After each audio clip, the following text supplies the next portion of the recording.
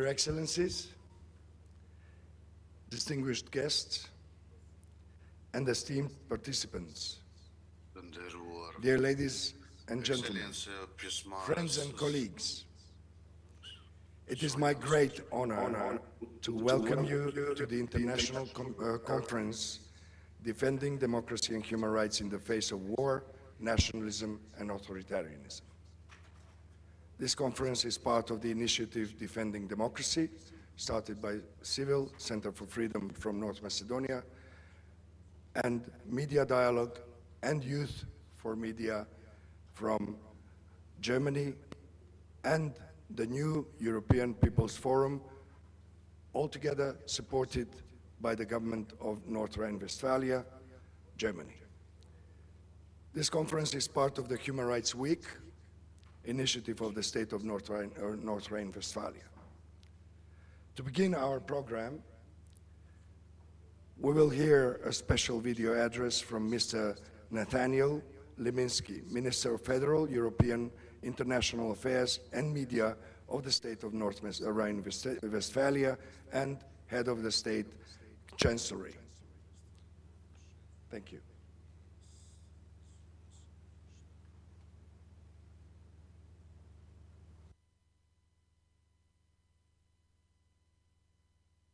Ganz Deutschland. Demokratie und Menschenrechte unter Druck angesichts von Kriegen, Nationalismus und autoritären Kräften auf dem Vormarsch. Unter diesem langen und wichtigen Titel werden Sie heute über ganz entscheidende Fragen unserer Zeit sprechen. Diese Themen pressieren in Nordmazedonien genauso wie in Nordrhein-Westfalen, aber insbesondere an den Orten auf dieser Welt, die heute genau zu dieser Stunde unter Krieg leiden.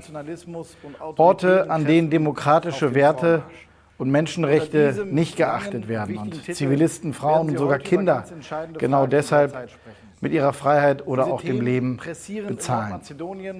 Wir haben in Nordrhein-Westfalen eine Woche der Menschenrechte ins Leben gerufen. Sie findet seit einigen Tagen im ganzen Land rund um den 10. Dezember statt, dem Internationalen Tag der Menschenrechte. Veranstaltungen von verschiedenen Akteuren in meinem Heimatland haben sich in den letzten Tagen ausdrücklich dem Thema Menschenrechte gewidmet. Leidtragende und Opfer, Aktivisten, Wissenschaftler sowie Politiker und Reporter kommen zu Wort. Mit dieser heutigen Konferenz in Skopje und mit Hilfe der großartigen Veranstalter leisten Sie im Partnerland Nordmazedonien einen besonderen Beitrag zur Woche der Menschenrechte und auch darüber hinaus. Und darüber freue ich mich auch persönlich sehr. Die Partnerschaft zwischen Nordmazedonien und Nordrhein-Westfalen besteht seit gut 3 Jahren. Sie verfolgt das Ziel, enge Beziehungen zwischen den Regierungen, aber vor allem zwischen den Menschen in unseren Ländern aufzubauen und zu stärken. Dazu haben wir in den letzten 3 Jahren gemeinsame Projekte in vielen Bereichen ins Leben gerufen, wie zum Beispiel im Wirtschaftsbereich oder auch im Bereich Weiterbildung durch Praktika für Hochschulabsolventen. Wir haben Projekte zur Stärkung eines qualifizierten und resilienten Journalismus durchgeführt. Und wir haben die polizeiliche Zusammenarbeit zwischen unseren Innenministerien gestartet. Außerdem leisten wir aktiv Unterstützung zur Vernetzung mazedonischer und deutscher Kommunen, um lokale Verbindungen aufzubauen. Im Rahmen dieser Partnerschaft und der Woche der Menschenrechte beteiligen wir uns deshalb als Landesregierung von Nordrhein-Westfalen sehr gerne an der Förderung dieser heutigen Konferenz. Mit Blick auf das Weltgeschehen, aber auch mit Blick vor die eigene Haustür ist doch klar, diese Konferenz findet zu einem sehr passenden Zeitpunkt statt. Es war selten drängender als heute, sich mit den Themen Demokratie, Medien und Menschenrechte zu beschäftigen. Ich danke Ihnen, dass Sie das heute auf die Beine stellen und so viele Experten in Skopje und virtuell am Bildschirm versammeln konnten. Die Ergebnisse und Schlussfolgerungen, die Sie ziehen, die werde ich verfolgen. Ich wünsche Ihnen allen einen gelungenen Austausch und viel Erfolg in den nächsten Stunden und dann vor allem auch bei der Umsetzung der gewonnenen Erkenntnisse. Herzliche Grüße aus Düsseldorf. Ich danke Ihnen, dass Sie das heute auf die Beine stellen und so viele Experten in Skopje und virtuell am Bildschirm versammeln konnten. Die Ergebnisse und Schlussfolgerungen, die Sie ziehen, die werde ich verfolgen. Ich wünsche Ihnen allen einen gelungenen Austausch und viel Erfolg in den nächsten Stunden und dann vor allem auch bei der Umsetzung der gewonnenen Erkenntnisse. Herzliche Grüße aus Düsseldorf.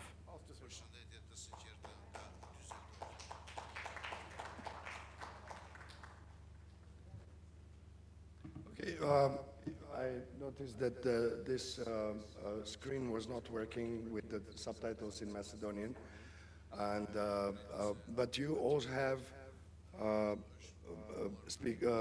headphones, so you can follow the whole conference in Macedonian, Albanian, and English language.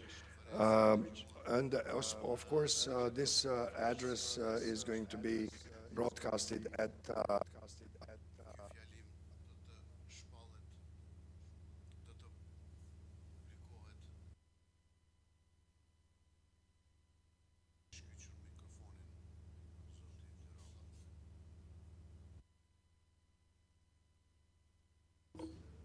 sorry, thank you. Now it's my honor to invite Her Excellency Petra Drexler, Ambassador of the Federal Republic of Germany, to give her opening address for this conference. The floor is yours, Ambassador. The floor is yours.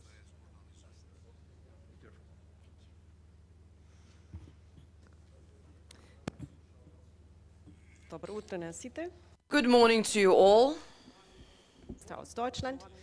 I think what we were just witnessing, this address from Düsseldorf was not only a wonderful example for the richdom of language here in the country, something that I really value highly and enjoy very much. It's also a very good example for the benefits of German federalism. Why is that?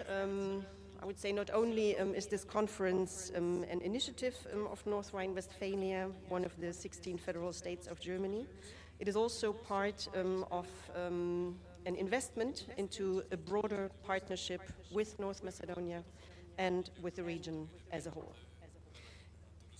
This commitment is based on the conviction that the European perspective of the Western Balkan countries serves the interests of North Rhine-Westphalia as it does for Germany.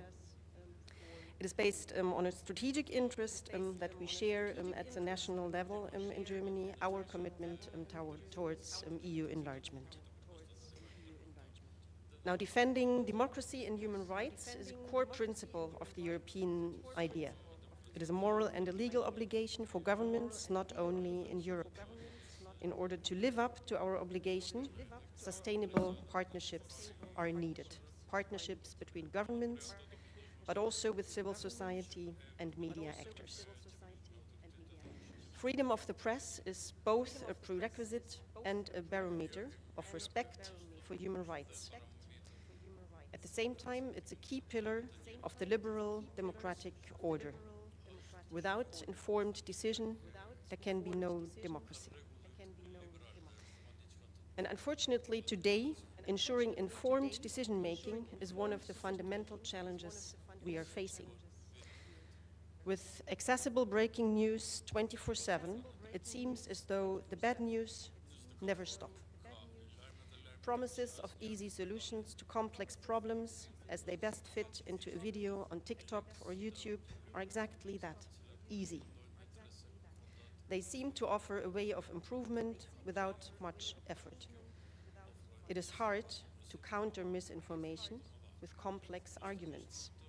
And on top of that, targeted disinformation campaigns are playing into people's fears, being the mouthpiece for the false promises of easy answers. It has become harder for the better argument to win when the false one seems to be the easier solution. Here in the region, it is of concern how much disinformation affects people's sentiments towards the EU, for example. And it could be traced that around 10% of the disinformation circulating in the region is coming from Russia. Amplifiers of disinformation can be politicians or media outlets, be it willingly or unknown to the actors themselves. But when disinformation comes from the sources we are supposed to trust, it is even harder to identify and to dismantle wrong information. But if we want to protect our democracies, we need to face that challenge.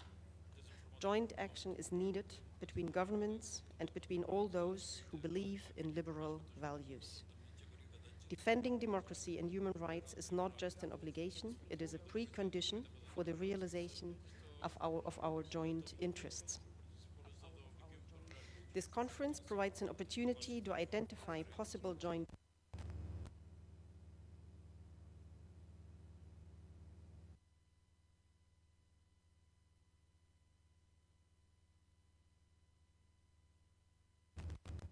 interest, defending human rights and making our democracies stronger. So I would like to thank North Rhine-Westphalia for the support of this initiative, civil and media dialogue for bringing us all together, and all partners and participants for your engagement. I wish you a fruitful debate and look forward to recommendations for further joint action. Thank you.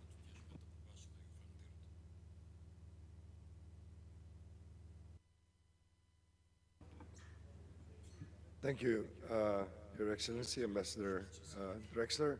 Now I would like to invite Her Excellency Vilma Dambrauskian, Ambassador at Large, Lithuanian Embassy Office in Skopje. Ambassador, please.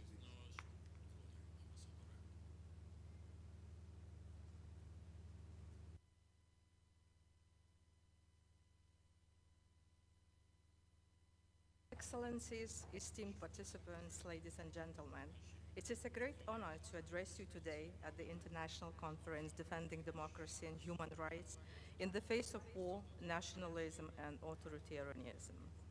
Allow me first to extend my heartfelt gratitude to the organizers, President on Civil Center for Freedom, Mr. Jabir Darala, and his team, co-organizers and supporters of this conference for bringing us together for such an important discussion. The topic of this conference could not be more timely as we confront significant challenges to the global order, driven by the actions of authoritarian regimes. Russia's genocidal war against Ukraine, supported by Iran, North Korea, Belarus, China, and other autocratic powers, has far-reaching consequences. Autocracies aim to reshape the rules-based international order, and we witness the formation of autocratic coalitions with shared interest and in undermining democratic systems and values. This discussion is also relevant here in North Macedonia, a country on the path to EU integration, which is no stranger to external pressures and challenges of maintaining sovereignty and democratic values. Understanding the strategies and interference models employed by authoritarian powers can help North Macedonia and its institutions to strengthen resilience and protect the democratic foundations essential for European Union membership and regional stability. We continue to search for effective ways to defend democracy and the rules-based world order against Russia's aggression in Ukraine. Ukraine's victory is not merely a regional matter.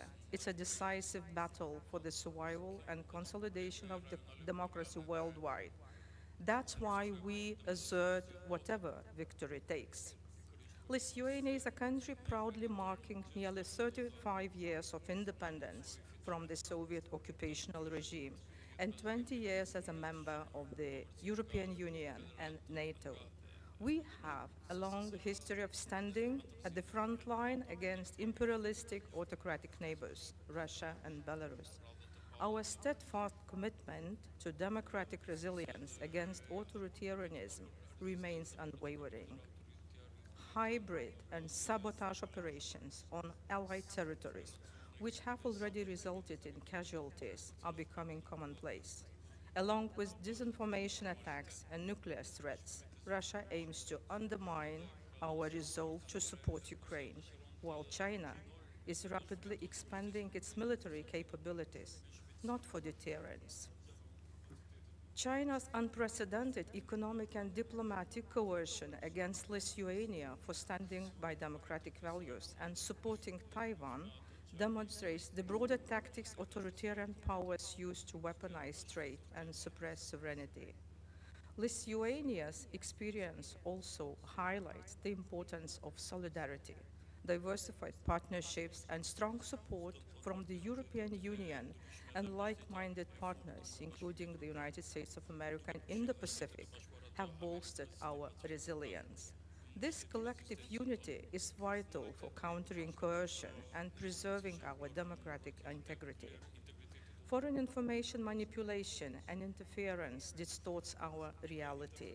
We have seen how an uncontrolled stream of disinformation and hate speech can mobilize destruction. Russian soldiers torture and murder innocent Ukrainian civilians, destroy civilian infrastructure, entire villages and cities. The impact of Russia's genocidal war against Ukraine, supported and enabled by China, Belarus, and other autocratic countries, clearly extends beyond Europe. We also observe how the information wars are coordinated among authoritarian powers in their efforts to redraw global boundaries. North Macedonia's commitment to European integration aligns with our shared goals of strengthening democracy, promoting rule of law, and building resilience against external interference. By standing united, enhancing collaboration, pooling resources, and proactively safeguarding our sovereignty and democracy, we can effectively counteract authoritarian influences. Ladies and gentlemen, I conclude with confidence that today's discussion, enriched by the contribution of experts, policymakers, civil society leaders, and journalists, will lead to meaningful insight.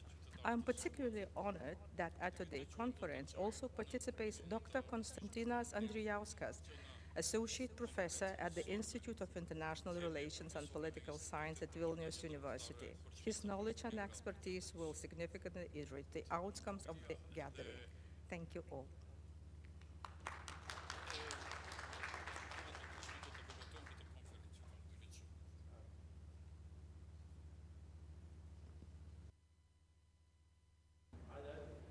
Можно разбором? Да, okay. Thank you very much, Your Excellencies, for your addresses. I already took a couple of notes, and I will make sure I will quote you in the next period of time. We're going to start with the panel right away, and of course we will have enough time with Dr. Wolfgang Gressmann, who just joined us at this panel to explain more what was planned in the introduction part, but I would like to, with no delay, start this important part of the conference. The opening, the starting issue is the democracy under siege. And I would like to introduce Mr. Sasha Ordanovsky, Dr. Sasha Ordanovsky, a usual suspect speaking about democracy. And online we should see soon Professor Eilders, Christiane Eilders of the Heinrich Heine University, all very prominent representatives of the expert community across Europe and the world. Before diving into the topic, I'll just need to check if we're missing someone else. No, that's and of course we do. We have our distinguished participant, Heather Robertson Gaston, who is coming from, I see that there is an empty chair, who is coming from the United States, and she is a human rights expert. I will start right away with Mr. Ordanovsky. We heard the introductions of the distinguished ambassadors, also Minister Leminski. I will just go very briefly. Democracy is in crisis. Are democratic powers, structures, individuals and groups able to defend democracy? Now you can just start, yeah. Can I? Yes. No, they're not. No, okay. I will have to leave 3 minutes to 11, and Jabir knows Yes, that, so I'm yes, very sorry. yes. We just came back from Brussels with Professor Edward Joseph yesterday. We had a 3 days visit to NATO with the young leaders from the Balkans. It was a very good project supported by the US mission there, and a lot of discussion there was actually aimed for the same topics, and especially media, disinformations, and so on and so forth. And they prepared a document which is recommendations from the youth from the Balkans, what NATO should do in the Balkans. And it can easily be found on the websites. I have some printed copies. It attracted a lot of attention by the General Secretary, with the Deputy General Secretary Shekerinska there. Of course, she spent 30 minutes with us. So I'm just saying that we are fighting back, but how it is going to be, it's still a long way to go. I would like, since I have only 5 minutes, I can concentrate on one issue, and that's the answer to the question is related to the media. Look, I'm always telling to my students in the last 20, 30 years, more than I would like actually to remember, that journalism is not about truth. Journalism is about facts and a relevant context. This kind of, liberal democratic kind of preaching that we are selling the truth to the audience, of course that in the end, journalism is more about the process of truthfulness. It's more about the destination than the facts. But most of the journalists, even seasoned journalists, do not understand that on the same facts and on the same relevant context, you can have at least 2 truths, not to mention that you can have 100 truths. Yeah. So if your facts are not good, if your context is not good, then you're a bad journalist. But still, if your facts are good and you have a relevant context, it doesn't mean that you will have only 1 truth. Why I'm saying this? I'm saying this because in this critical time, there are 3 missions that journalists and editors and media are doing in the previous context of how media were working. Very important things. One is the gatekeeping.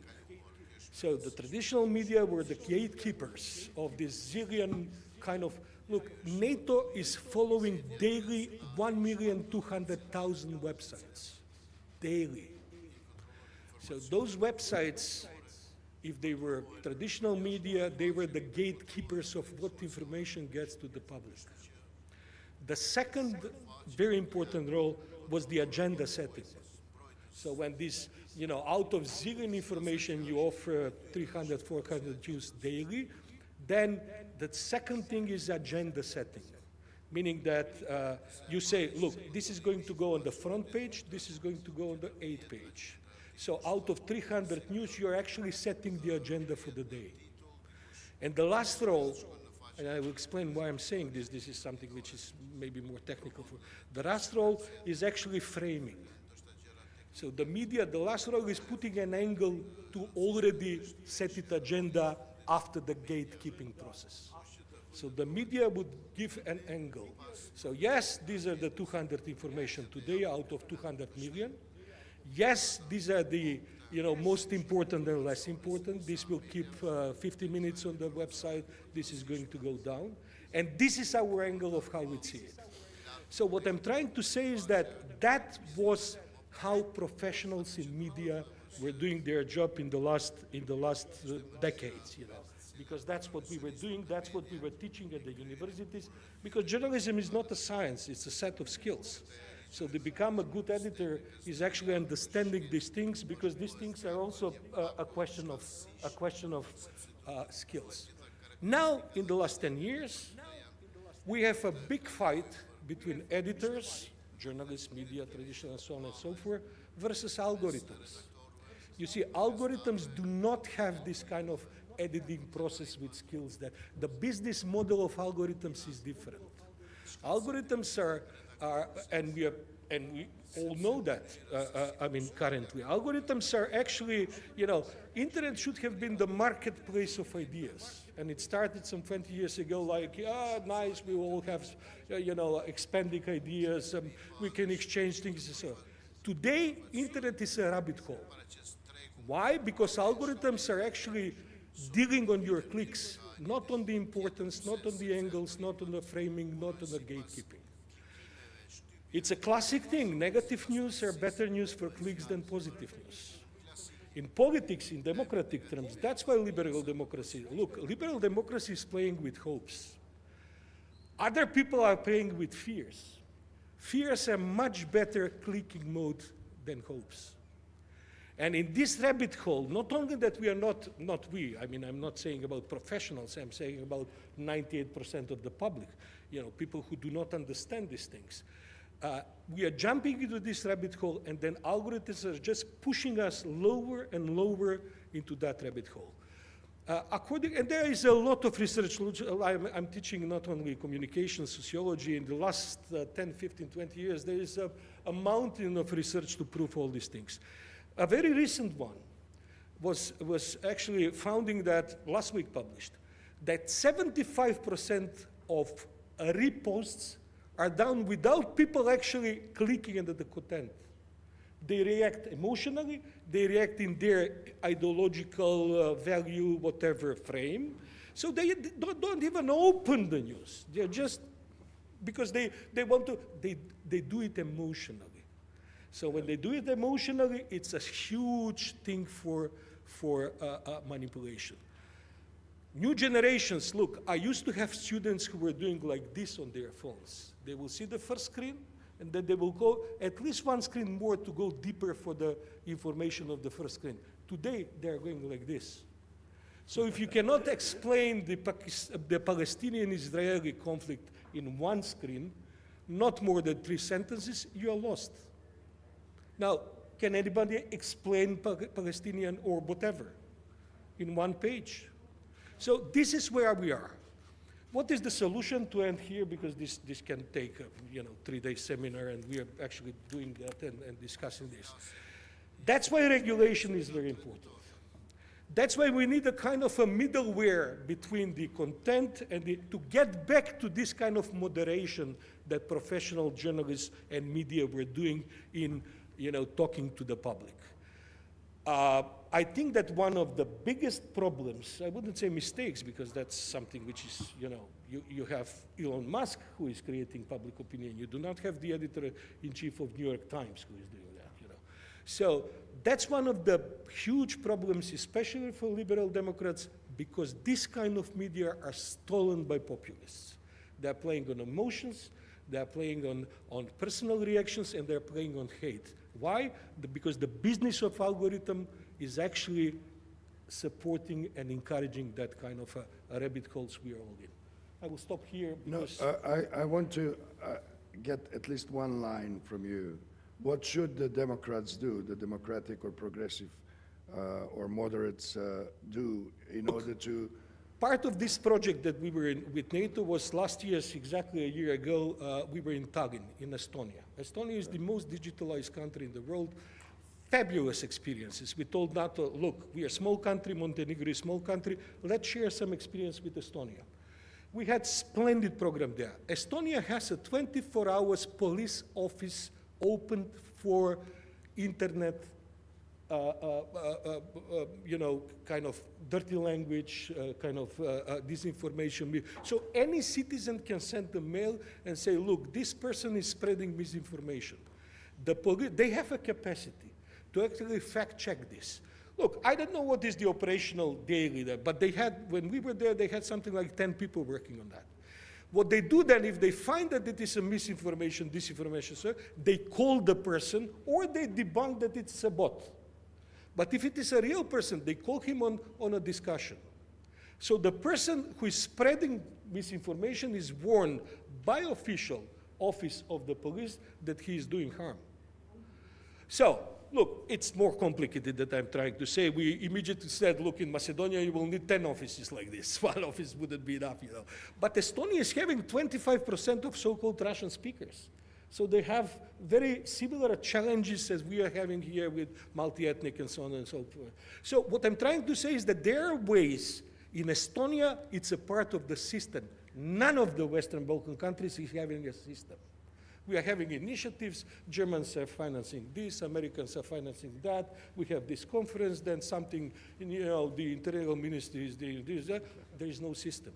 There, it's a system. So we should establish a kind of a system, not a big brother system, but a system which will be a kind of a middleware between this huge pressure of anger, hate, misinformation, and the general public. We cannot do it. It's a big discussion in the world, of course. I'm not very optimistic that will, but things are moving on. Until we come to that stage, I don't think that we're going to win this. Okay, I don't want to let the other party missing you. I'm really sorry I have an online. I told Jabir I need to Yes, be there, so. Whatsoever, it was very important, very good starting point from which we can go on. I'll come back later. Oh, that's after 12. Splendid. All right. Okay, then. Thank you, sorry. Have a good day. Thank you very much. Do we have Professor Eilders online? I'm sorry, I really have to go early. I told Jabir that.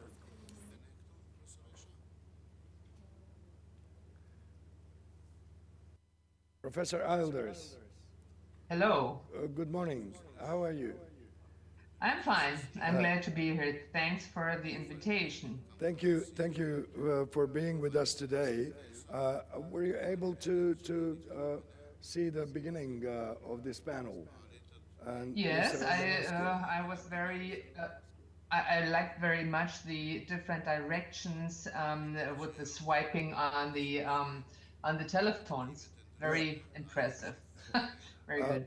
Professor, could you share with us your experience in the areas in which you're researching, analyzing, collecting knowledge? Well, I would go on with this, with the same question. Can the democratic or pro-democracy forces in the society do something to defend democracy and human rights in the face of war, far-right nationalism, and authoritarianism, authoritarian tendencies? Do you have a better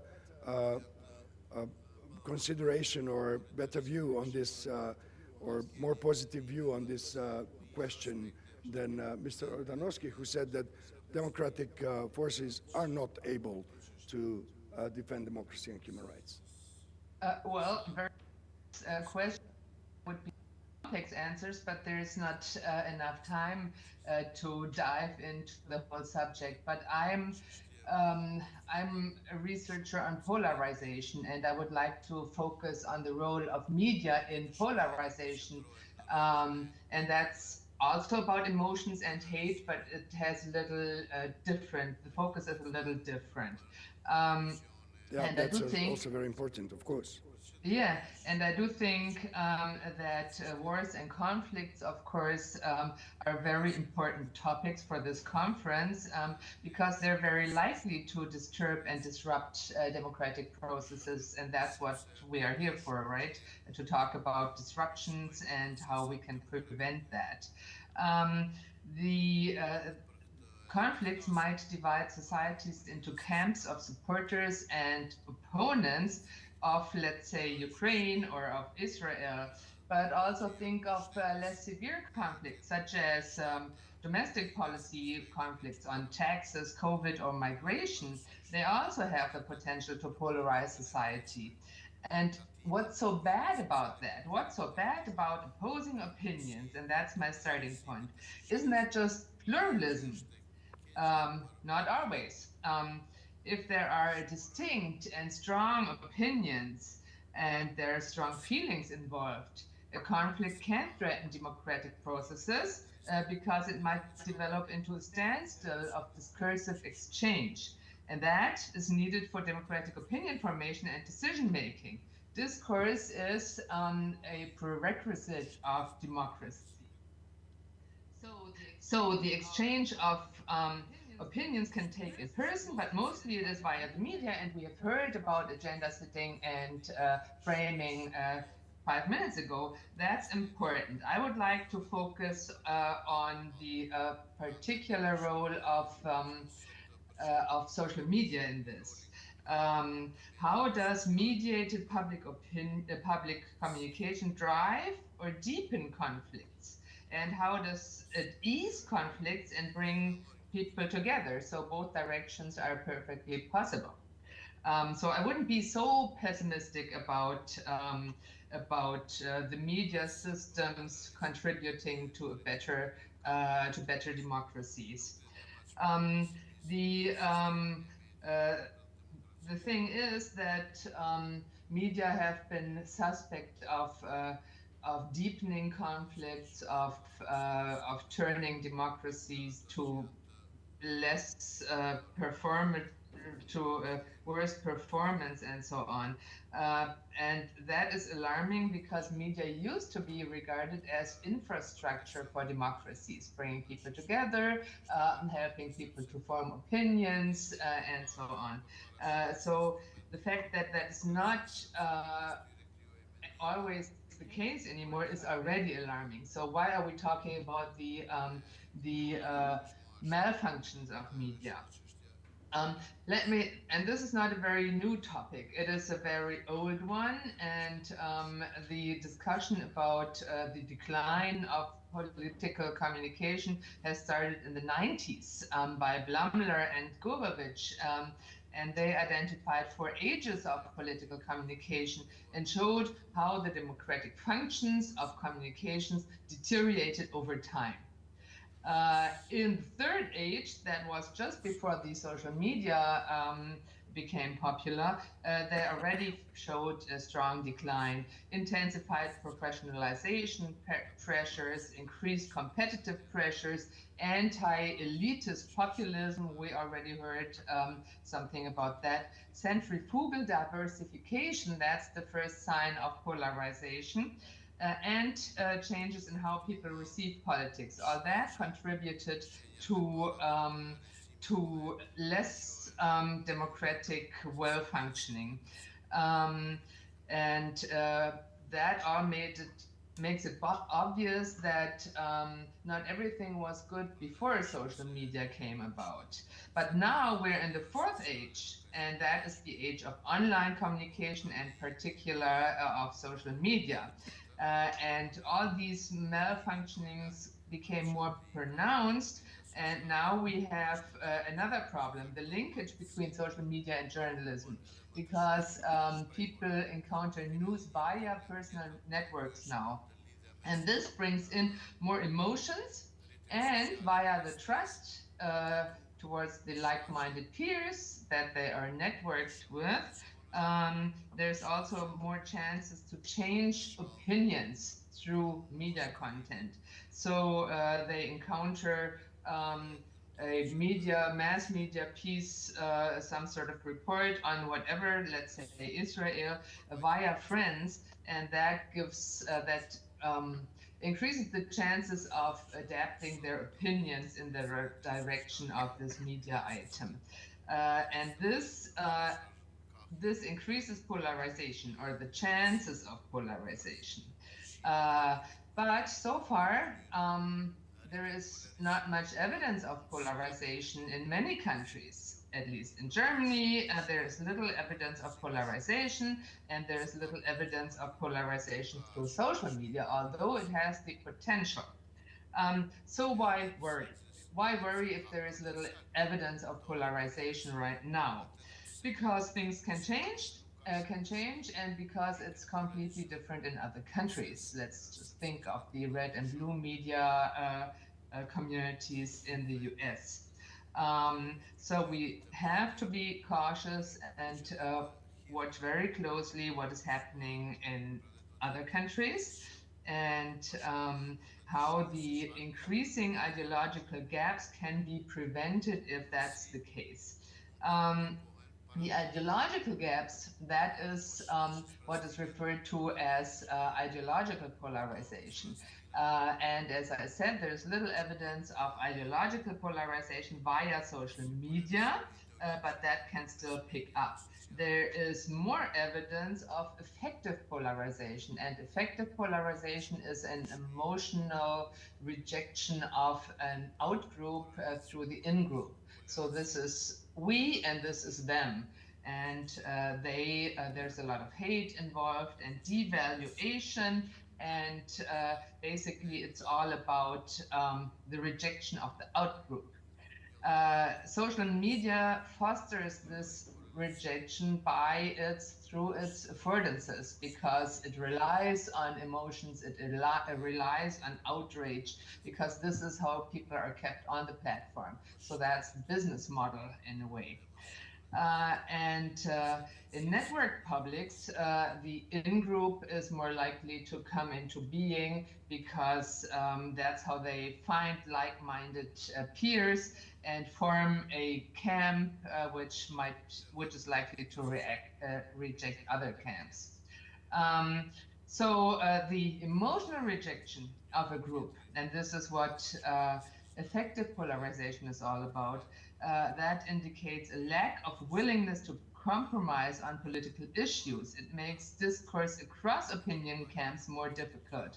But this is how democracy works. We need discourse across opinion camps. We have to interact, we have to compromise and find solutions. And this is also a way how to integrate society, and without integration, there is no stable foundation of democratic societies. Now, if things are lost already, how do we depolarize society if we are already split up into opposing camps? Of course, media education and media competence help a lot, especially if disinformation is the cause of polarization or other sorts of malfunctioning. We heard about disinformation. But sometimes a society polarizes even without disinformation. Opinions just move away from each other. So what can we do, and what does research tell us about possible ways out of that? There's a lot of research on the effects of moderation in discourses, of human moderation or bot algorithm moderation. But the findings of moderation, it's a little optimistic, but it's not clear. And it depends very much on the type of moderation. The findings on cross-cutting opinion presentation are also very inconclusive. We yet don't know under which conditions someone changes his or her opinion. Sometimes the presentation of opposing opinions drives people even more towards the extremes of a spectrum, let's say left-right spectrum. And we don't know when that happens and when different opinions help. So what do? There is so little research so far on the effects of polarization and on ways to depolarize societies that I would recommend try it out. We have to collect more best practice examples, to make more experiences on ways to depolarize discourses, because that's the only way to go. We can't just accept it. We have to prevent further disintegration because that threatens democratic decision-making. So far, thank you. Thank you very much, Professor. I guess we've got some of the answers of these initial questions within the panel discussion that we somehow envisioned as an initial starting point from which we will try to give an answer how to defend democracy and human rights. We've been on this continent so far. I would invite you to fly over the Atlantic and well, actually, our participant today flew over the Atlantic to us. Heather Robertson, who is, please scan the QR codes and go to the agenda. This is as much as paperless conference as possible. So you will find bios and more information about the participants. And back to you, Ms. Robertson Gaston. What actually happened in the States? Can people hear me? Oh, Yes. okay, good. Well, I think I can bring some good expertise here to this question. You can see on the website some of my, some of the research that I've been doing in North Macedonia, but in terms of my research in the United States and my work there, I don't think I really included that, but I have worked on democratic campaigns, and I've worked on issue campaigns, primarily organizing volunteers, organizing people to get involved in issues that they care about, and on campaigns that are important at the moment. So, but on top of that, North Macedonia, and I just have to say to the people in this room, I'm so grateful to the people in this country for speaking to me over the years. I have been researching Macedonia for something like 2 decades, and the reason I bring that up is that there are some similarities, I think, between the two places. They're almost like United States of America. Yes, okay. Well, okay, so I've got my little list here. That's why I'm looking at my computer to prompt myself. Sure. Okay, so obviously we have this problem of rising racism that you can see in both places, very much connected to the economic situation in both places, connected to the ongoing war in Ukraine and the disinformation and polarization that goes along with that, which is something that I can sense so much more acutely in North Macedonia. And in the United States, we're just, we're much more isolated. So it's not quite as obvious, but we can talk about that more because I'm still working out a lot of my thoughts on the way that disinformation works in the US, and I'm really interested to hear what other people think about it. But okay, so we have that. We have this sort of ongoing, so I was saying, economic crisis, inflation, that obviously everyone in North Macedonia is very familiar with. People in the United States are also familiar with this. And I think what tends to happen is that even though this is a global phenomenon, the price of medicine is higher than it should be. It's harder to get a doctor than it should be. It's harder to get housing than it should be. Just things feel so dysfunctional. This is it's global, but people experience it locally and don't necessarily know that the whole, almost the whole rest of the world is experiencing this. So it's very hard for any incumbent party to stay in office in that situation. Because people think, well, who am I going to support? Well, not the people who have been working and, in my opinion, not in my opinion, in the opinion of the voter who is voting against the incumbent, I wouldn't, that voter would just want to take a chance on a change. And so I've seen that in Macedonia, in North Macedonia, excuse me, that's not a political statement when I say Macedonia, it's just force of habit. But I saw that in North Macedonia before the most recent elections, and I saw that in the United States as well. Just this kind of desire to try something new. Then there is the disaffection that I think is really a huge problem, this desire to kind of retreat from the democratic process. So in North Macedonia, what I saw before the May elections, I met so many people who just didn't plan to vote, and announced it very quickly. You know, I won't be voting. I'm not voting in this election. Why was it so? It was, well, I think people are so frustrated with, you know, political processes, lack of progress, even though, you know, progress is being made. It just takes such a long time. It's not easy to repair after COVID, after you know, hundreds of millions of dollars were spent by the previous party in power on you know, various buildings and statues and things like that. It's not easy for a new government to take over and get things right. And the same thing happened in the United States. It wasn't easy for the Biden administration to just fix everything. And as I was saying, it's a global phenomenon, right? Yeah, right. So I do think that disaffection also, it can make a person feel like, hey, I figured something out. I figured out that this whole system, you know, which takes a lot of time to understand, I'm not even gonna take that time anymore. I'm not gonna take the time to participate. I'm just gonna exit. I'm gonna retreat to the mountains or to, you know, to my life and stop engaging. So, like I said, I saw that here before the most recent elections, but I saw the parliamentary elections I'm referring to. And I saw that in the United States right after the election.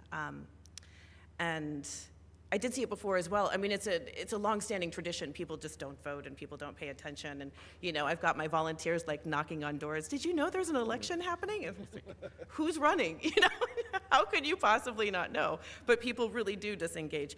But afterwards, people are saying things like, you know, we'll never have another democratic election again. We'll never, there's no chance. Democracy has no chance from here on out. And, you know, meanwhile, there are people like me saying, oh, really? Because we have elections, you know, each state has elections as well. And these elections matter. They're coming up next year. You should do some things. You can also run for political office yourself. It's, you know, it's not like autocracy is just built like that. It's people quitting and withdrawing and not challenging these systems that really is what helps them win. Okay. Sure, this is absolutely interesting, and of course it's good to reveal all these elements of the reality, of the new realities in the United States. But do you have a recommendation on what to do? Because this conference is all about it, to try find strength, reasoning, and actionable recommendations. Yes. So do you have, maybe it's too early to speak about the United States, but maybe some thought of yours about Europe, about North Macedonia, which of course is very similar to the United States, at least if we look at the January 6, 2020 and the 27th of April 2017 in the country. You know, it's a pretty similar situation. Mm-hmm. One had one type of flags, but you know, in the States there were also horns. You know, we didn't have such elements in the 27th of April. Maybe for some next occasion. So, do you have some thought to share with this audience, with the public? What should we do? Yes, I do. I mean, I'm sure there are so many reasons that Trump won. I should have said that before. You can't just point to one, you know, and you can't point to five. Right. It was completely, right. He won in too many places to say it was this one thing, you know, it was racism, it was sexism, or the reasons that the other reasons I listed. But this issue of disaffection and lack of kind of interest in democracy is really toxic, because when people stop valuing democracy, or they just say, look, it doesn't offer what it says it offers, it just doesn't, they are less, I think, less upset when somebody takes democratic opportunities away, because the whole idea has kind of, the air has been taken out of it.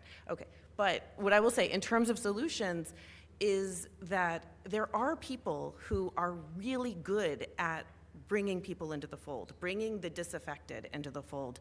And it's such a skill, and like I said, not everyone has it, but it involves empathy, it involves, forgiving someone for being totally different from you, it involves meeting people who are completely unlike you, and allowing people to save face if they've done something that, they think, I shouldn't have voted for that person, or maybe I should have voted after all.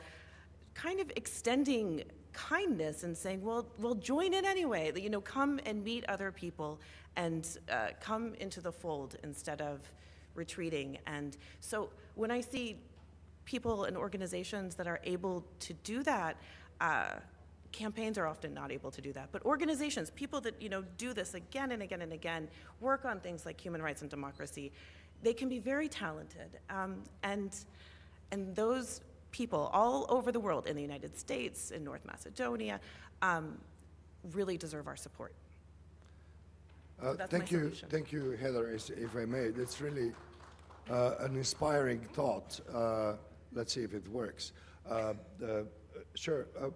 I would like to wrap up this panel, also announcing that there will be on the big screen once more the video address of Minister Leminski with translation, of course. But I would also announce that these two persons, Ms. Robert Gaston and Dr. Ressman, are also going to be on this panel in the second and in the fourth panel as moderators. And you will see me in the fourth panel as a member of the panel with Heather here, if I may, Heather. So I would propose that maybe in the second panel you go more in the topics, but now I would like to invite Dr. Wolfgang Ressman, the president of the Media Dialogue, a very important person for Civil Center for Freedom, and also a great connoisseur, a very experienced person in these processes and the fight for democracy and human rights. Briefly introduce yourself and introduce our project, and maybe longer speak in the other panels as the first. Thank you, and thank you for being here. Dajte go away microphone. No, nothing happens. Great. So thank you very much, Xavier and Civil, for this great event today. I was very happy, and I am very happy to be a part of this development. We are for the second time here with the support of North Rhine-Westphalia. Some words about my person. I am coming from public access media, participation of people, or participation of young people, education of young people, making media, teaching, also responsibility of of media, and using them naturally in a democratic, based on democratic values. So I'm chairman of the national organization of 150 public medias, from university radio to free radios in Germany. And based on this, we started with the Media Dialogue project with the idea to support, when we started in 2015, the Ukrainian society. We started at Kiev 1 year after Maidan, in their development and their process for self-finding, and to discuss, and that was one important thing. I think this is also very important for democracy development, to do it on eye level, not to come and to say you have to to take the people with you and to show young people, but also the elder ones, lecturers from the universities, that democracy means to work together and to find common solutions in discussion. This is one of a main point, and to show, that was in the Media Dialogue project, after we involved Belarus in 2016. We didn't know what happening later. We will hear from Xenia in the next panel.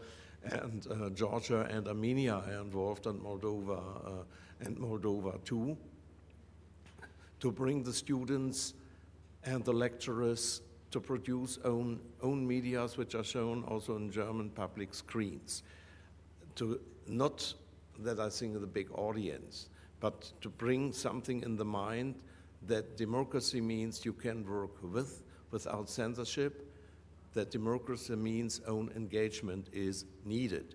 And one point that is also, I think, very important for all countries, also in North Macedonia, democracy means also trust. Trust in the political system, trust in justice, also trust in politicians.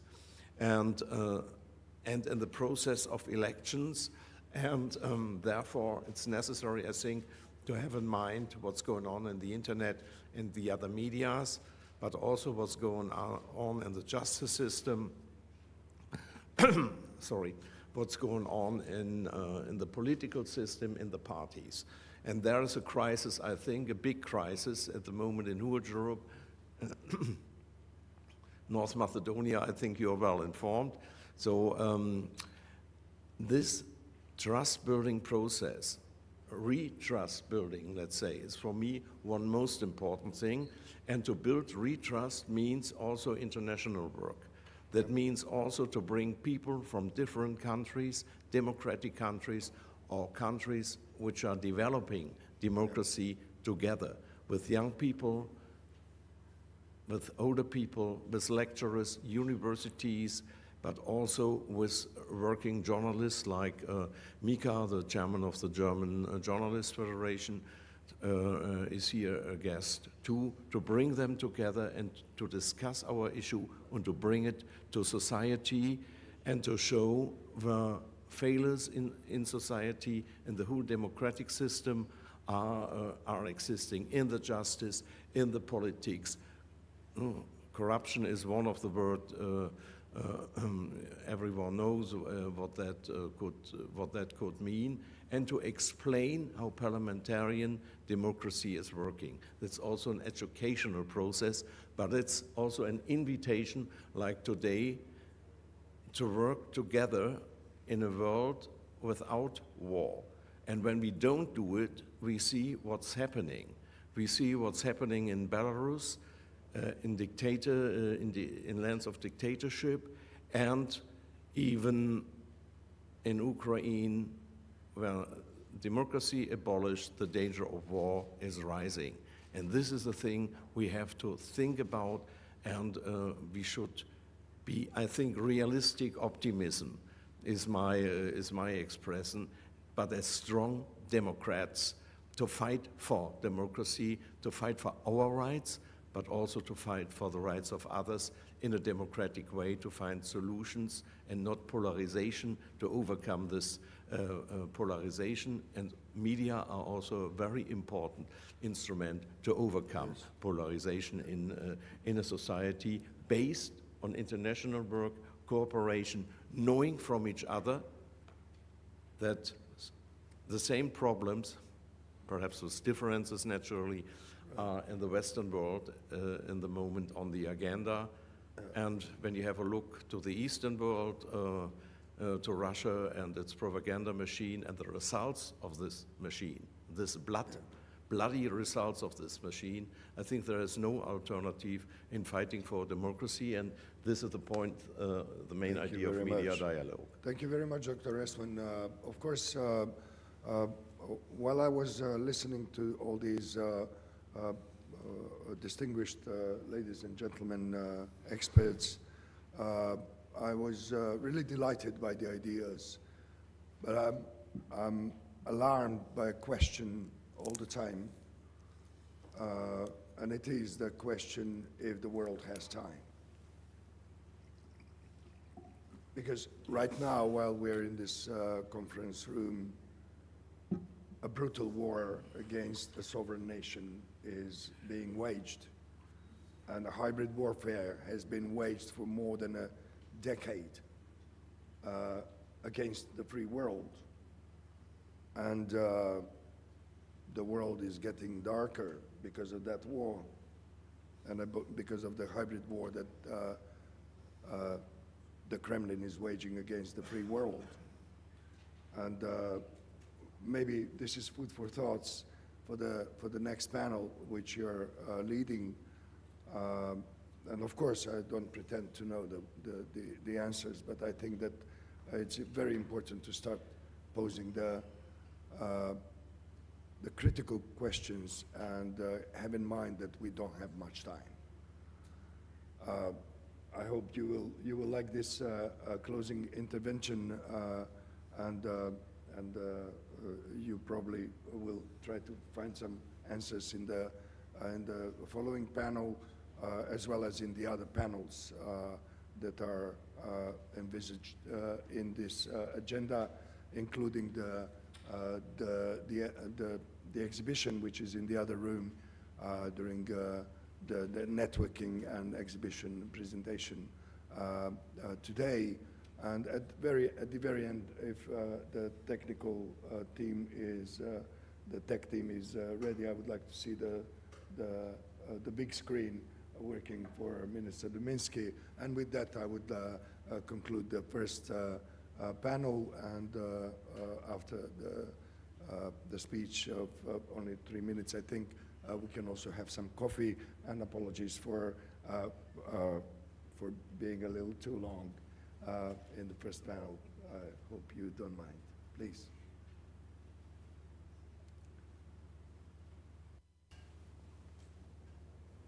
Yes? Push the button, play. Yes.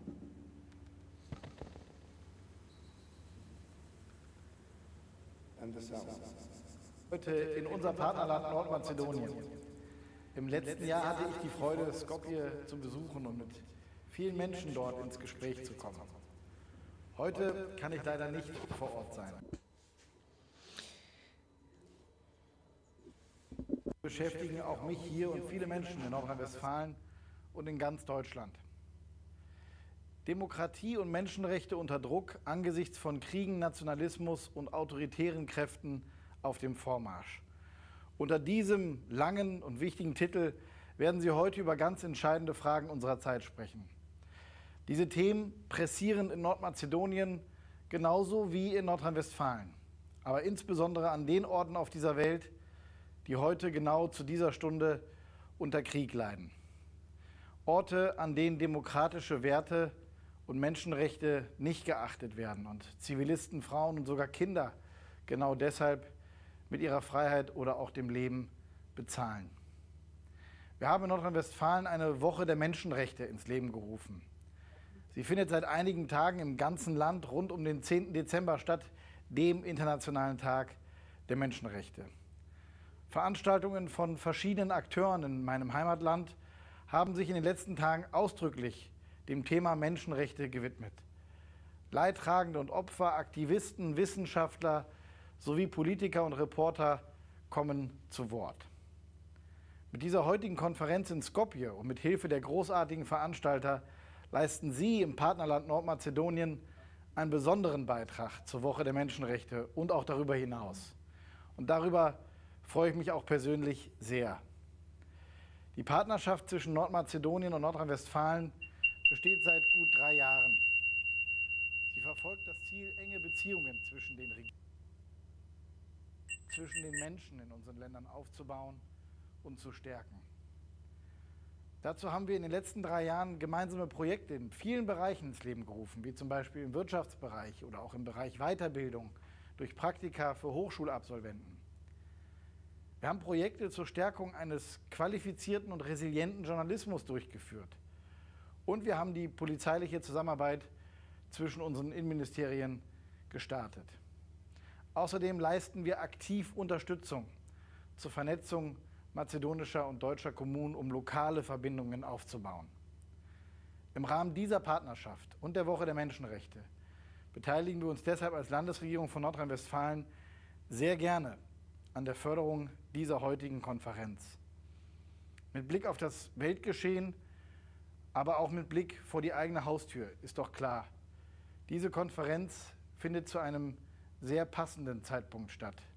Es war selten drängender als heute, sich mit den Themen Demokratie, Medien und Menschenrechte zu beschäftigen. Ich danke Ihnen, dass Sie das heute auf die Beine stellen und so viele Experten in Skopje und virtuell am Bildschirm versammeln konnten. Die Ergebnisse und Schlussfolgerungen, die Sie ziehen, die werde ich verfolgen. Ich wünsche Ihnen allen einen gelungenen Austausch und viel Erfolg in den nächsten Stunden und dann vor allem auch bei der Umsetzung der gewonnenen Erkenntnisse. Herzliche Grüße aus Düsseldorf.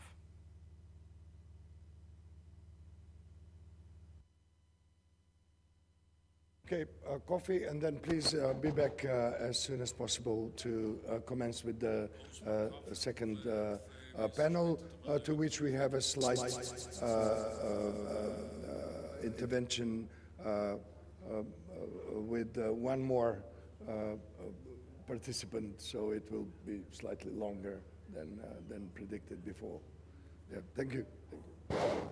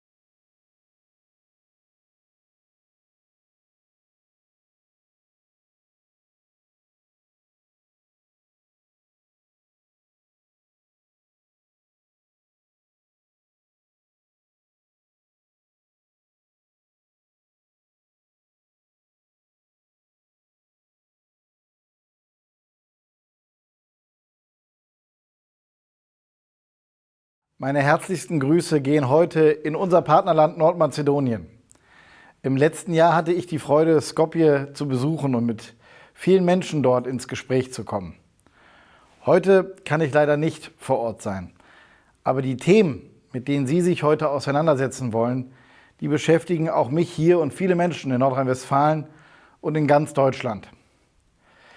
Demokratie und Menschenrechte unter Druck angesichts von Kriegen, Nationalismus und autoritären Kräften auf dem Vormarsch.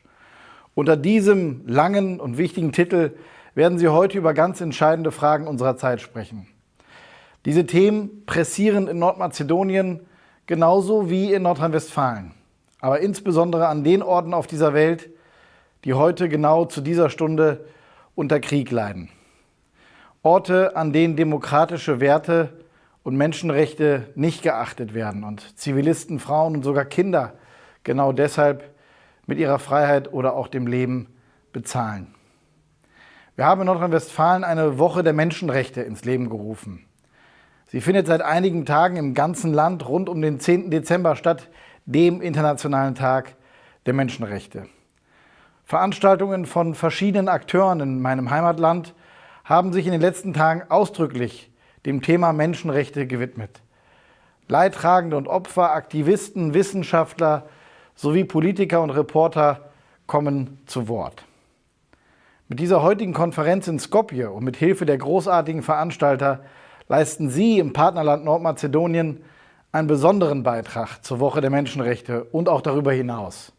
Und darüber freue ich mich auch persönlich sehr.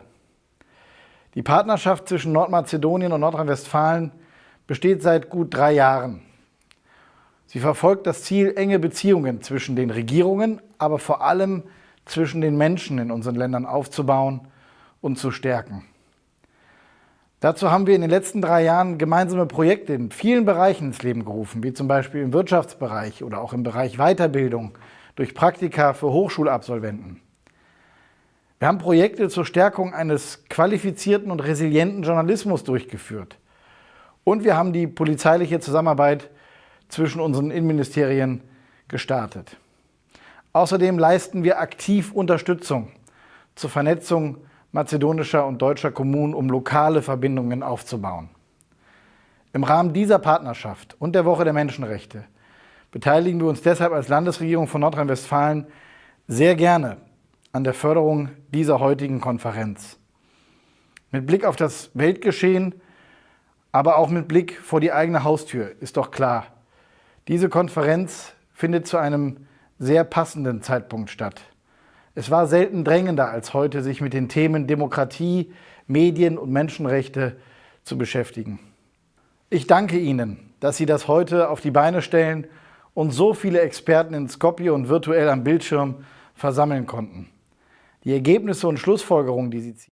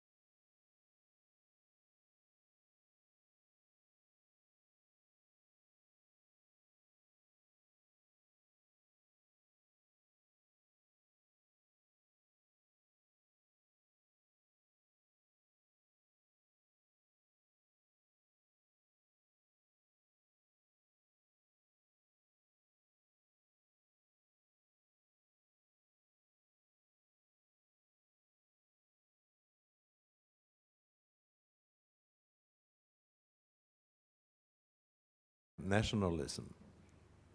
I believed as a German that nationalism was far behind us after 1945, after the Second World War, that we have seen what nationalism caused on the whole continent and how important democracy and the will of peace is. No, we see what's going on in Ukraine with this full-scale attack from Russia as a, in my eyes, as a meanwhile right nationalist regime of Putin. That right nationalism can mean war and the abolishment of democracy. So in all European countries, we have a new problem with right-wing extremists, which new parties wants to divide the nations, wants to divide us, and that we want to discuss on the panel.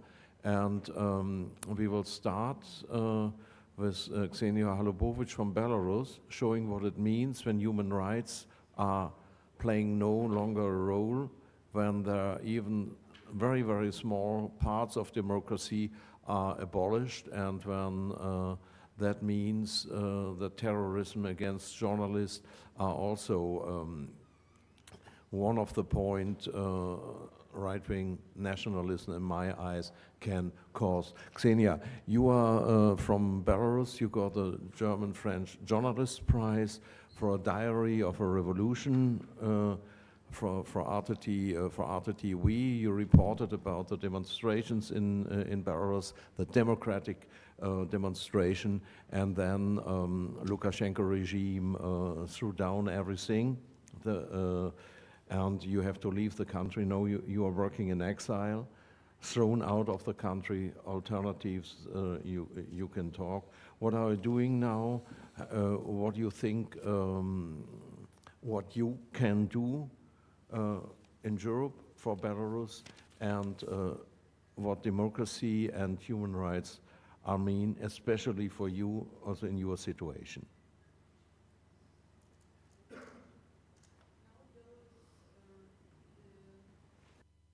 Place in the world for imprisoned journalists.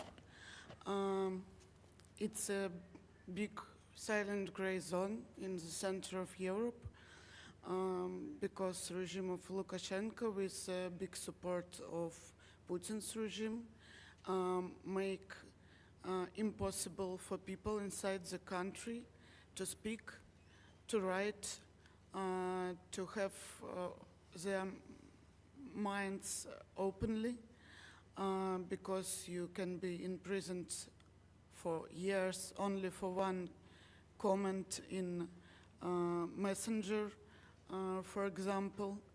For this, for last 4 years, something between 1 million and 500,000 people left the country, and thousands of these people can't return home.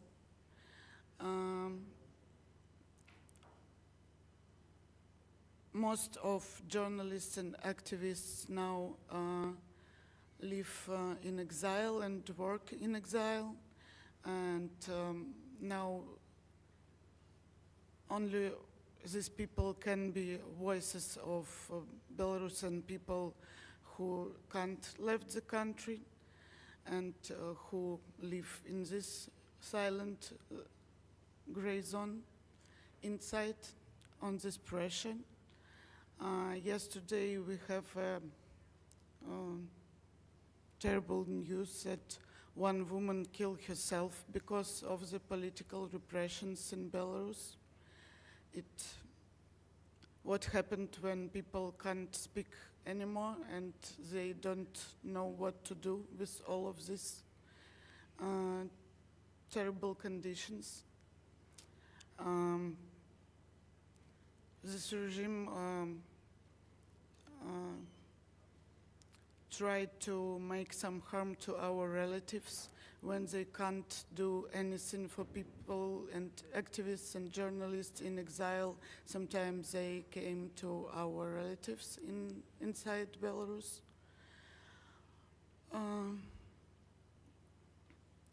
And of course, all this happened now with the support of Putin, because most of Belarusian people want to be free, and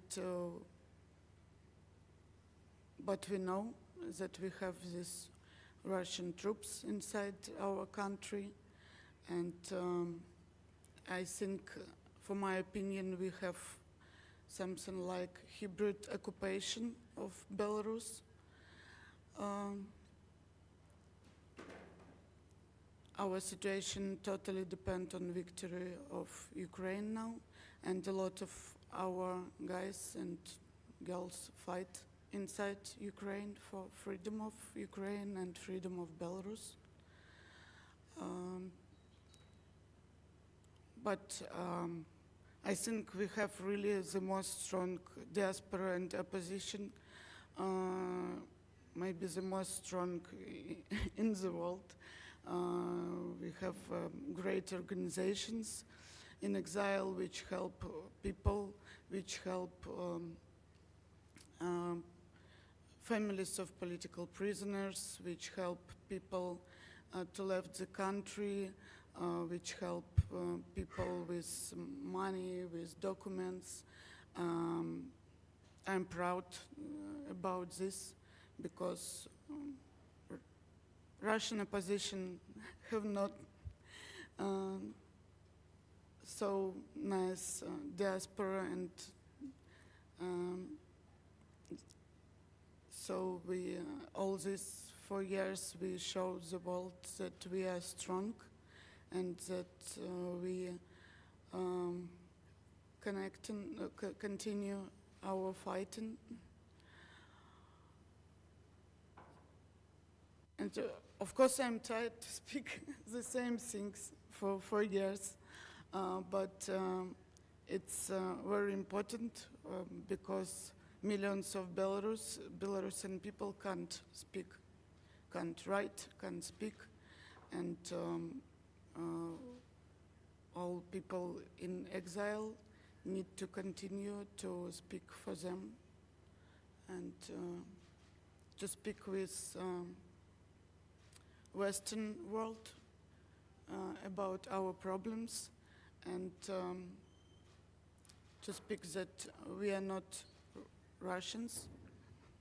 We have our own problems. It's different. We have our own language. It's not Russian.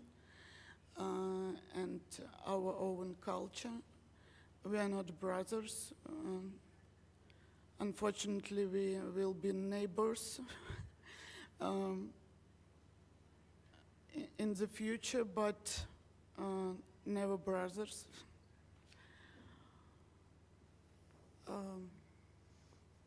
Yeah, okay. Thank you very much, Ksenia, for this to give us a first impression of your situation and what it means when there are no human rights and no democracy is in a country that the ones who are fighting for democracy have only the choice go to prison under a terrorist regime or go into exile. And this is, I think, a very important picture what we every time should have in our heads when we are talking about this issue, and how important it is also to support you, your work, and the colleagues in Russia and in Belarus and in other countries where dictatorship is in government. Now we are coming to the next speaker.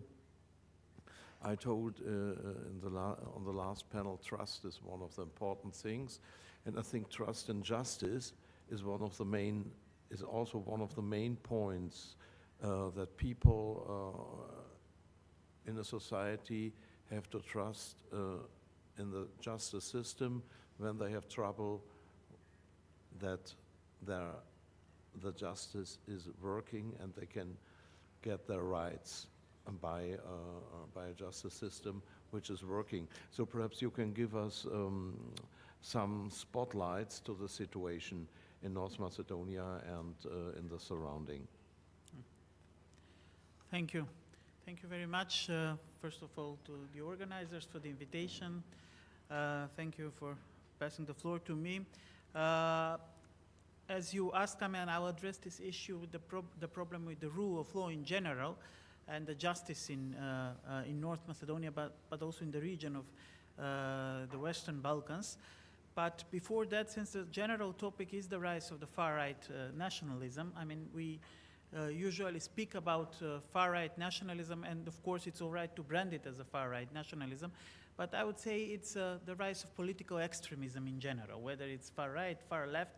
Of course, far-left is not so present in Europe because Europe has a tragic history of far-right nationalism, but what we can see is that I mean, this is not a new phenomenon, and I think that for the last decade, I have been on many conferences like this. We were constantly speaking that far-right nationalism is proposes a danger for our societies, that we have to find a way how to face it, but the far-right nationalism was constantly growing. And I think that on many events it was more important for some speakers to find the right words in order to speak properly or politically correct, and not to really speak openly about the problem of the far-right nationalism and why the far-right nationalism exists and why it's on the rise. So first, I think that we have to face a situation now where we have to admit that far-right parties and far-right political forces are among us, and they are here to stay. And we will have to accept that reality, learn how to live with that, and do not let them prevail and become governments, because if they prevail and become governments, like in Russia or Belarus or in Hungary, then we have real problem, because then we go into opposition and we'll have to fight them from a completely different position compared to the position when moderate, center-right, center-left governments are in power. And why I said that, I mean, we are for too long time speaking about the problem of far-right nationalism and practically doing nothing to face it. I remember 11 years ago, 2013, I was in Heidelberg at the Max Planck Institute for International Law and Public Law when the elections in Germany took place, and several months before that, the AfD party was established in Germany. And when the election results came in September, I remember the day after, I went to the institute with other researchers there discussing. Among some of them, there was a jubileeing atmosphere that AfD didn't manage to pass the 5% precondition. It was 4.98%, and they would say, oh, good, I mean, the AfD is not in the parliament. To be honest, I couldn't understand that, because a party that was formed just several months before that almost managed to enter the Bundestag, and I gave only one comment, is that I'm now sure that on the very next elections they would enter the parliament, and they will become, as they are now, the second political force in the country that is stronger even than the old German Social Democratic Party. And I'm speaking very emotional about this because I'm myself Social Democrat, so it's very hard for me to understand how many people, many clever people, didn't realize and didn't manage to develop some strategy of addressing the causes, not the party, the AfD party itself, but the causes for the right of the far-right nationalism. And I think that one of the problems is that I mean, the moderate people, I mean, not just politicians, but also activists were avoiding to admit what is now inevitable to admit, and that is that the social contract established after the Second World War, as you said, is not longer in force. I mean, there is decreasing trust of people in the institutions. People feel that the institutions are not working for them. People feel that they have no dialogue with the institutions, and that the institutions are not delivering what they are supposed to do. Of course, most of these feelings are irrational, and we can regret that they are irrational, but we have to face that that's politics. It's not only about making rational choices, although at university we are teaching students about making rational choices. It's also about perceptions and irrational fears that were left, that were not addressed by the mainstream political parties. But that's a problem, let's say, for Europe. Now I'll go to our region, and that is the problem of justice. I mean, we see in all of the countries of the Western Balkans, and now in North Macedonia, that anti-democratic forces, I would say, and political extremism is also on rise here. And one of the reasons in the Western Balkans, it's not only specifics for the Western Balkans, it's specifics for most of the so-called democracies in transitions or underdeveloped democracies, is the problem with the functioning of the rule of law. It's the rampant corruption, especially the high corruption, the organized crime.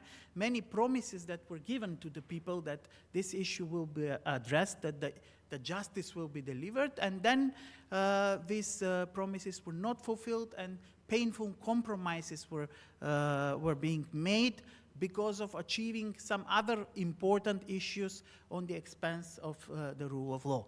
And now, for example, in North Macedonia, we see that the people are completely disillusioned with the justice system. We are one of the unique examples where people, less than 2% of the population believes the courts that they are able to deliver justice. And this is not just a problem for the functioning of the system, of the judiciary. This is a problem for the stability of the society, of the entire society.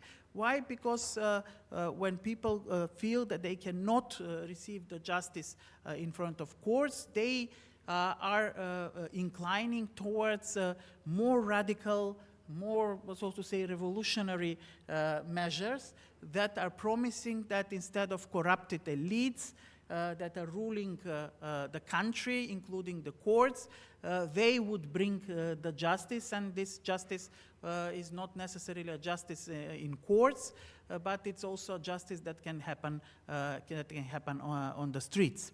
One, I would say, fortunate element in this unfortunate situation is that the Balkans has a long history of nationalism. So nationalism is part of the political mainstream for a very long time. So we have now also mainstream political parties that are still controlling the people, you know, not to go too far right. So we have parties on the right that are practically covering the bigger space from center right to almost far right. But we now, at least in North Macedonia, see tendencies that although our right-wing parties, or those parties who claim to be center-right, were right enough for many decades, now we see that even more right than the right-wing parties is emerging. One party that is practically trying to cover everything from far left to far right, except for the center, is becoming more and more populism.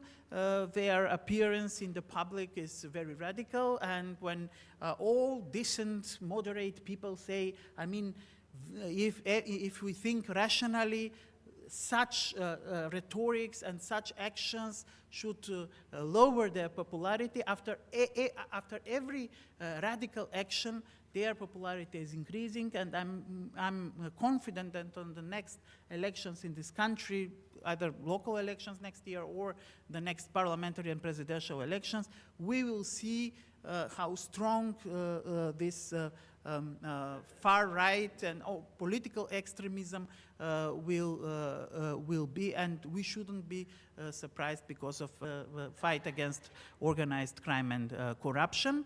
And there are, of course, some actions that are perfectly okay, but whether this commitment will be really a sincere commitment, we will see when the fight against corruption will not be limited only to the formers, but will actually be expanded to those who are currently exercising political power, because it's quite easy to combat corruption with the formers that are not anymore that do not anymore have the positions that they used to have. The problem comes when you have to combat corruption in your own ranks.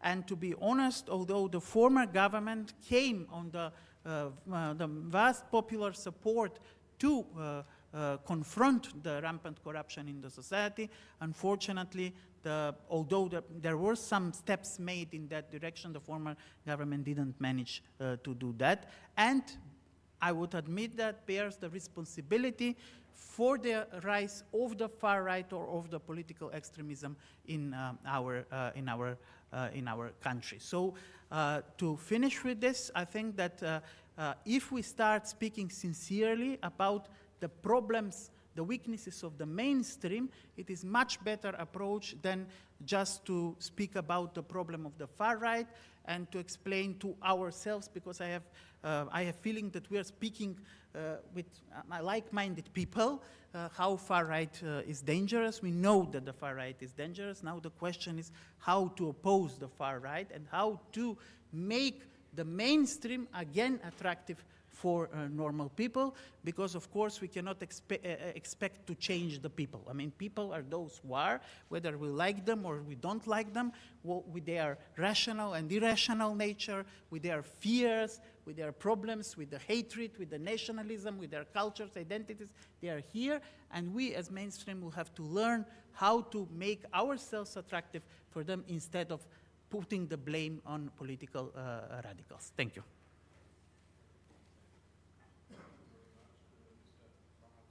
It's hopefully right pronounced. Maric. No, I'm Alexander Spasov. Yes. Mr. Maric will be online. Okay, no, no, sorry. Yeah, because he wanted to be online, yes. But something went wrong. Ah, okay. Okay, then we can have a look at the influence of right wing to the relationship in the whole Balkan. We all have in mind the cruel Balkan wars based on nationalism, and we all have the fear when we also in Germany, every one of us are listening to news about Serbia, Kosovo, and that the new war is not could be happen too. Yeah. What does that mean for peace in Balkan?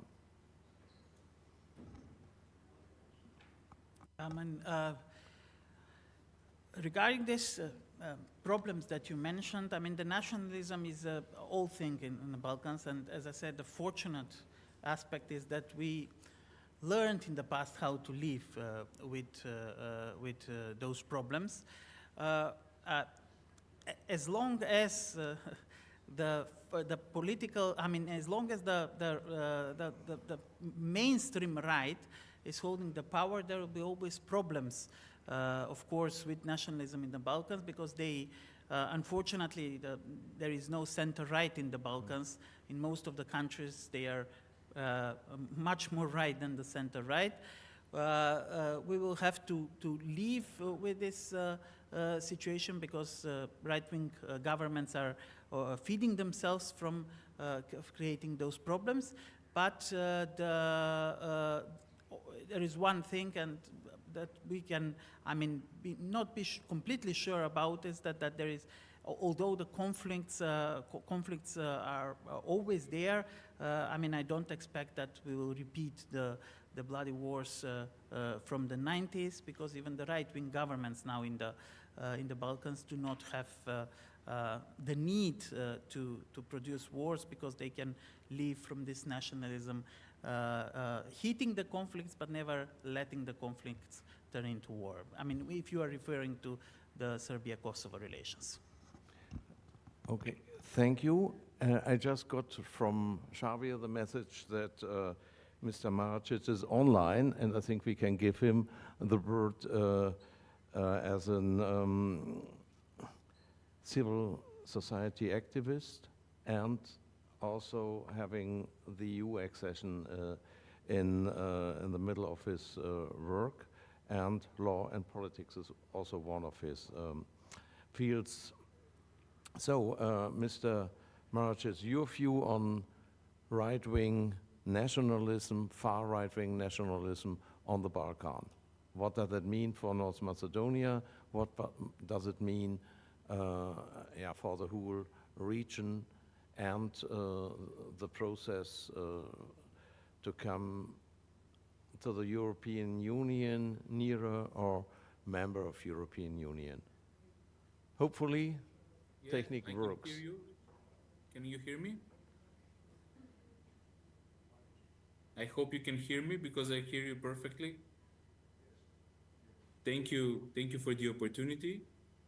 I have to tell, I'm very sorry that I'm not in Skopje today, but I'm in Podgorica, working here a workshop with the negotiation team for European Union. The issue of the nationalism on the Western Balkans, but also in the EU, is a long-standing one. I would agree with what Professor Spasov said, that nationalism is not new in the Western Balkans. But I think what is new is that it has dominated the European political scene in the past, let's say, past decade in particular. On the Western Balkans, there were always two competing narratives: the narrative of the European integration and the narrative of right-wing nationalism that dominate the conflict or conflictious narrative in the Western Balkans. Usually, when one of them doesn't work, the other dominates. So whenever the European integration as a narrative doesn't work and doesn't show results, then the nationalism, right-wing radical nationalism dominates with conflictious, or the narrative of the conflict. That's unfortunately part of the political battle and the cleavage in all of the European societies. What we are witnessing in the past decade, and particularly past several years in France, in Italy, in Hungary, in Germany, as was mentioned, in the Netherlands, in many of the Visegrad Group also countries, is something that is making us think that this is not only a Balkan specialty, but it is now a pan-European battle. And I truly think that it is a pan-European battle. And that pan-European battle gets now at the moment, particularly in the countries of Ukraine, Georgia, and Moldova, gets a radical form, and gets a form in which this political battle becomes societal battle with huge gap between the two parts of the society. Why is this important? I don't think that we can solve the challenge if we don't go to the root.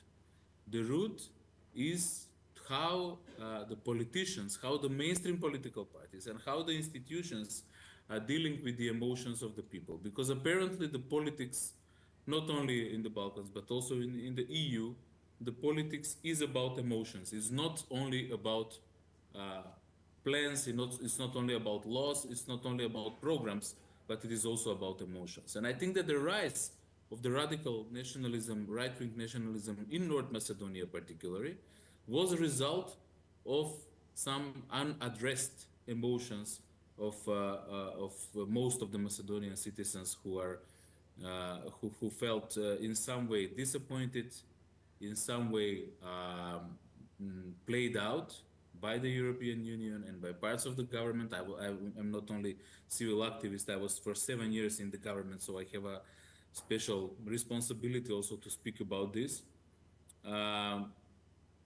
And also, I think that now we need to deal with those emotions and to translate them into action, to translate them into political action that will counter the radical right-wing nationalism.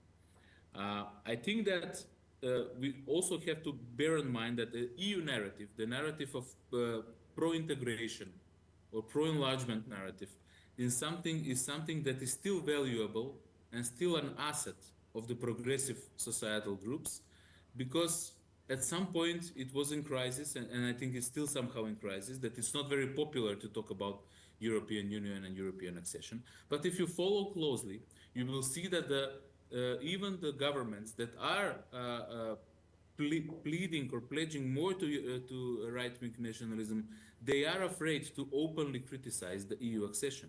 They are afraid to openly give up of the EU accession. And they don't want to leave the impression to the citizens and to the voters that they're not interested in EU accession. To the contrary, they use the narrative that they are genuinely pro-Europeans, that they genuinely work in this area, but even though when sometimes they don't deliver the right results. And this is our hope. This is our field of battle that we need to take. I'll finish by saying what I think is necessary to do. Because first of all, we have to be aware that we need to be ready for a fight. For a political and societal fight that does not mean any violence, but it means fight for the minds and the hearts of the people, fight for our arguments, and fight for our new narrative, new progressive and pro-European narrative that will bring hope and bring optimism to the people, that option is much better and should be embraced rather than the radical far-right nationalism. When I say this, I think that all the political actors, including the political parties and the civil society, needs to be ready to fight in what they believe, and to fight for the values they believe in. Because we can see how our friends and our like-minders fight in very severe conditions in Ukraine, in Moldova, in Georgia, in Belarus. We have heard what the colleague said about Belarus. And if they can do this fight in such difficult conditions, with such a high level of threat to their existence and their lives, I think it's much easier for us in the Western Balkans to fight for these values and to fight for European integration in which we believe in. I will finish by saying what we need. We need a clear plan for joining the European Union that will be approved and adopted by the European Union itself. We cannot succeed in the efforts without a clear and honest intention of the European Union to get us in the Union as members. I know that Montenegro and Albania are working very hard to finish the negotiations in a foreseeable future by the end of 26, or for Albania by the end of 27. And I think that that should be done by all the countries in the region, that we all need to make a clear plan how to finish the accession negotiations and how to make the necessary reforms as soon as possible. But that needs to be approved and embraced by the European Union as a real plan if we want us to succeed. And if we do that, that will give us fuel to fight on in each of our societies, to fight on in order to succeed and to stop the radical nationalism that has brought a lot of tragedies and a lot of unfortunate situations in our region in the Western Balkans. Thank you. Yeah, thank you very much. Before we have a closer look also to Bosnia-Herzegovina and the surrounding, I want to ask Mika Beuster, as a president of the German journalists, to show what right-wing nationalism and this right-wing party, even in Germany, means for journalistic work and for producing a democratic audience, or to informing the democratic audience. And there I think this is also very interesting that you are not alone with the pressure of right-wing nationalism, that in Germany, you mentioned it in your statement before, that the AfD with 18%, means 82% are against them. Let's say it in a positive way. Mika, but you have also a lot of experiences what it means for freedom of speech for journalistic work when right-wings, far right-wings nationalism is coming to the stage? To the stage, and it's coming to the stage with force. We have an election of the German parliament, the Bundestag, in February. And as you referenced, the AfD, the so-called Alternative for Germany, will be expected to be maybe in second place, 18 to 20% roughly of the votes. And they are right extremist party. They turn right at every election, far more right, up to the place that you could say they're using openly a Nazi language now, a reference to the Nazi regime, unheard of in German politics before, which for obvious reasons had problems with the time between 1933 and 1944, and it was not acceptable in the German political system to reference anything during that time period as positive in any political wing. So now it's common for the AfD to reference it, and what we realize in the German public is that there's no outcry anymore when that happens. You grow insensitive to these references, and that's also due to the media reporting. It's a sensation the first couple of times it happens, and after that you say, okay, that's what they do. And that's what they do seems to be the reaction to the reporting about right-wing nationalist movements, is once the sensation wears off, you have to talk about the contents. And Heather, I really like, now I remember what I liked about, what I wanted to tell you when we had a coffee is, right-wing movements or parties in countries around the world share one thing, and you put it very interestingly. You said it's a global phenomenon, but people experience it locally. So they do not abstract and say, oh, that's a global trend that we're experiencing. My personal situation is due to the elites in my country not working right. And thusly, nationalism is the answer to the problem.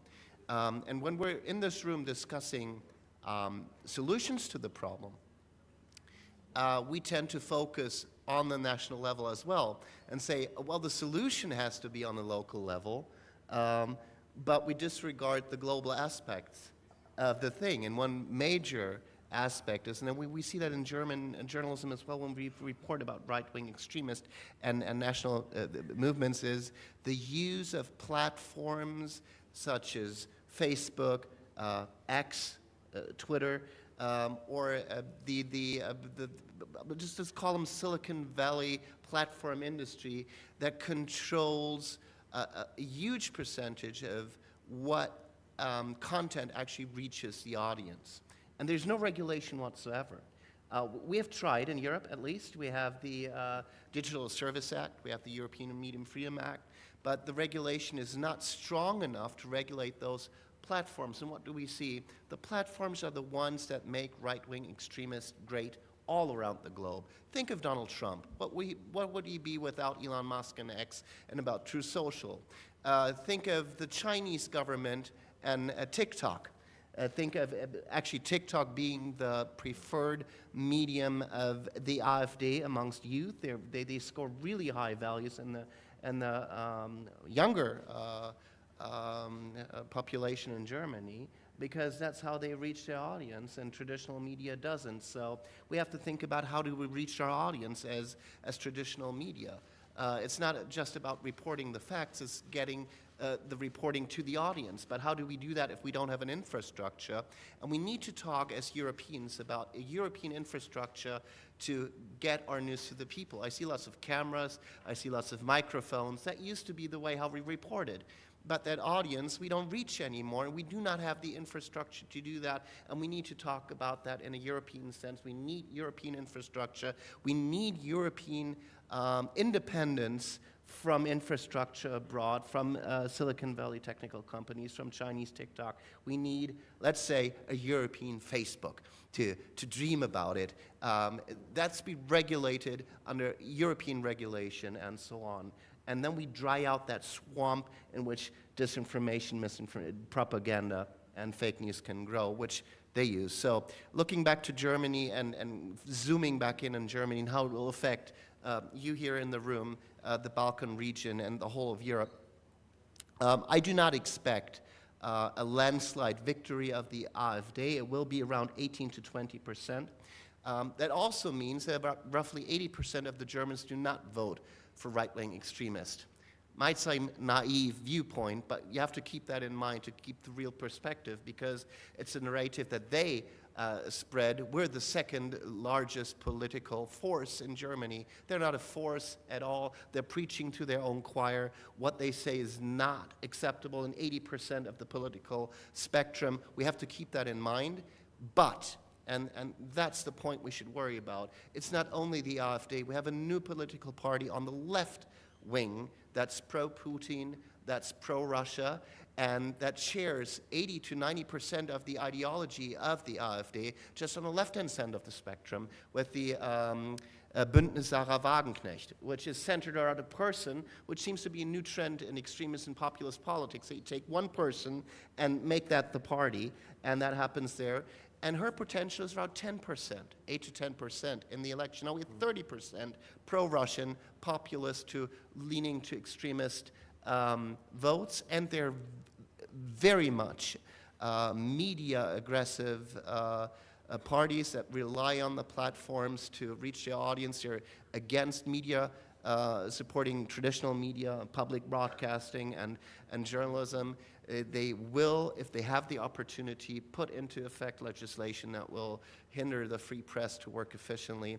So we should be worried about strengthening, but we should not be worried that they will have a majority, a working majority, or even be part of a government in Europe in this election. But we need to keep an eye on the still stable countries in Europe, because they're the beacons that shine the light to the regions that are fragile. So the more important is that we talk about this here, Wolfgang, and connect people, journalists, civil society, because we cannot rely on the governments in Europe to do the job for us. It's our job to provide the stability in society, and journalists can be part of that solution if they act smartly, and I'm very interested in what else we can learn today from that. Okay, thank you very much. Mika, we are running a little bit out of time, but I think it's so important that we now have a view to Bosnia-Herzegovina in the relationship, and what we all have in mind, how problematic the whole situation is with nationalism, with this whole weakness of Bosnia-Herzegovina, and how dangerous the situation can develop if nationalism will win. And then we will have, I think, also a very interesting view what had happened in Britain, and from the European perspectives, what we can do. But first, you have the microphone to Bosnia-Herzegovina. It's very dangerous. Yeah. First of all, thank you for hospitality and for inviting me to speak on this event. I think it's very important what panelists of this panel and the last panel say today. I'm a historian, and I will try to speak briefly and save the time for other participants, because historians love to speak more and more.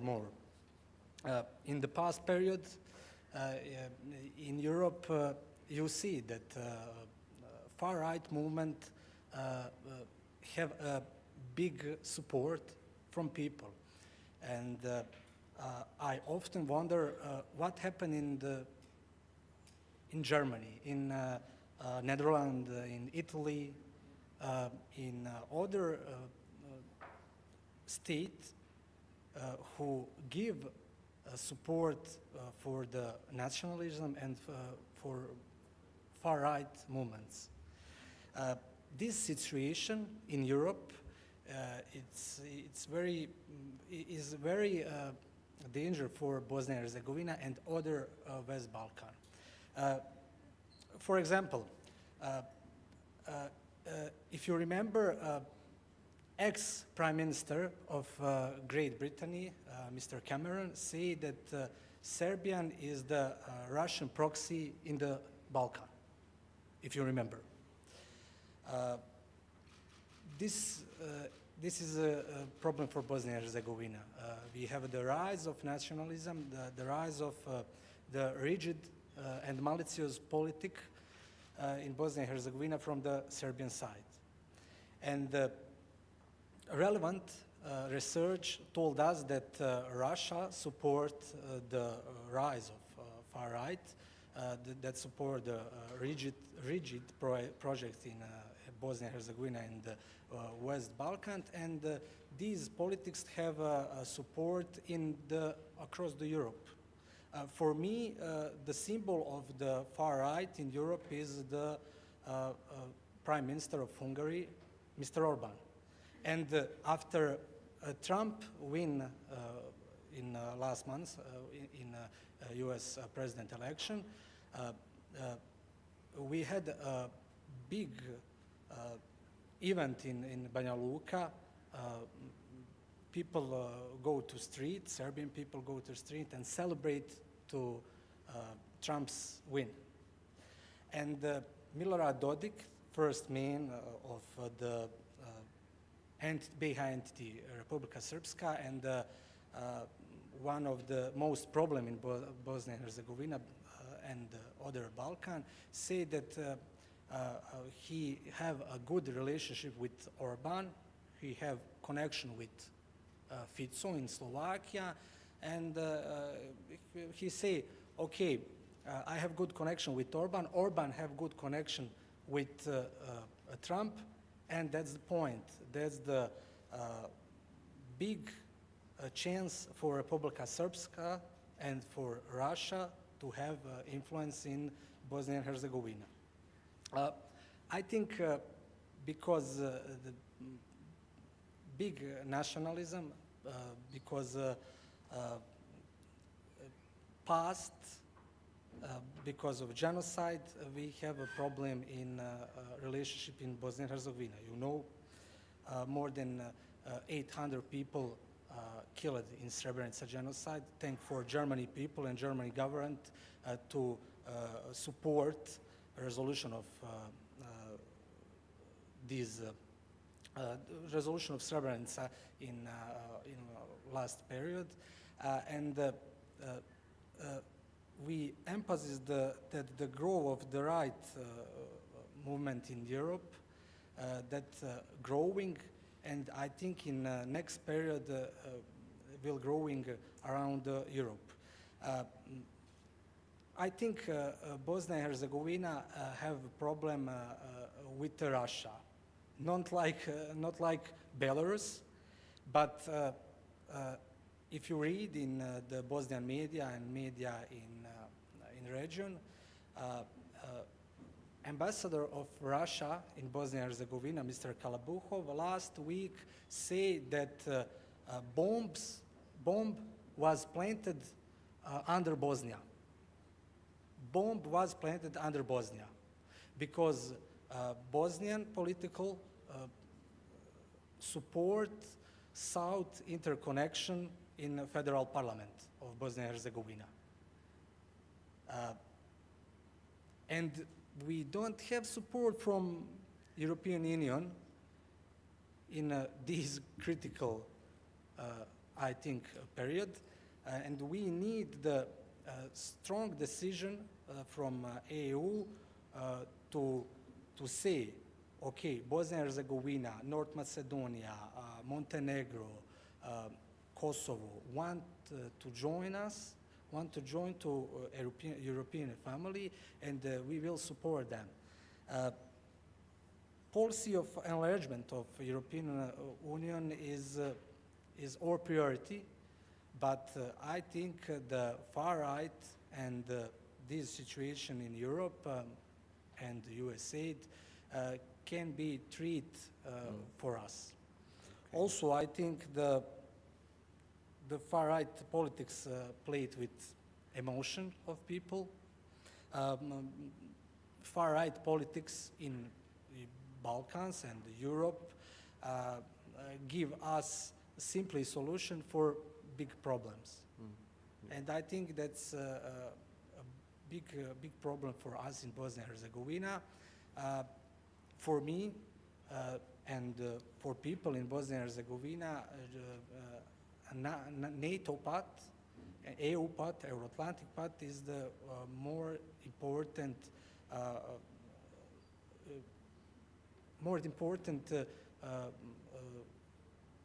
in our foreign policy. Okay. And I think this is a good place to see that we have a problem with Russia influence, and we need support from EU and NATO. Mm-hmm. Yeah, thank you very much for this important view to Bosnia-Herzegovina. In this region, one of the most important points of security and nationalism. Last but not least, Raja Kazal, as a further member of the British Parliament and founder of New Europeans, and now first secretary of the European People's Forum, and he has both the view to Britain, Brexit, and the view to Europe. What does that all mean with nationalism and right-wing extreme nationalism? Roger, you have the mic.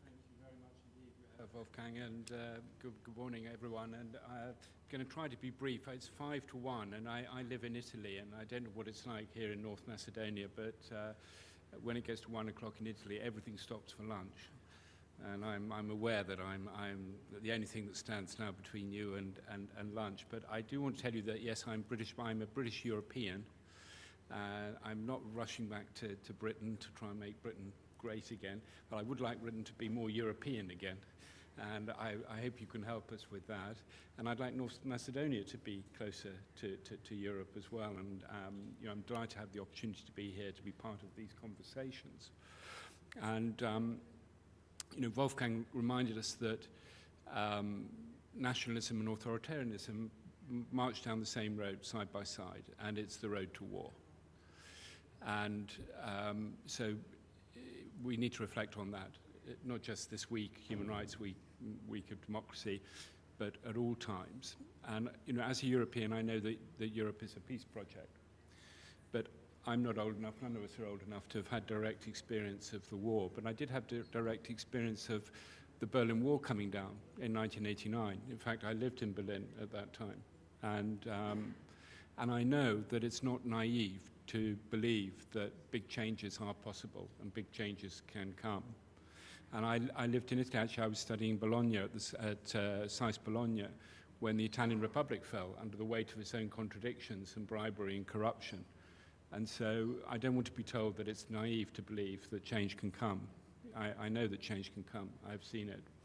And I went back to Britain in the early 1990s, and I became a member of Parliament for the Labour Party, and I won a parliamentary seat that had been Conservative for 50 years. And people told me, you're naive to believe that change can come. And change did come. And we live in a constant time of flux, in a constant time of change. And the climate is changing, not just the natural environment and the climate and the rising temperature, but the political climate is changing. And there are a big storm coming, storm after storm coming towards us. And we've seen this in Britain as well, with the rise of right-wing populism that pushed Britain out of the European Union, and then also brought the worst post-war government that Britain has had in the form of the government led by Boris Johnson. And I just want to share, if I may, Wolfgang, just a couple of reflections about that. It was fascinating listening to all the discussions about different situations, and as Heather reminded us, there's a global context, but it's also very, very local.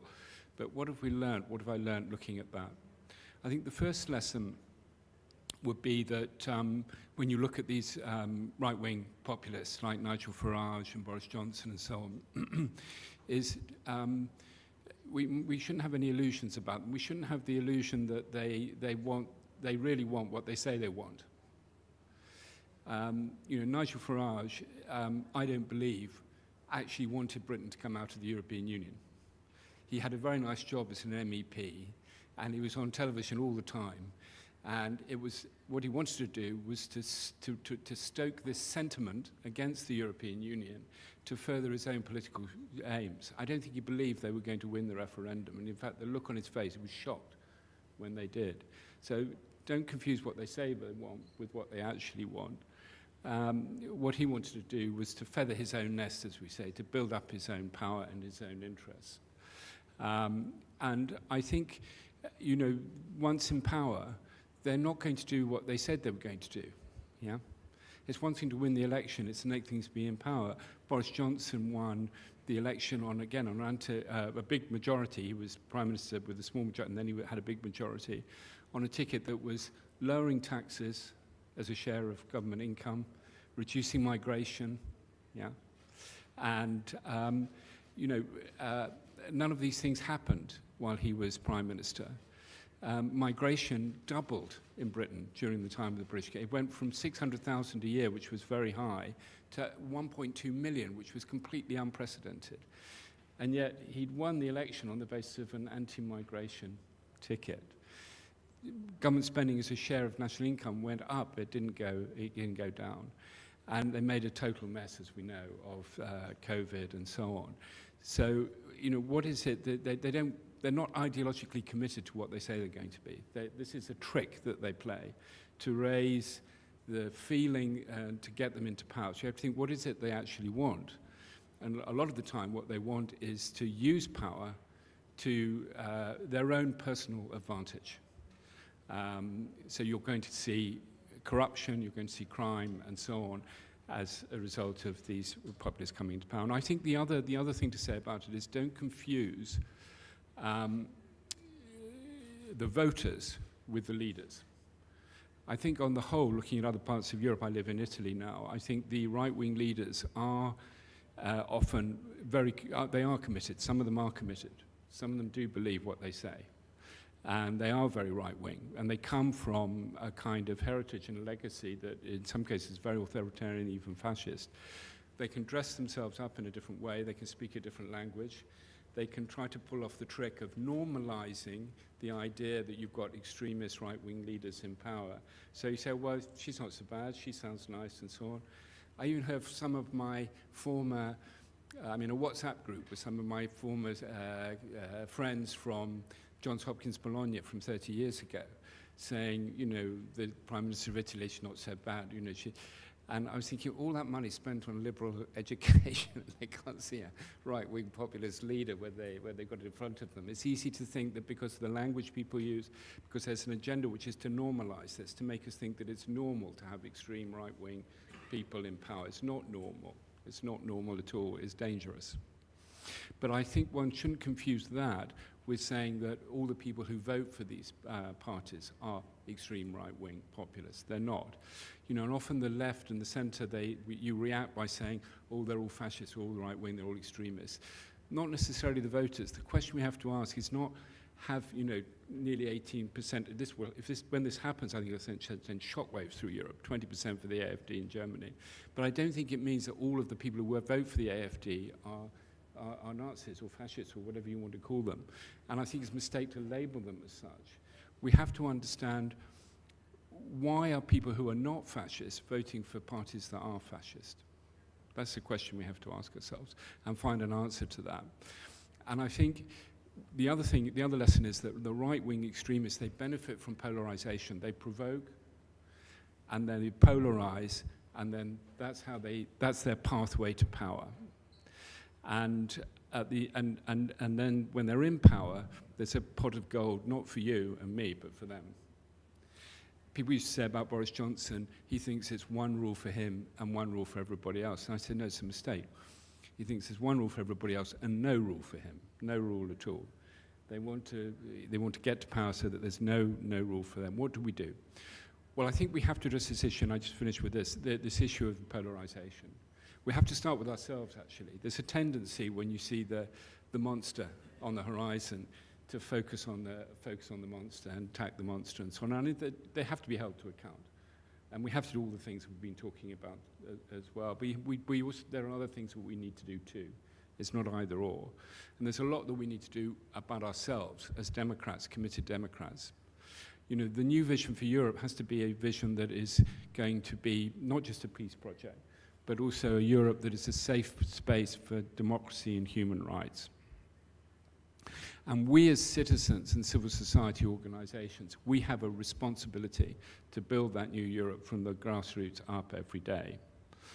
And I think a lot of it is about a culture of civility. A lot of it is about how we relate to each other. It's what Heather was telling us about, finding an empathy. When I was an MP, I represented one constituency, Wimbledon. And one of the nicest things that people could say to me was, look, I didn't vote for you, but you're doing a good job as my MP. So they respected the fact that I was there trying to be there for everybody. I was proud to be a Labour MP, but once I was the MP, I represented everybody. And when I lost, and I did lose in the end, the person who replaced him was a Conservative. And I said to him, I hope that people will come to you and say, I didn't vote for you, but you're doing a good job for my MP, in the way that they used to come to me. Because what's important is not Conservative or Labour. What's important is that people's lives are getting better in this community. And I think we've lost that sense of the common ground, of the centre ground, where, you know, there are things that would divide us and that we differ about, but there are also things that we can agree about.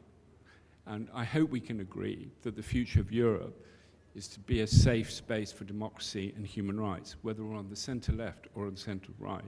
And we can work together to reinforce and to build that centre. The organisation that I lead now, European People's Forum, it's a lot of organisations that are specialised in citizens' assemblies. And I would like to offer our help in coming here to Skopje and to other places and having citizens' assemblies, holding the space where people from different points of view can come together. And out of it, they're not going to walk out of the room agreeing with each other about everything. But I hope they walk out of the room with a better understanding of why they feel what they do, and the other person feels what the other people feel what they do. And that we can somehow build a common ground, a common space that isn't just about lying and negative emotion and polarization with the sole purpose of leading one particular political formation to power, not for the purposes of serving the public interest and the common good, but to help themselves. In the end, don't we want politicians who are in politics for the right reasons, trying to do good for the public, trying to make life better for citizens? And, you know, citizens are smart. They find you out. They can see if you're not genuine or authentic. We need a different political culture. We need a different public conversation, as well as all the other things that we've been talking about. And I think that starts with each one of us. That's something that each one of us can do. And I hope that that will be something that each of us take away from a conference like this at this important time in this important week. Let's work together to make Skopje, North Macedonia, Britain, Europe, a safe place for democracy and human rights. Let's go out with that commitment. And each of us, no contribution is too small. Each of us do what we can towards that end. Thank you very much indeed. Yeah, thank you very much, Roger, for your words. I think we have a lot of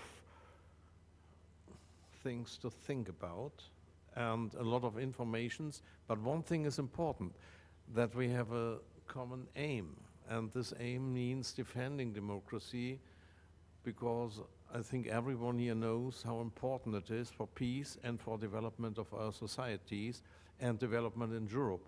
And now we finish the second panel. Xabi has the word for, hopefully, for good news concerning lunch. Yes. I would just like to mention, okay, I'd like to mention these devices here are not decoration. You can use them to participate to the course of discussion, although I admit that the two moderators were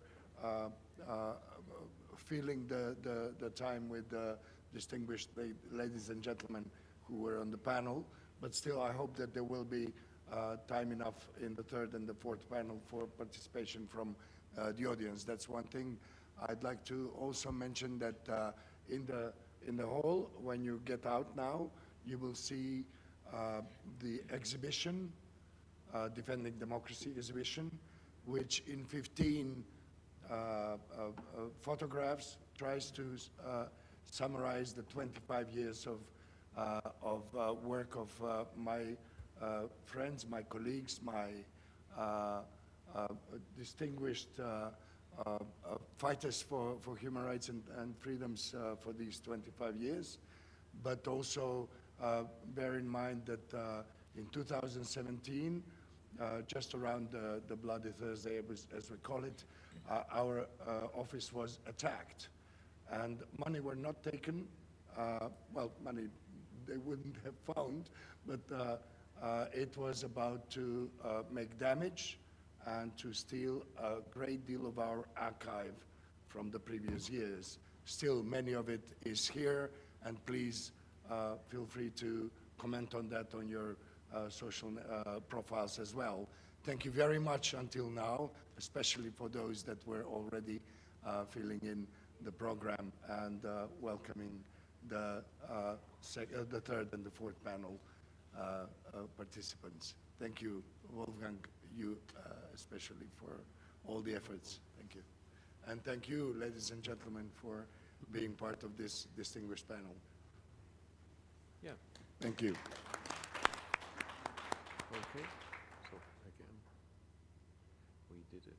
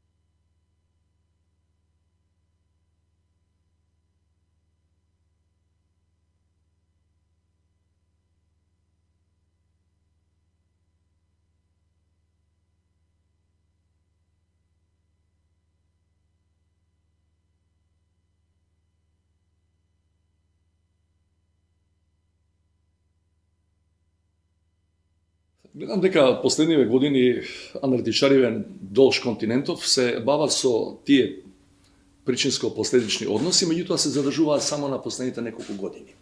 Јас мислам дека причините за растот на крајната десница или национализмот во Европа треба да ги бараме децении на нас. Значи, сосема накусо, да подсетам на еден значаен момент во оваа насока, според мене можеби најзначаен, кога за прв пат на јавна сцена на европскиот континент избива практично национализмот на прв план. Тоа се неуспешните референдуми за Европскиот устав 2004 и 2005 година во Франција и во Холандија. Гледате, некој ќе рече каква врска има тоа се што било пред точно 20 години со ова денес, меѓутоа, тогаш Франција решава да тргне по политиката Франција прво, ова што го гледаме последниве 7-8-10 години во Америка, и Холандија, која е со децении, не со години, пример за мултикултурализам во Европа и пошироко. Го одбиваат Европскиот устав, кој заговара уште поголеми политички интеграции, не само економски. Денес, како е состојбата во тие две држави? Денес во Франција имаме единечна партија која е далеку најсилна, на Марин Ле Пен. 2 години од сега има председателски избори и тоа е новата нормала за Франција. Никому не му е чудно што Марин Ле Пен, ако судот таму не каже нешто друго, не и евентуално и забрани да се кандидира, дека таа може да биде фаворит на тие председателски избори. Значи, од пред 20 години, да ја наречам грубо црната овца на европската политика, националистичка, ксенофобична, антиевропска, сега доаѓа да биде, и тоа нема никаква врска со Макрон, во однос на целокупното политичко милје и амбиент. Во денешна Франција, тоа е доминантна политика, не фигура, политика и концепт. А во Холандија, европскиот, ја би рекол и светскиот шампион во мултикултурализам, денеска таа држава е предводена од партијата на Герт Вилдерс. Освен што има 30% најмалку од холандското избирачко тело, фрапантно, третина гласаат за тој фашист, холандската влада денес е предводена од тој човек, од тие луѓе. Неговата партија предводи. Неколку други настани кои во тоа време покажаа дека Европа се движи кон таа несакана насока, според мене, е големата светска економска криза 8-9 која почна во Америка, но многу повеќе се прекрши во Европа, отколку во Америка. Паметите, сите напори што беа насочени кон спасување на грчката економија, во тоа време беа затекнати со класично одбивање од доминантен број на грчкиот народ, мислејќи дека богатите во Европа ќе ќе размислува да го напуштат еврото, да се вратат на драхмата, и остана и ден денеска чувството, не само во Грција, неколку други држави кои беа погодени посебно од таа криза, Италија, Шпанија, Португалија на прво место, остана чувството дека големите држави во Европа ќарија повеќе од таа криза на сметка и на грбот на помалите држави. Што е заклучок во политичка смисла? Ако е тоа така, во Европа не ќе да е сите сме еднакви, тогаш дај да видиме прво националните економии и политики на прво место, а дури потоа проевропските или паневропските политики. И на крајот мислам дека трет настан кој беше вододелница, да го наречам, во зацврстување на овие тенденции за кои ме прашувате, за кои зборуваме, беше мигрантската криза, 15 и 16. Ова што европските аналитичари, дури овие што се од либералниот дел на политичкиот спектар, не сакаат да го спомнуваат, меѓутоа е факт. Европа е направена као доминантно бел христијански клуб. Ден денеска најголемиот број во Европа така ја доживуваат Европа направена 1957 година. Меѓутоа таа тогашна европска економска заедница со ова денешна Европа нема никаква врска. Демографијата е многу променета. Меѓутоа, реакцијата на таа стара Европа, да ја наречам од демографска смисла, беше запрепастувачка за сите демократи во светот во однос на мигрантската криза. Значи, тука се водеа, знаете, невидени битки кој колку да преземе, колку да не преземе од тие пежоративно наречени квоти на мигранти кои бараа спас од војните на Блискиот Исток пред се од Сирија. Гледате една потврда, би сакал да бидам директен во таа насока со аргументацијата, да не одам околу, бидејќи така најдобро ќе дојдеме и до евентуални решенија за проблемот кој постои. Гледате реакцијата на европјаните, доминантна бројка, независно во која држава живеат, во однос на сириските бегалци и во однос на украинските бегалци од руската инвазија во таа држава. Во тоа време немаше ниту една европска држава која со голем ентузијазам ги прифаќаше сиријските бегалци, затоа што не беа како нив. Дали сте чуле во денешна Европа, последниве 2,5-3 години од руската инвазија на Украина, дека воопшто некој го потегнал прашањето за квоти за украинските бегалци? Не. Затоа што ги сметаа за слични на себе. Затоа што мислат дека тоа е Европа од пред 50-60 години. Според проценките на Меѓународната организација за миграции, во овој момент во Европа има најмалку 2,5 до 3 пати повеќе украински бегалци во Европа, во Европска унија, отколку што има сиријски бегалци во истата таа унија. Меѓутоа, реакцијата на Европа во доминантен дел беше сосема различна во однос на украинските бегалци, наспрема овие кои доаѓа од Блискиот Исток и беа со поинаква вера, религија, односно етникум. Во тоа се гледа дека Европа, за жал, во последниве неколку години особено, на едно видливо ниво, ја тера политиката Европа прво, па сите други понатаму. И сега да дојдеме до нашиот регион, апсолутно е невозможно Западниот Балкан, во кој сме и ние дел, да биде имун на тие тенденции, бидејќи е јасно дека ние во географска смисла, делумно и во историска смисла, сме биле дел и сме дел од Европа. Ние немаме на Западниот Балкан, во Македонија посебно, автоктони демократски мемории, институционална меморија, бидејќи никогаш во животот не сме живееле во демократски систем пред 91-та година. Од 91 до денес се обидуваме во оваа формална демократија да направиме некаков ичекор, меѓутоа тоа е прекус временски период за некаков значаен и фундаментален ичекор во градење на демократско општество. Затоа мораме да учиме од Европа. И последниве десетина години од прилика учиме од оваа Европа. Тие трендови што доаѓаат се лепат кај нас многу побрзо, ако тоа може да се налепи како тренд во една Холандија, во една Германија, во една Франција, што останува за западно-балканските држави, кои реков имаат прекусо демократско паметење за самите со локални, автономни политички сили да изградат демократски општества. Ние не можеме да бидеме источок од регионалните и од глобалните трендови. Просто е невозможно, дури и да сте една Швајцарија која има 3-4 века стабилност, мир, просперитет, без стресови живење и така натаму. Значи не може да бидете изолиран остров од тој океан ако е водата премногу бранувана околу вас. Значи јас се надевам дека овие демократски примери истакнати во светот ќе се повратат на демократската патека, повторно ќе бидат пример за сите луѓе кои сакаат демократијата и пред се слободата на индивидуата. Инаку не можам да видам како ние со самостојни, со домашни, со автономни сили и капацитети можеме да станеме демократија. Впрочем, да можевме, немаше да бараме да бидеме во Европска унија. Ние не одевме, тоа јас сум го објаснал, не знам на колку собири со граѓани, контакти со луѓе на улица, било каде. Ние не баравме да бидеме и не бараме сега да бидеме членка на Европска унија за да ги користиме европските фондови, пари да ни даваат, а ние да не работиме. Ние бараме да ги усвоиме принципите врз основа на кои тие општества се организирани и се просперитетни еве неколку векови назад. Тоа го бараме. Како една Германија може да има така организирана, да речеме, администрација? Како Норвешка може да има, велат, најдобри граѓански регистри и евиденции во светот? Како можат, не знам, судовите во Велика Британија да бидат навистина независни?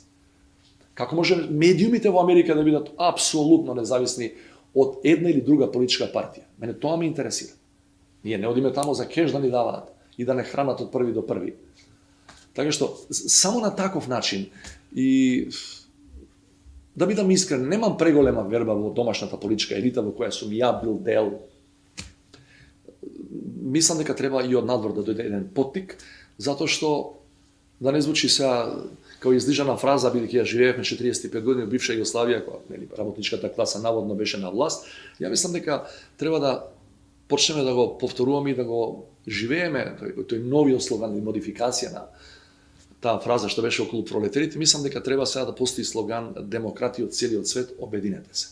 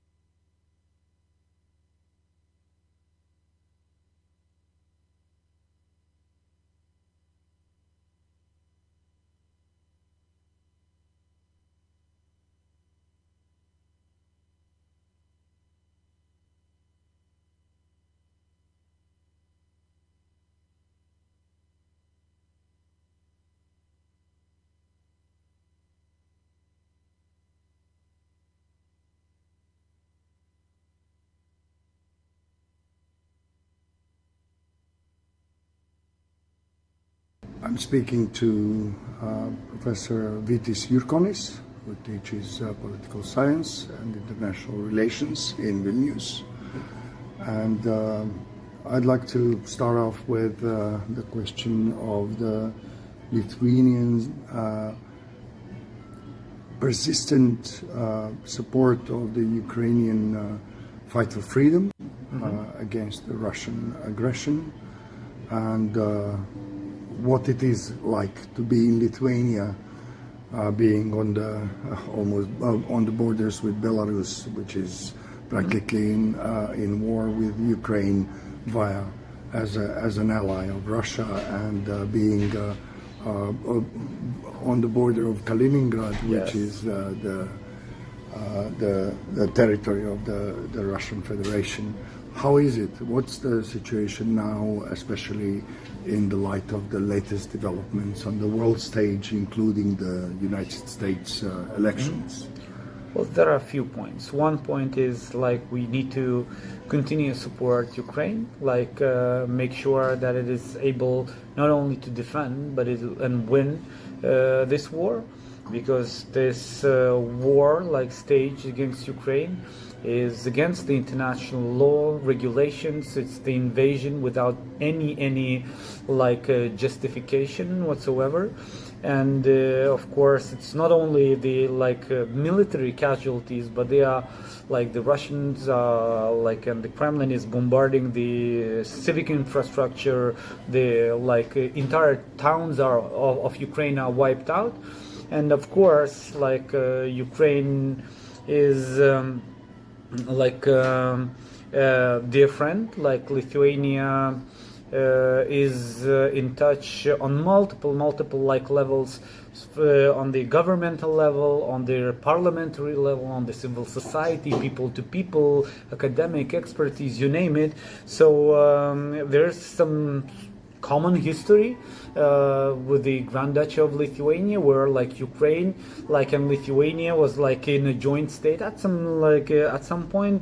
So there's like many historical, emotional, like neighborly like attitude, but currently we have a huge wave of solidarity, civic initiatives, collecting money, like collecting goods, collecting trucks, sending that to Ukraine, to the Ukrainians.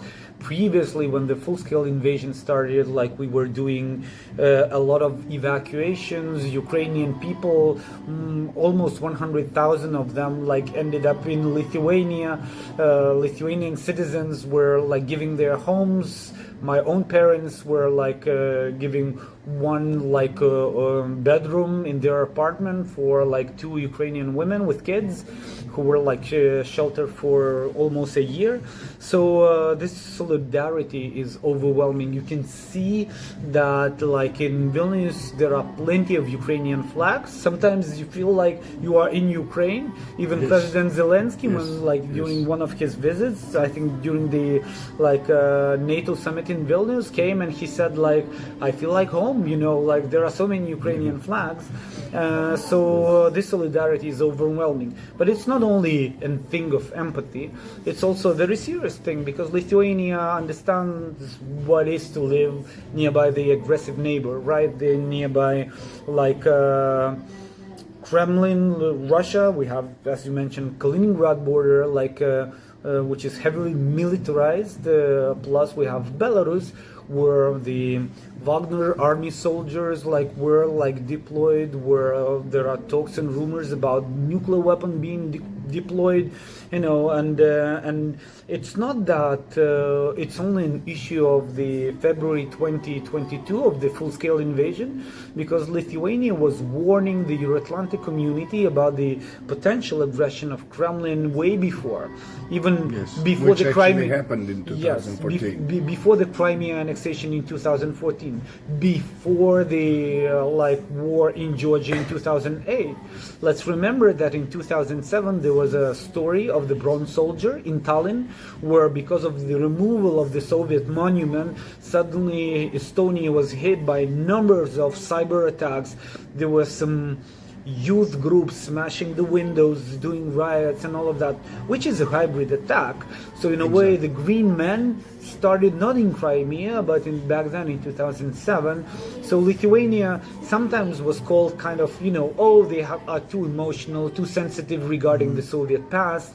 But in fact, then when 2008 happened, there was a wake-up call for some countries. They said maybe Lithuanians and the Baltics have something to say on the matter. And then when the 2014 happened, they said like, yeah, I mean, maybe Kremlin is like a bad player. Maybe we shouldn't trust them that much. And when this like, unimaginable in their like 21st century, like full-scale invasion, bombardments on the like peaceful society like is happening, with millions of Ukrainians fleeing their homes. I think that was a wake-up call that we need to review the entire like cooperation with the Russia. I mean, plus we also need to admit Lithuania was very often called accused by Kremlin as if, oh, you are Russophobic, that kind of a propaganda thing for them. But one, Lithuania is not Russophobic. First, because we are not afraid of Russia, we are respected Euro-Atlantic community member. That's one. We are proud of our history. We know what is to resist the Soviet occupation. I mean, we have that in our history, fighting back under very severe conditions. Number two, we are not Russophobic because we don't have anything against Russians. Our problem is Kremlin and Putin and this criminal regime, which is also not only bombarding Ukrainians, not only interfering into all sorts of domestic affairs, be it in the Balkans, be it in Europe, be it in United States, but also is oppressing its own population. A number of political prisoners, of some opposition people who were assassinated, poisoned, assassinated, and killed eventually. Dozens of them. Including independent journalists. So this criminal regime is not accountable to its own people. It's actually punishing its own people. And and you've seen in the conference that you are attending that there are a number of Russian and Belarusian dissidents who found shelter in Lithuania, which only means that Lithuania has nothing against the Russian people or the Belarusian people, but we have and we a lot against the authoritarian regimes which are trying to create chaos in international institutions and generally in Europe.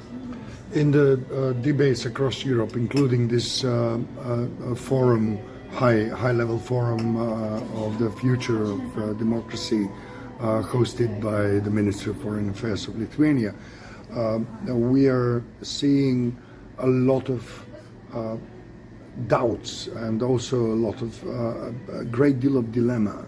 What it is to be done in order to defend the democratic processes, the democracy across Europe and across the world.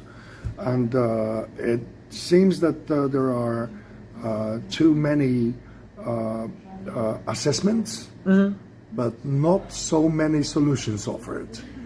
And can we actually go back to the point when the Lithuanian government and the intellectual elite and the experts of Lithuania was warning the West, the Euro-Atlantic community, of the growing danger from the Kremlin? Yes. And the response was weak and meek and almost non-existent. Maybe we can find some ways to find solutions exactly in this moment when the Euro-Atlantic community decided to be asleep ahead of the growing danger, and maybe we could think of starting from there. Yeah. And what would be the solution? Okay, let's put it clear and short.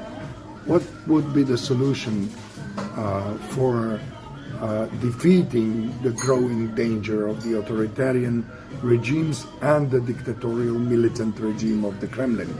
Well, one, is the immediate thing which we need to support Ukraine. We understand that there are gross human rights violations. It's a war crime what is happening there. We see the population being raped and all of that. So, the question is so what the hell is the United Nations doing about that? Which is just provide the security and all of that. So, but that's a more long-term thing to fix our international system and the international institutions. The other long-term thing, if we are not talking about the immediate supply of the weapons to Ukraine and helping them to defend themselves, is to make sure that we are confident we go back to the very roots and the foundations of what the Europe is, and Europe is about freedom, democracy, and human rights. I think that at some point, many Europeans became lazy. They think that the human rights are taken for granted, that it's going to be for ages and ages. And even with the elections in United States, recently we see that not all is well with the health of our own democracies as such. So therefore, we make no mistake. It's not someone is going to be lecturing someone about the democracy. We need to also fix our system from within, but we also need to admit that the democracy cannot be taken for granted, that we need to defend it, protect it, and fight for it when needed. So in this regard, also I think that I would like to see that democracy and human rights would be at the forefront of our foreign affairs, of the foreign affairs of the Euro-Atlantic community. At some point, I think after this big bang of the expansion of the EU in 2004, we kind of had this Fukuyamish type of thinking that end of history, that it's everything changed and everything is going to be good, all right, rainbows and butterflies. Yes, and there was this statement of the Russian dictator Putin at the Munich conference when he said that maybe the next summit of NATO should be held in Moscow. You saw smiles and everything there. So there was some naivety, if you will. Was it naivety only, or maybe only also protection of some interests yes, of the elites? I think that the answer is complex here. One thing which we need to admit, and this is a big conversation to have with our own populations, there's nothing which is for free. There's nothing in the world that is cheap. There's no cheap oil, there's no cheap gas. If you have cheap oil and gas, somewhere there's exploitation of nature, devastation of the natural resources, and if there are no cheap goods. Talk about China. If there are cheap goods, most probably we are talking about some sort of modern slavery where these cheap goods are. Someone is exploited. So I think that we need to understand, and whoever who has worked himself with their own bare hands, in the garden, they know how much it takes to grow a plant, grow a tree, and all of that. Yeah, being a professor of international relations and political systems, you probably understand the relation between the economics and politics. Yes. And that cheap gas and oil actually goes within certain messages and certain strings that are being delivered in those economic packages or trade packages.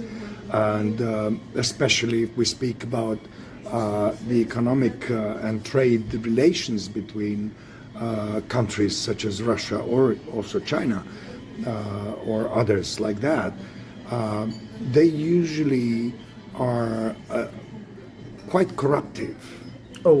And because they don't refrain, because it's state-controlled or controlled by a very narrow circle of people, so they somehow manage to get to the leaders, to get to the key decision-making structures and corrupt them. Yes. And actually those cheap oil and gas deals are, in the end, very expensive. Oh, absolutely, yeah. Okay, they make a few people very rich, but then they strip the society from the stability, from its own peace.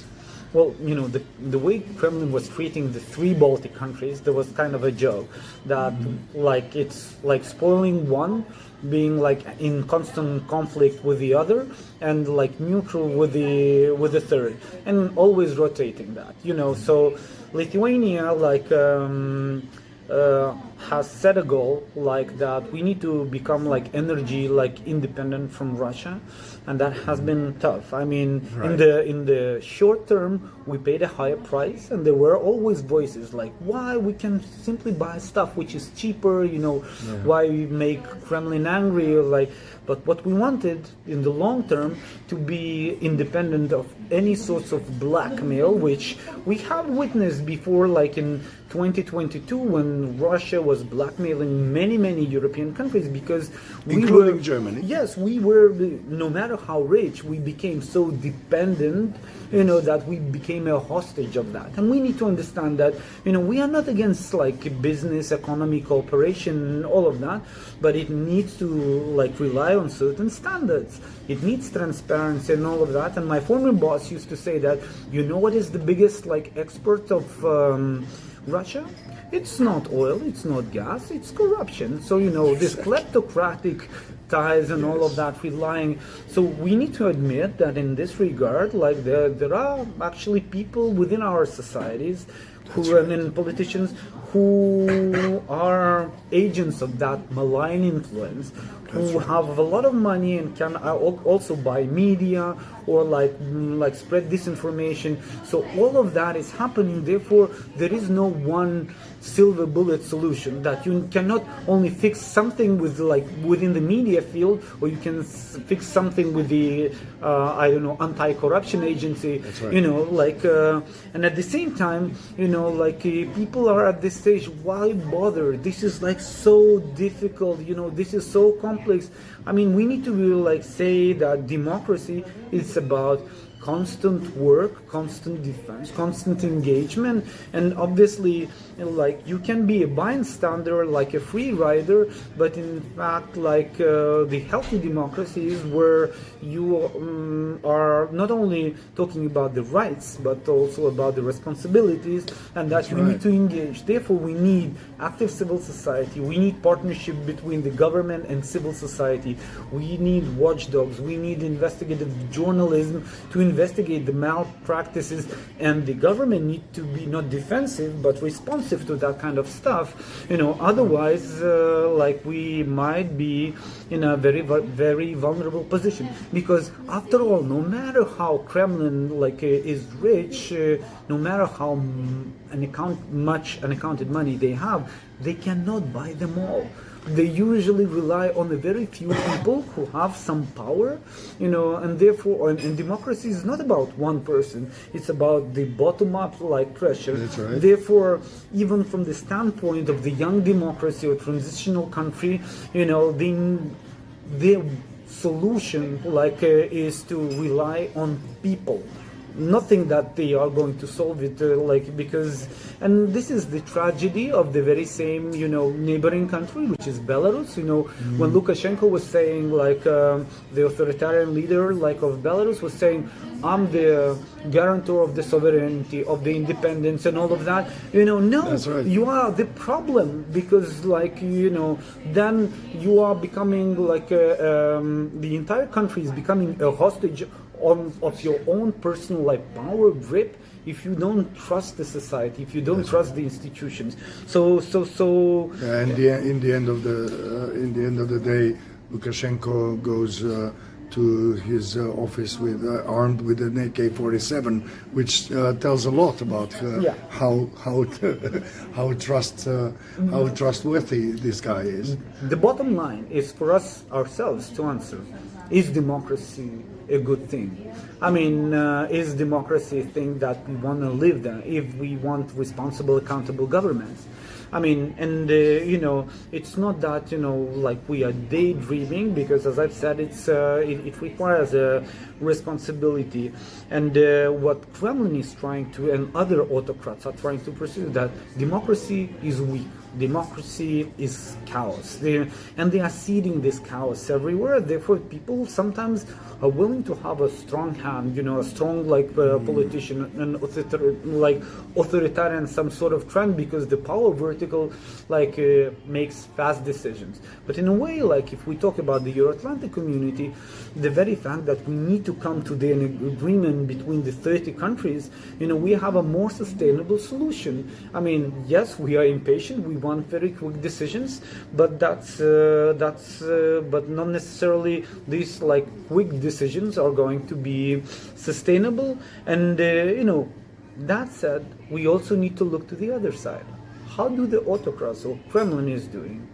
And I think that they are not doing great. You know why? Because you know, they are unable to create anything sustainable. What they can do is to mess around, but they cannot and destroy.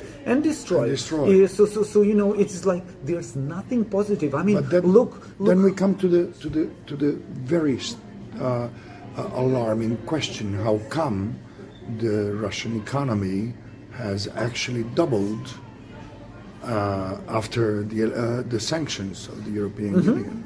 So that means that the European Union and also the Euro-Atlantic community was not decisive enough to impose sanctions, but to stick to them. Well, first of all, Kremlin has adapted to some of the, I mean, they were here. The sanctions are working, but we need to broaden, deepen, and make sure that there's no circumvention of sanctions, which is obviously, when you have 30 countries, is not easy. Also, if you block the way via Belarus or like Central Asia, you know that there are going to be some things going through Emirates, through China, and all of that. So, you know, and also we need to admit that imposing sanctions, we also are taking we are also losing something, because some of the, I mean, there are certain costs of imposing sanctions too. At the end of the day, I want to say two things where Kremlin has some advantage: unaccounted money and brutal force. That's what they have. And you know, whenever we are spending, I don't know, 1 penny, we need to account for the money. Kremlin, whenever we would, I don't know, give the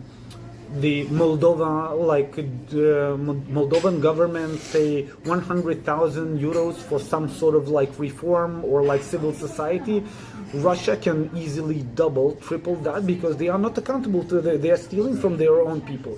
So that's when it comes to, it's not that Kremlin is much more rich.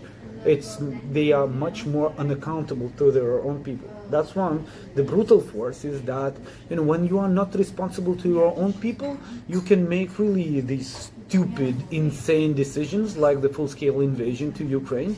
You know, because you know, anyone in Brussels, in Paris or Berlin, by saying we need to respond back, strike back, they understand the consequences of the of the war. They understand what is going to be the impact to its own population, and obviously responsible governments, therefore, and democratic governments are not prone to immediately go to war. So, but I think that in the long run, though, of course, Ukraine is paying a big price. We see that this solidarity with Ukraine is there, that this weapon supply is happening, the financial support aid is coming, the willingness Lithuania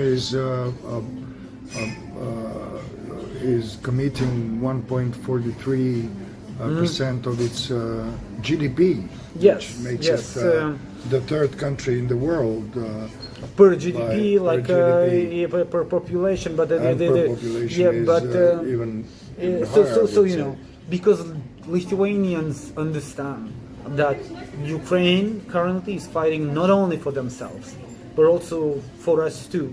Because if Ukraine falls, then you know the Russians are going to go to the other country and maybe Baltic countries.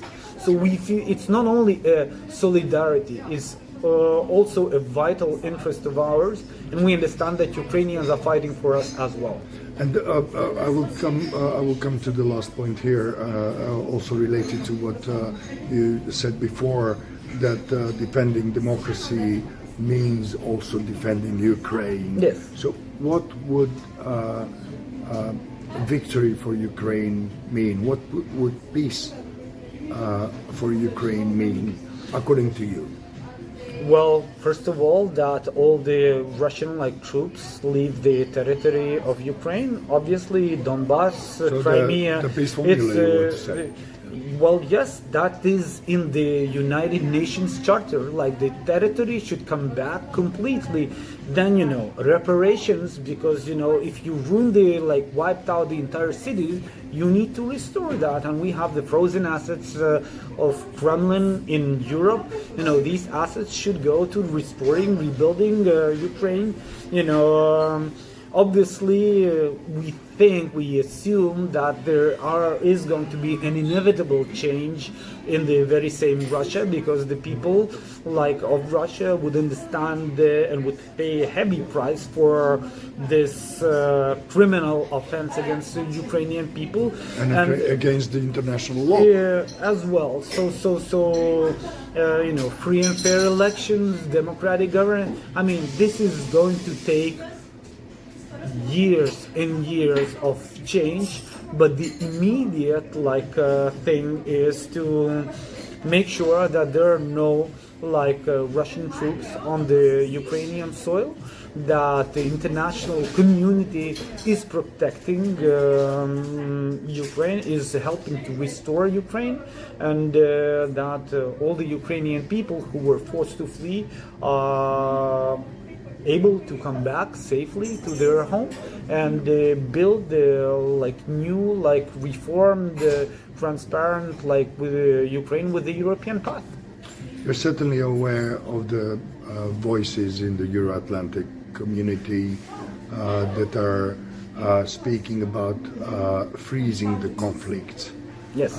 As part of the path to the peace, which would mean that freezing the conflict would mean also practically ceding part of Ukraine to Russia. What would you say that? Why is this so? And what would you tell them if you were able to deliver a message to these voices, to the carriers of these voices?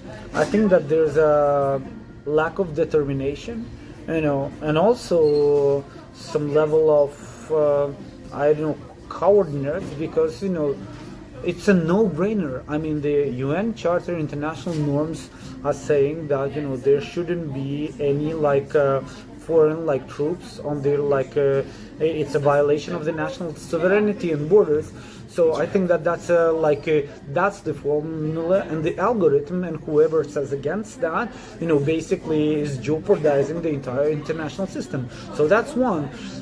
Second, I mean, if we talk about some sort of transitional solution, you know, which is immediate, I'm lecturing arts of negotiation, so I understand that there might be some interim solutions, phases, and all of that. There were a couple of suggestions voiced like that.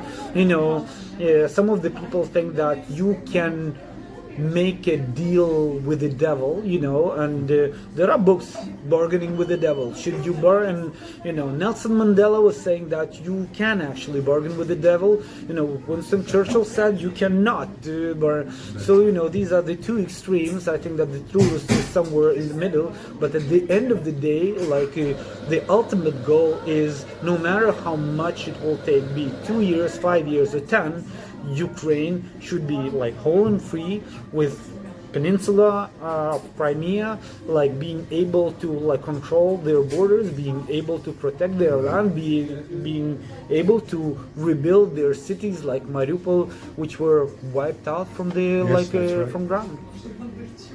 Thank you very much for this conversation, Professor Jurkonis. We'll stay in touch. Watch. This is how my dad got a flat belly at 60s. Okay. This is day 17 of doing nothing but this chair workout challenge every morning. I am following the workout plan on the YogaGo app. All I need is a chair and 15 minutes. I already feel like in my 20s. Highly recommend giving it a try. Let me express my deep appreciation to civil media. Watch. This is how my dad got a flat belly at 60s. This is day 17 of doing nothing but this chair workout challenge every morning. My sincere compliments to you. It is my great honor to moderate this panel with such a prominently challenging title, and it is countering authoritarianism.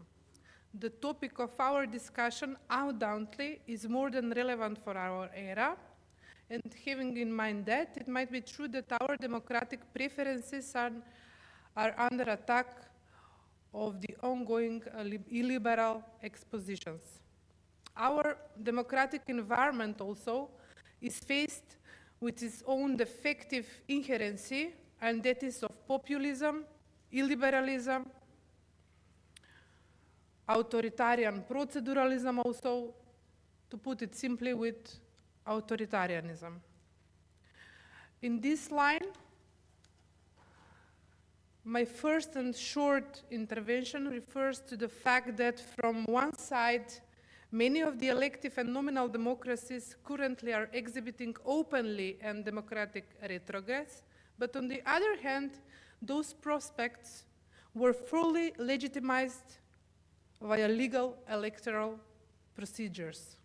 That means that the question of the phenomenology, let's say, of the democratic elections should be put again under microscopic observation and brings us to the consequent and urgent question, and that is, are the elections adequate and still sufficient tool for organizing our political life on genuine democratic ground?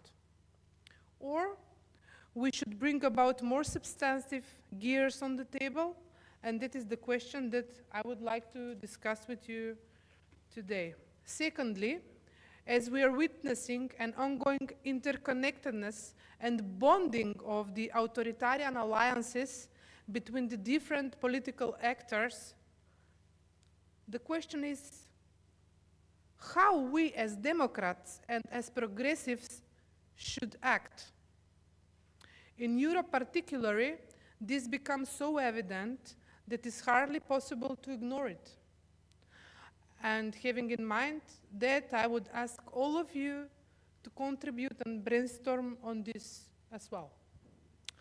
Although our eminent speakers probably will deliberate on various strategies and best practices to resist authoritarian attacks, as a moderator of this panel, I would strongly appreciate if they can put in special attention to the useful tactics against disinformation that can have a capacity to counter their malign influence, and of course that is because those are such powerful instruments for enabling the authoritarianism indeed. So now let me shortly present to you our panelists. First, today with us is Her Excellency Grunding Steinker, the Vice President of the Southeast Europe Association, board member of Euronatur Foundation, and former ambassador of Germany here, but also in Montenegro, but she will serve as diplomat in embassies of Moscow, Roma, Oslo, Zagreb, and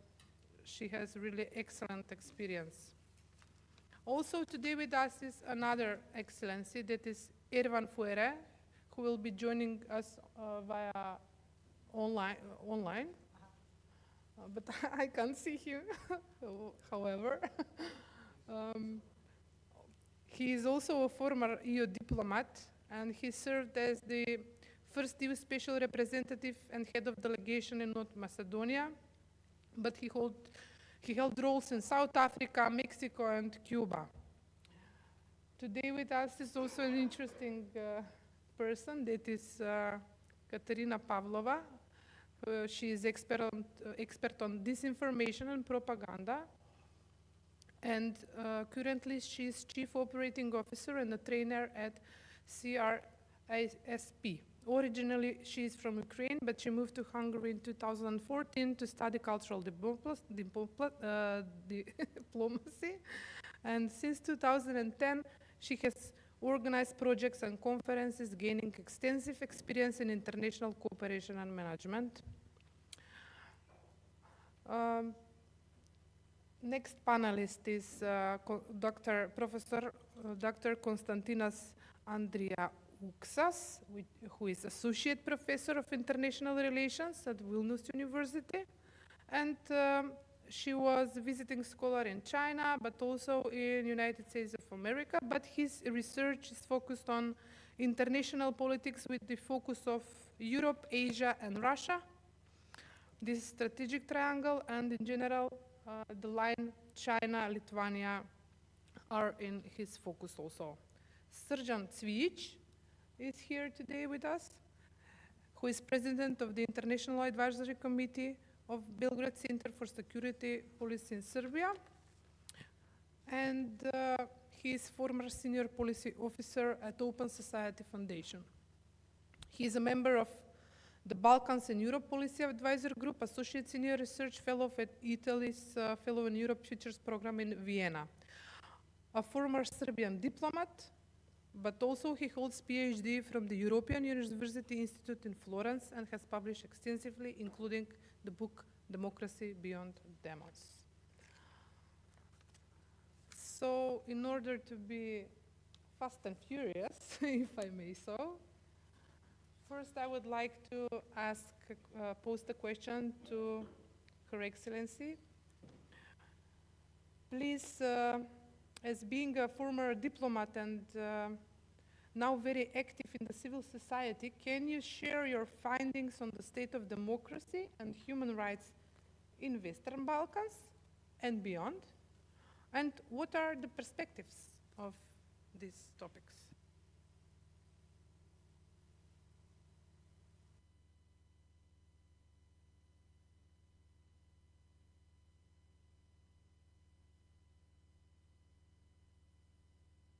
I have to say a few words to our host and organizer, Civil, that I met Jabe Derala shortly after my arrival in Skopje 2011, and I learned to appreciate the work of Civil during 3 years in the country as one of the best organizations in the field of enhancing civil society, protecting human rights, and promoting a free society. I particularly appreciate the very clear position Civil took from the beginning regarding the Russian war of aggression in Ukraine, maybe the greatest danger right now for our part of the world. Green Civil is addressing the most imminent danger with a worldwide effect, climate change. Both challenges, as well as many others, are used by the intensive hybrid warfare from Russian and its allies. Authoritarianism is indeed an overarching danger for the so-called free world, now ever more than before. The definition of authoritarianism, according to the Oxford Dictionary, is the enforcement or advocacy of strict obedience to authority at the expense of personal freedom and lack of concern for the wishes or opinions of others. If this is the definition, I wonder why people around the world and recently in many European countries vote for persons and parties which are clearly in favor of authoritarianism. This is a warning sign which we should take very seriously. In these extremely difficult times with its multiple crises, many people are afraid and intimidated. They understand that huge changes are taking place, but do not know how to react to them. It is, of course, the choice of each individual group of people to respond to these challenges, but politicians, business elites, and intellectuals should play a leading role in these responses according to their responsibility. But often the opposite is happening. The political, economic, and so-called intellectualist elites are rather misusing their influence to even more intimidate the citizens. They are looking for personal or group interests, and they are looking also for authoritarian solutions. Hypocrisy is a widespread phenomenon in international politics. This has a huge impact on ordinary voters because they see the failure of the ruling elites and ask for alternatives. This must be discussed and tackled wherever possible. I do not know the solution, of course, but I know that freedom is crucial. Solutions can only be found by free persons in a free society with free media and a free discourse. And that is something which is always underlining also the former German president from East Germany. This would be in accordance with the thoughts of one of the greatest Germans, the philosopher Immanuel Kant, whose 300th birthday we celebrated this year. This is not the place to discuss Kant's philosophy. It's too complex, too huge. Many books were published about him this year, and you will find a book even in English and maybe in your language, whether it's Macedonian, Serbian, Albanian, and read more about it. He's not easy to read, not only because of his complex thinking and his complex language, but in view of the complex problems that mankind must resolve now, I think it's justified to refer to Kant. I'm referring here to one of his most known theses. Cite it first in German. Die Menschenwürde ist ein Status, der das Leben von Menschen über jeden Preis stellt. Alle Menschen haben ungeachtet ihres Rangs oder ihrer sozialen Klasse den gleichen inneren Wert oder die gleiche Würde. Human dignity is a status which puts the life of men above any price. All human beings, irrespective of their position or social class, possess the same inner value and the same dignity. This became the charter of the German fundamental law after the Second World War, the first charter of our constitution. Die Würde des Menschen ist unantastbar, sie zu schützen ist Verpflichtung aller staatlichen Gewalt. Human dignity is inviolable, protecting it is an obligation of all state power. I'm proud that the founding fathers and few mothers of the German fundamental law after the Second World War and the darkest period in German history with the Nazi barbarism, they took this Kant principle as the first chapter of the German constitution. And it also became the first chapter of the EU Charter of Fundamental Rights. Human dignity, human dignity is inviolable, it must be respected and protected. Looking at the definition of authoritarianism, which I cited above from the Oxford Dictionary, it is very clear that an authoritarian state can never be a solution. I think we must take the worries, fears, and anger of people these days very seriously. The problems we are facing are extremely complex, and therefore there can be no simple solution. But it is the task of politicians, intellectuals, business elites, to explain to the ordinary people that solutions will be difficult and painful. For me, there is no question that those who are richer and stronger must shoulder the heavier part of the burden. The supporters of authoritarianism promise easy solutions, but in fact, these solutions will only lead to more problems and more injustice. The promise of easy solutions for complex problems is a lie, and we have to say this every day and everywhere. We have to say and to prove every day that the human dignity is inviolable. And in view of the reality, what is happening in Ukraine, what is happening in the Middle East, but what is happening in Sudan? Nobody talks about it. The terrible war, hunger, and in many other places of the world. I could mention Myanmar, I do not want to continue. But we have nevertheless to say and to underline every day that human dignity is inviolable. That is why easy solutions with migration. Now we send all the Syrian refugees home, what say some politicians in Germany, but also in other countries, and what is certainly one of the aims of Turkey by interfering into the situation in Syria, is that they want to get rid of these 3 million Syrian refugees. So we have always some interest. But the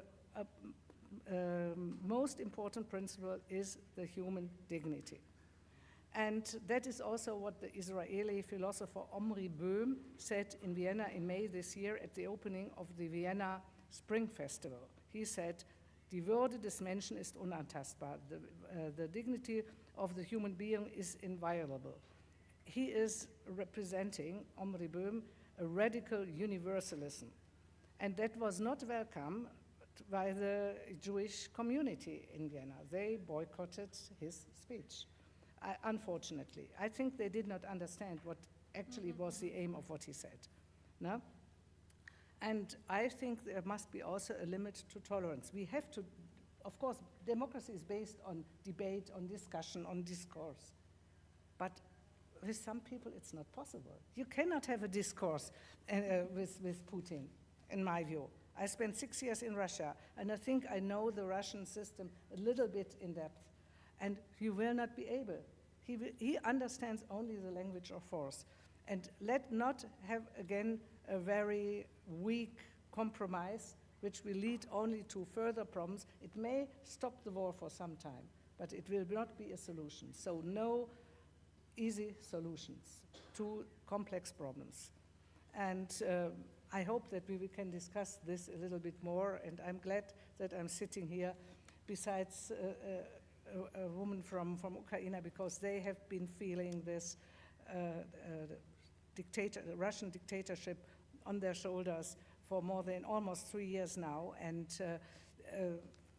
young people here in the region don't understand it. I spoke to a young, not so young anymore, but relatively young Serbian woman, and I said, isn't it terrible what's happening in Ukraine with all these bombings every day and many, many other crimes? And she said, yes, but we suffered also when NATO bombed us. She simply didn't, she's a nice person, but she simply didn't understand what had happened and what is happening now. And that is because Serbia is under a full-fledged attack of Russian propaganda every day. And people are really have a disturbed mindset, in my view, really. Someone said this to me, I talked to, but in any case, so I will put this forward and say, if we do not take human rights and this human dignity as the basis of all our thinking and speaking every day, then things may go very wrong. Thank you. Thank you, Your Excellency. I don't know. Okay, thank you. Thank you, Your Excellency. You made great points in different for different topics, and you've mentioned Serbia, you've mentioned intellectuals, and I am really eager to know how it is possible that this propaganda against intellectuals, which is promoted via authoritarian regimes, is spreading so intensively, even as anti-scientism, which means this is a part of their agit-prop agenda. They hate intellectuals. They go against intellectuals. They scrutinize them, they satanize them. And this is the question when, in all authoritarian circumstances, is addressed and ideologically supported. But they have their own intellectuals. Don't forget. Yes, of course. There are quite a few intellectuals which actually are in favor of authoritarianism. Even in Germany, I could give you the names of some. I don't want to do it here. But I'm sometimes frightened. People who are professors, who are, have a long career. Now, she knows better what is going on in Germany. And I'm shocked. I'm shocked that really and well-known intellectuals. We have same here. They So just we're signed a familiar with that. new letter, 32, of these intellectuals for that practically Ukraine should compromise and give up. Also interesting is how authoritarian alliances are making their bonding. How do they share their know-how? What are they doing? I mean, I have an impression that our progressive families, human rights defenders, are in a way weaker than their ways of bonding. What do you think on this, dear Katerina? Yeah, I'll start with, like, you know, representing a German NGO here, but on my badge it says Ukraine, and I always, wherever, like in whichever function I am, I represent Ukraine too. And what it means to me is this feeling of never doing enough. Mm-hmm. And I'm not on the front now, and it's a decision for military shoes. I choose military shoes to go on this stage because it somehow helps me to reconnect with what it is actually about, and to be grateful to the people who could also sit here in a nice warm room, but they decided to go on the front and to fight for democracy with their bodies, and maybe also to die for that. And we definitely need to remember about that yes, we are not doing enough, and we have to do more. What it's also about for me, it is like, you know, going from one country to another to try to somehow reconnect and connect the democratic forces, what you were saying. And I see it as a problem number one, yes, that that the dictators are really good at bonding and are really good at networking. And the Democrats are thinking 10 times before they network with someone. Are you good enough for me? Are you professional enough? Is it comfortable enough for me to cooperate with you? So we need to face this problem first of all. We are really bad at networking and keeping the connections. And I will name 3 problems, and I will also try to give some solutions to them. The second problem is that disinformation and propaganda target people on the level of information, emotion, and values. And what we were also asked to talk about here was media literacy. And I think that media literacy is only about information. And this is where we are weak. Our weapon is not good enough. We are like, okay, we see that disinformation is working with people on 3 levels, and we counter it with just one direction. No, we have to go deeper. We have to go to search for something more. And then, wait, I wrote it down, what I wanted to say. What are your findings and analysis on how disinformation and propaganda from Kremlin affects democracy and human rights? Maybe you can tell us more on Ukraine. How is it coping after more than 1,000 days of full-scale invasion? It's more than 10 years, yeah? So it's definitely more than 1,000 days of war. It's more than 10 years. And like the third problem that I would like to tackle is that the main effect of disinformation is that it's not that the fake news is spread. It's not that people believe in false information. It's that people don't believe in anything. People tend to think, okay, we live in the post-truth society, so there is no need to search for the truth. I just give it up. But still, in the end, they believe someone. So it's like the facts don't matter anymore. Mm-hmm. If Trump says migrants are eating cats and dogs, sure, people somehow know this is not true, but they decide to trust him. Mm-hmm. They decide to go with him. And this is like what we are really losing. We are losing this trust from the people. People don't want to search for truth. That's why also media literacy is not an answer. Because we can have people who are really good at defining what is fake news and what is not, but they would still go for authoritarian regimes. So what I suggest, for the thing about like not only working on the level of information, but also to work on with the emotions and values, we need to leave the rooms like that. We need to go on the streets. We need to go to the cafes and bars and to face the people and to speak to them. This is extremely emotional and time-consuming and very uncomfortable, but I don't see any other way than to do that. We, as CRISP, the German NGO, do it in Eastern Germany. So I let people who are brainwashed by Russia throw their narratives on me. And it's no pleasure, but I can then somehow bring them to some empathy. I can try to change their perspective. I can search for the emotion and for some value that connects us. Because they are in their echo chamber. It doesn't matter how good my reels are, how great my articles or books are. I also brought my book. We analyzed narratives that are most widely spread in Germany, like the anti-Ukrainian myths that are mostly widely spread in Germany. Nice tool, yes, if you want to prepare teachers to work to fight against disinformation.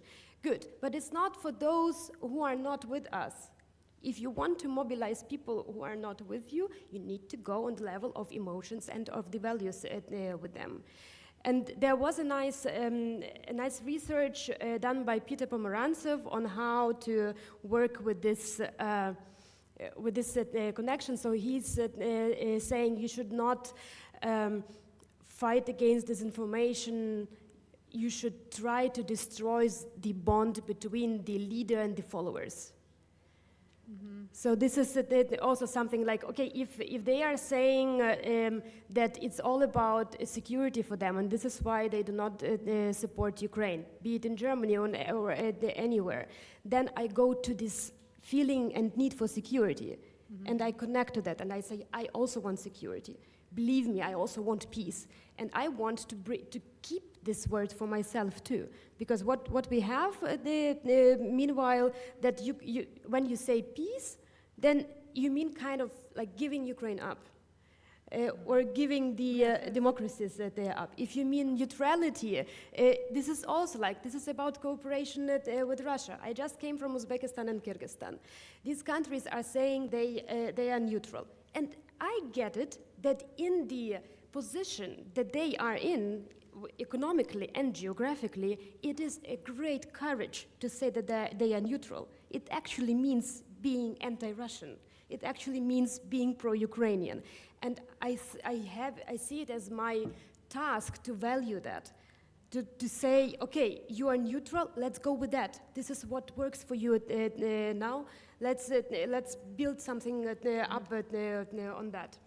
So this is about the street dialogue and the dialogue on the everyday places. And we have a project with not such a bad financing, and unfortunately we don't find enough people who are not just fans of democracy, but are fans enough to go out of the seminar rooms, because we are too comfortable for that. And this is like my task somehow, and I hope that you will also join me on this, that mission to like mobilize people for democracy. Another one, this like a post-truth society. I think what helps here is like non-formal education, the old methods, you know, the critical thinking, fostering. What we do here was developing educational materials together with the teachers from Moldova, Georgia, and Ukraine. We based the method on dilemma-based learning. So we say, if we have students in the classroom who are already reproducing this information, then we need to bring them back to taking the decisions. Okay, so we put a very complicated moral question, and the moral questions are things like where everyone takes a decision right away. So we motivate them to take decisions there, and then to bring it more into, okay, so what about consuming news? How do you take decision there? You cannot always stay just like kind of balanced out and not be anywhere. You need to take some decisions, and you need to base them on morality. And then the third thing about this the alliances. So it's not just enough to be connected.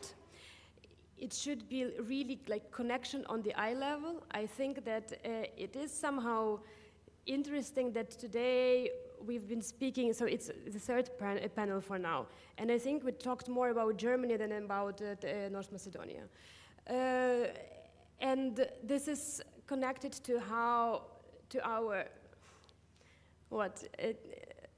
somehow imperialistic connection of the knowledge. Who are the experts? Who are bringing the expertise to the room? And I have to admit, Germany is really bad at countering disinformation. I think that North Macedonia is way better in it, that we see such a resilience here that we should learn from this, and we should hear why is the North Macedonian society so resilient, and take this knowledge to Germany and destruct this like monopoly of expertise. And then also what I see a lot in Central Asia, countries there also don't learn from each other. They always need an American to come and teach them, or anyone else who is like seen as an expert by everyone, and then they would still criticize, yes, but it doesn't work for us, you didn't localize your knowledge, but it doesn't lead to next time invite more local the experts, or also like invite experts from some unpopular countries, and just to see, okay, what out of there can we take? So this like demonopolizing the expertise and professionalization. What we see, autocracies invest huge amounts of money in disinformation. But because they take the decisions as one person decided to destruct social cohesion in the democratic countries is their priority number one, so they pull all of the resources together and invest it there. We don't have that. We take the decisions together. So we need to be better at countering. And here I see, for example, how new methods are being used by the autocracies and how they are being neglected by the democracies. TikTok, AI. We say, oh no, that's too tricky for me, I don't deal with that. But I think that AI is a great tool. It has the potential to help us fight disinformation. Why don't we yet have in every country chatbots on checking the Russian disinformation and offering the narratives to counter them? It's not such a complicated thing to create. But instead we see that the AI is being used for deepfakes, etc. Same about TikTok. The right-wing parties are like so present there, and we are saying, yeah, but it's not very ethical, and we don't want to go there, and probably it will die anyway soon as the other platforms. We're not fast enough, we're not professional enough, we are not networked enough. Thank you. Impressive. Well, as soon as I'm familiar, at the level of the EU, there are even some tendencies, regulation on to regulate all this media, and how do you find whether this will be useful or will go in line with the problem that you already mentioned, the regulation of the media assets and platforms that are using for spreading propaganda, also data, using the data? Well, we see that the X has decreased its regulations, yeah, but I also heard about one interesting effect of that so what we had before, we had Twitter more for the democratic debate. Then we had several parallel platforms for the people who are spreading conspiracy theories and so they took over the people from Twitter to their other platforms. And now, by not having those regulations on X anymore, people are coming back to X. So maybe it might also have some kind of a positive effect. At least we are in the same room again, or like in the same digital room. We have more access to them again. Just as like one hint of light there, maybe we should also use that, because like if we only go with an analysis of what is happening to us, then yes, the world is not becoming easier and more welcoming to us, but we need to work with what we have. Thank you, Katerina. Dr. Konstantinos, what is the effect of your aggressive neighbors, Russia and Belarusia, including the everlasting open questions of Kaliningrad, on democracy and respect of human rights in your country? What can we learn from the Lithuanian example? Thank you. Thanks a lot. Indeed, I have to apologize the rest of the panel and the esteemed auditorium because I'll have to leave in about 10 minutes, so the time is indeed pressing. Apologies for that. It is my pleasure and honor to be here. I am representing Vilnius University in Lithuania, and obviously for us Lithuanians, the Russia-Ukrainian war is a key issue, but it happens to be an extra personal issue for myself as well. My father, he is ethnically Lithuanian. My mother, she is ethnically Buryat, which the Buryats, they happen to be the largest ethno-linguistic minority in Siberia. And at the same time, the Buryats have been very much prominent in a negative way, in a negative fashion throughout the entire decade of this war. To give you a reminder, the war goes on for 10 years. And I've got an anecdote, a story to tell, and two conclusions, two recommendations that complement the previous esteemed speakers in this regard. Back in July 2014, I was in Russia, I was in Siberia. You know, my mother was attending after the graves of her parents. I also came along with her. Previously, I spent quite a lot of time there, almost probably every single summer of my life, roughly. So that would not make it 6 years, but 3+ definitely. And I had friends there. My birthday is on the 16th of July, midsummer, right? So we had a party with my friends, and then the next morning, you know, just woke up, switched on the TV screens, etc., and saw the news about the Ukrainian military plane being shot down by the so-called rebels representing the so-called People's Republics, the Donetsk, to be particular in this regard. And my friends, being, well, my friends, they perfectly understood my political position on the issue, but our relationship was, you know, we're kind of pinching one another when it came to the understanding of what had been going on in Ukraine back then. And they were like, look, we shot your plane again, like that, right? And this appeared to be the case because throughout several months beforehand, the Russians had indeed shot a couple of planes, transport planes, including that with Ukrainian paratroopers on board. But only several hours later, the narrative in the federal media switched like this, because it turned to be clear that it was MH17. And my friends, those same people who just a couple of hours ago were laughing and making, you know, jokes about these being the Ukrainian servicemen, right? They were like, oh, look, right? These are the Ukrainians who actually shot the plane. And I was like, are you stupid? What is going on? I mean, how come that you are interacting with reality in this manner, right? Whatever the federal box is telling you, you're internalizing it. And you know, this is the key issue. The Russians are not stupid. They do understand that there is reality, right? But they choose to ignore it. This is how authoritarian countries work. If the Russian reality about the war, about their predicament, about the entire history of the country, about their history particularly since Putin's arrival to power in 1999, not 2099, with the bombing of the apartment buildings, which is not a conspiracy theory, you know, FSB and all, it's the most plausible version. Let's just start from this, right? If the Russians would suddenly internalize the entire story of their life, because we've got a generation of the Russians who knew Putin only, that's it, it's their father figure in many ways, then their reality would crumble. And this is their personal choice, right? A very problematic one. Now, complementing to the esteemed contributions just made, I've got two key recommendations. The first, it has to do with the fact I very much liked your point about Immanuel Kant. Obviously, he was born in Königsberg, right? We would call it Karaliaučius, the Russians would call it Kaliningrad, an occupied city in an occupied region. In fact, this is something that we have to be plain about. And the region is very dear to our hearts because we happen to be neighbors.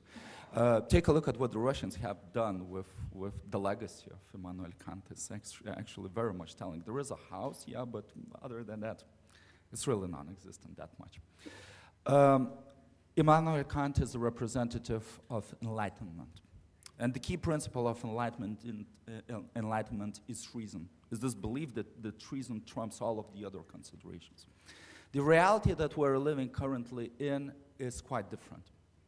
Our philosophical tradition these days, the Rhenic one, is about deconstruction. It's postmodern, right? In many ways, it is about questioning everything. It is about questioning the objective truth, right? This brings quite a lot of problems. You know, the Trump effect, the Brexit in general, you know, it creates the environments for propaganda to truly thrive. And this is a big challenge that we've got.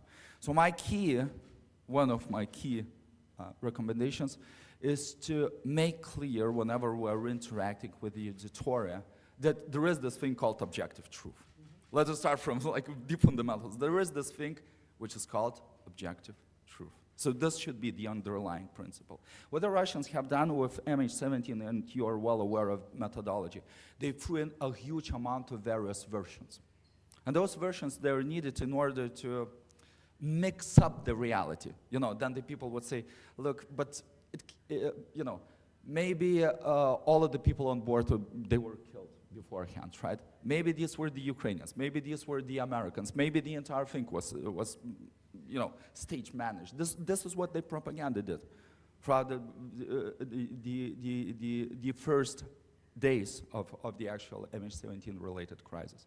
This is being done in order to confuse, right? You're well aware of this methodology. And then the Russians come up with, look, us shooting the plane is merely one of the versions.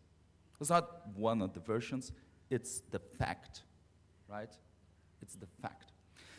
So this is the first point about the objective reality. And the second point is about how to speak about the objective reality. It is about the vocabularies that we're using. What the authoritarian countries have done in the informational domain in particular, and what they are continuing to do, they're taking the concepts that we deem to be objective, that are describing social, political, and other phenomena.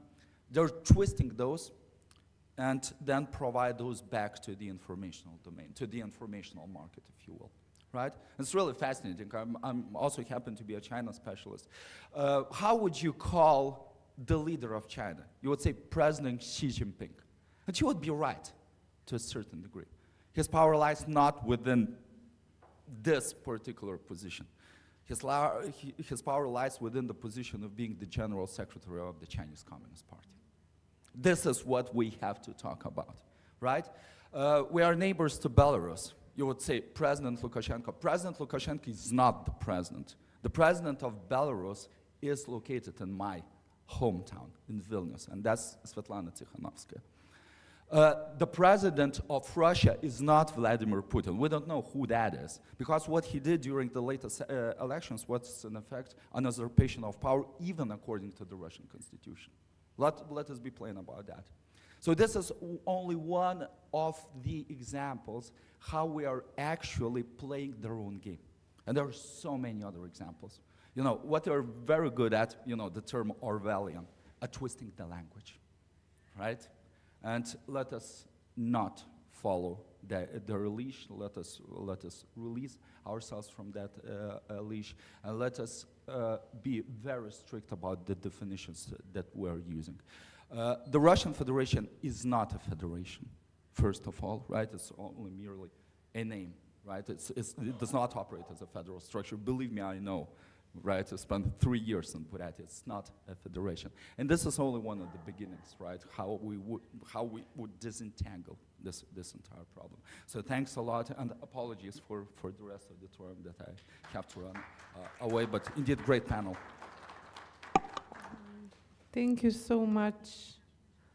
I'm sad that you have to leave because I had many questions. However, have a nice time. Our next speaker is Sergeant Switch.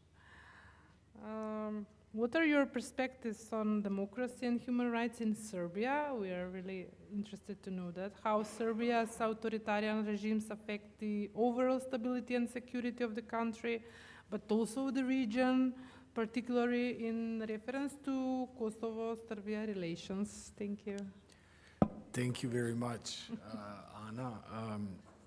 Well, I would like, yes, to start maybe by and it is a direct answer to your question, by the way, by trying for us together to explain what are we talking about when we talk about the authoritarian countries. Because there is a certain tendency to, put aside Russia, Belarus, like kind of obviously authoritarian countries, and treat countries such as my own or Hungary as something different, and they are not. And this is what I want to explain here. In my country concretely, for almost 10 years, we do not have media freedom.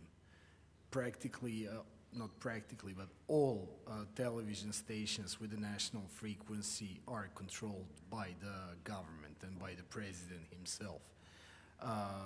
Only, less than 10% of the share is held by independent television stations that are basically on cable only. And in Serbia, still majority of the people get their information, through the public service, through the TVs with national frequency, and this is what shapes their minds about what we were talking about. The second thing is we refer to these regimes as competitive authoritarianisms. This is one of the terms used, but they're not competitive. Serbia is not competitive since December last year. In December last year, the ruling party bussed tens of thousands of people from Bosnia and Herzegovina to vote in Belgrade elections and in other elections. And I took this publication because I think you had this in 2014 in this country. So it's just, I think, yes, been there, done that. I think that maybe you would beg to differ, but I think in my country it was done on steroids in comparison to 2014 here, but I might be wrong on that one. And lastly, since August, this year, but if not before, we do not have, or at least the freedom of assembly is threatened in a serious manner. And I think these things then come together because how we look at these particular type of regimes that we sometimes call competitive authoritarianisms, hybrid regimes, they're not separate types of regimes. They're just in a process that is going towards complete authoritarianism, and you can stop it with a snap. Now on media literacy, the ambassador mentioned something that about Serbia. I think that's an interesting case. Actually, it is not Russia to blame for the way in which Serbian people think about the world, their own country, relations with other countries in the region. Their minds are shaped by the media machine of the ruling party in Serbia. So I think, and why am I underlying this? You may call the ruling party in Serbia useful idiots. We talked about it before.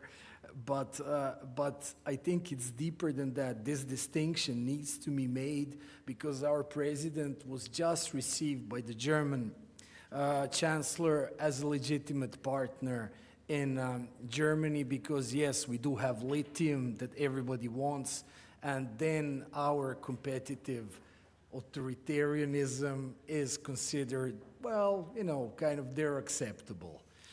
So I think this is a big problem that we have right now.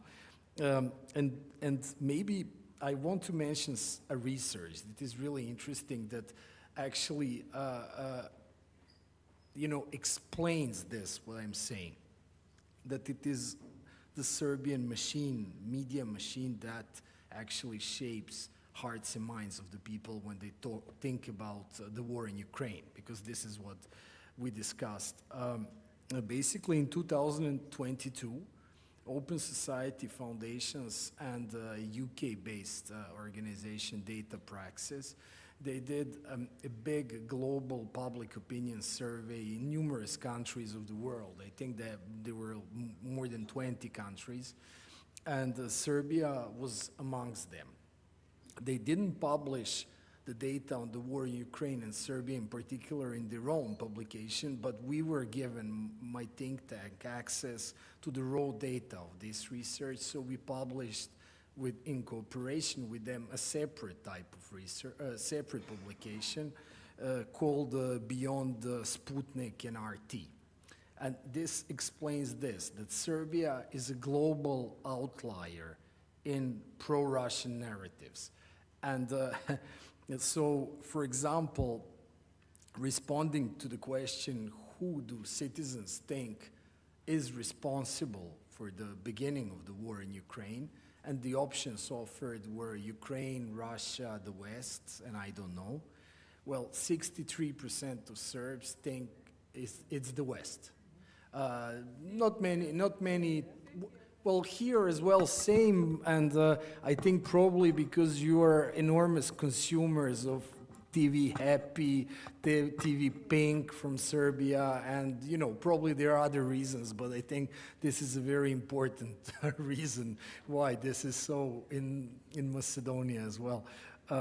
So this is one thing, and there are other countries of the global south that come close to this, like Senegal 52, Indonesia 50, but no one was as much as Serbia. But now, interestingly, an answer to another question, which is,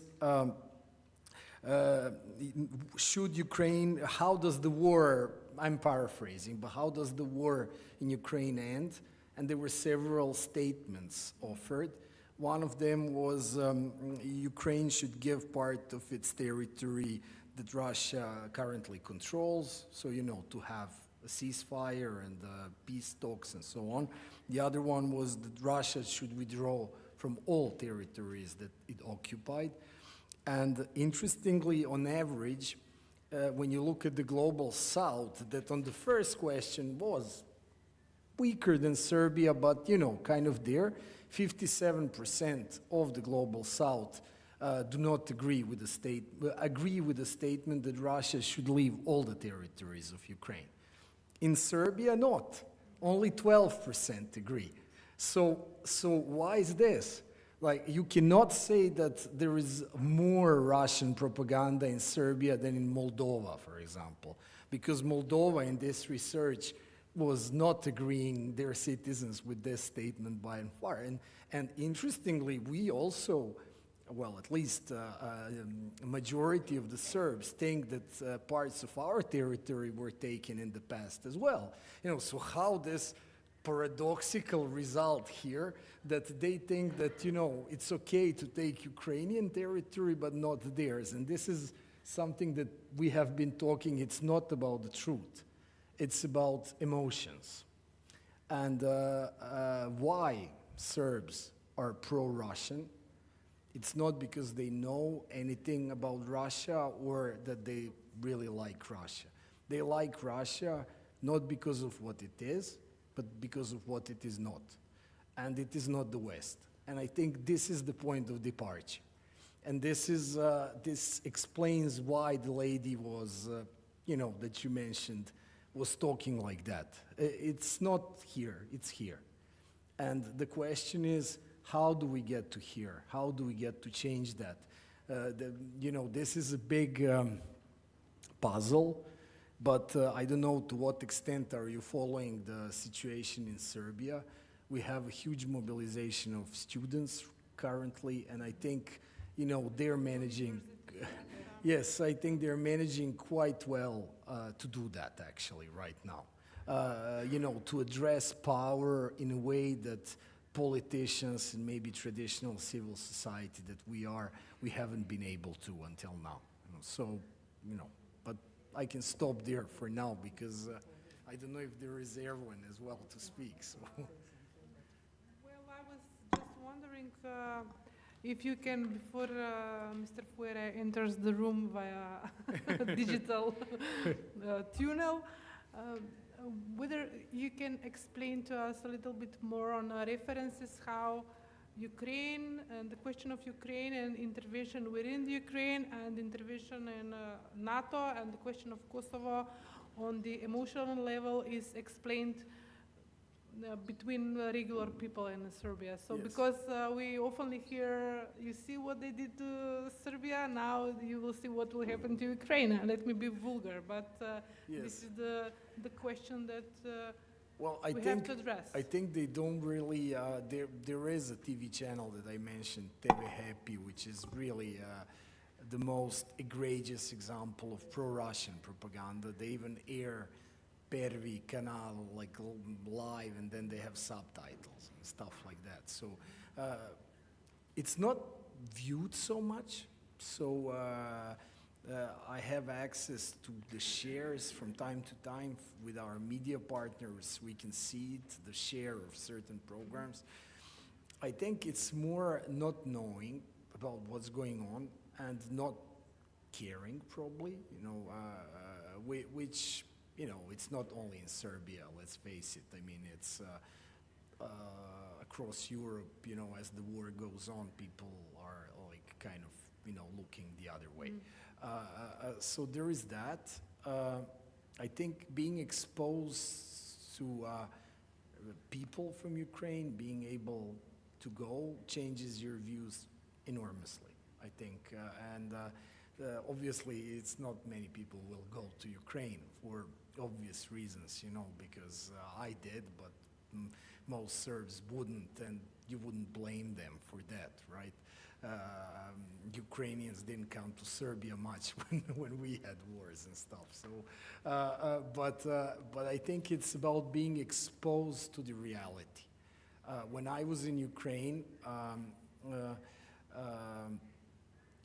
last year, I wrote a reportage about it from a human point of view, and it did have an impact, I think, of the readers of the newspaper that, you know, I wrote for. But in general, the problem is that our government is having this duplicitous game, you know.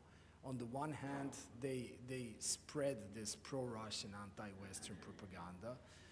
When, for example, the First Lady of Ukraine came to Serbia with Kuleba, the foreign minister, this visit went almost completely unnoticed in the media under the control of the government.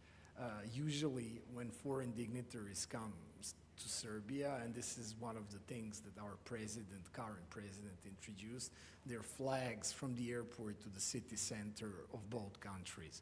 Well, guess which country didn't get its flag? It's Ukraine. So while the president is abroad, he brags about selling ammunition to Ukraine, which is good, you know. There is a dark side of it because it fuels an enormous corruptive machine within the country, and whistleblowers from Serbia, investigative journalists, wrote about that. But obviously in geopolitical terms, like lithium is something that buys him favors in the West. So there is this side, but he doesn't talk too much about it in Serbian media. And why? And I would... So you are saying he is a clever populist? He's an authoritarian guy that is authoritarian as much as he can within the circumstances that he is in.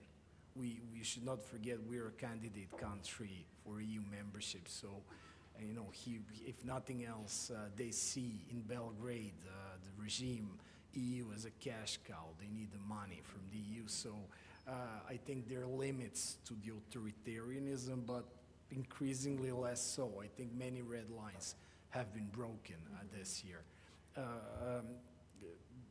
Yeah, but you know, maybe I could quote another research from 2021, December of BIEPAG, because you mentioned this other affiliation of mine. So we did a survey of the geopolitical views of the citizens of the Western Balkans countries. And in Serbia, it's interesting when you cross the political affiliation of the citizens and their geopolitical preferences, you see that by and large the ruling party voters are pro-Russian and pro-Chinese, so pro-authoritarian in that way. So why they do this as well, why they don't display Ukrainian flags and that, it's also because of internal political reasons. So they're kind of, it's, you know, like this tail wagging the dog scenario where, you know, they create a narrative that like bounds them in a certain, you know, limits their actions. So I don't, yeah. Thank you so much. I have many more questions. Unfortunately, we don't have time for all of them. Now, is it possible to check on Mr. Fuere? Yes? Welcome, Mr. Fuere. How are you doing? Where are you? Yes, I'm very good. I'm speaking to you from Connemara, the west of Ireland. Wow. One of the westernmost parts of Europe, I guess. I'm so sorry that I cannot be with you and to join in such a distinguished panel of speakers.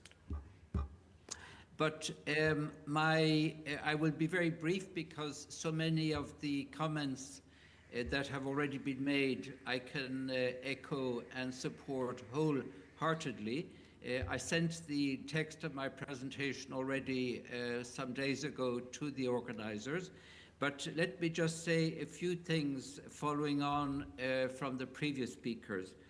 First of all, there's no doubt that we have been far too complacent in the European Union on the protection of fundamental freedoms and for human rights and democracy.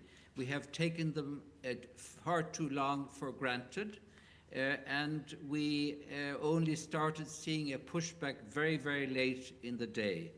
Look at the European Parliament, for example. It took a long time before the European People's Party suspended the governing party of Viktor Orban, despite the fact that he was demonstrating very clear actions, tendencies, actions that undermined the basic principles of the rule of law, which are sacrosanct and are part of the commitments that all member states must adhere to.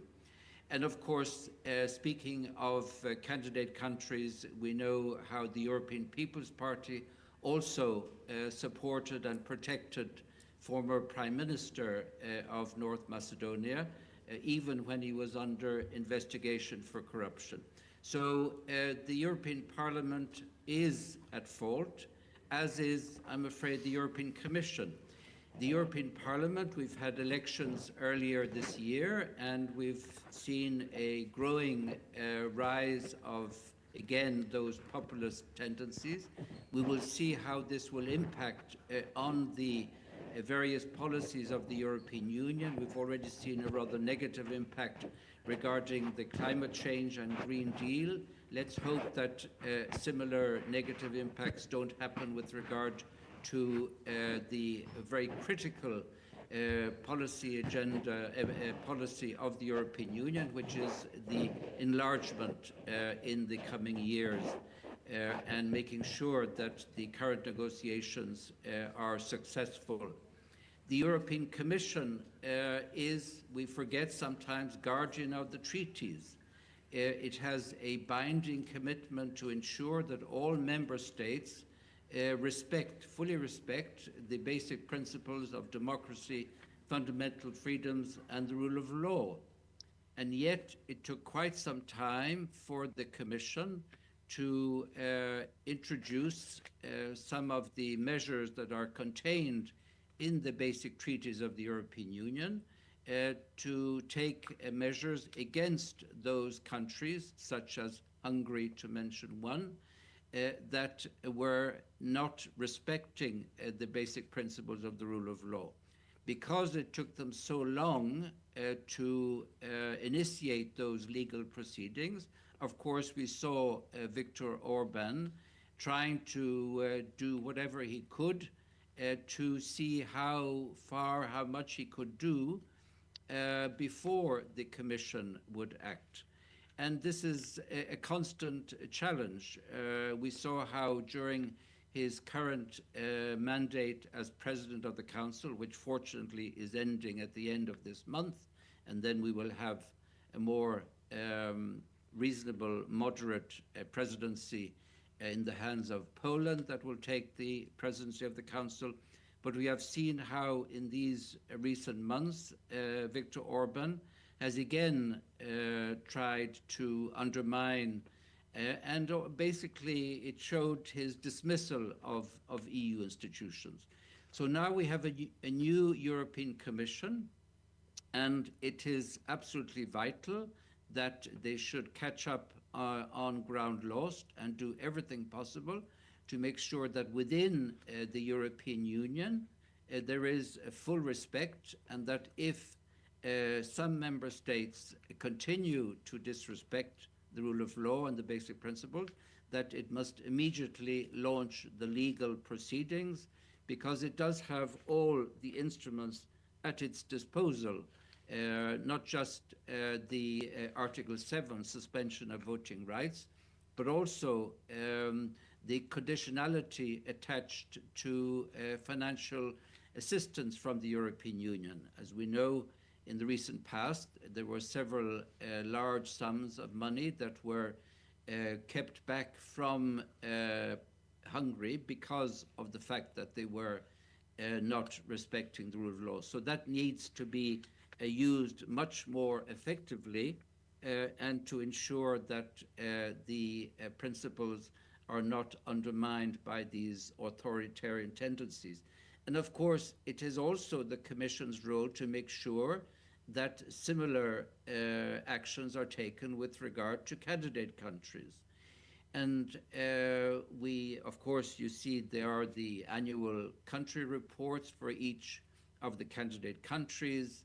I have to say, as Sergeant was mentioning Serbia, that I find it quite extraordinary that several EU leaders have been traveling to Belgrade, including the President of the Commission, and praising Mr. President Vučić for progress in the rule of law, when at the same time, if I'm not mistaken, and Sergeant, please correct me, the government is detaining more and more representatives of civil society purely because they are criticizing the government or campaigning against this lithium agreement that was signed some time ago.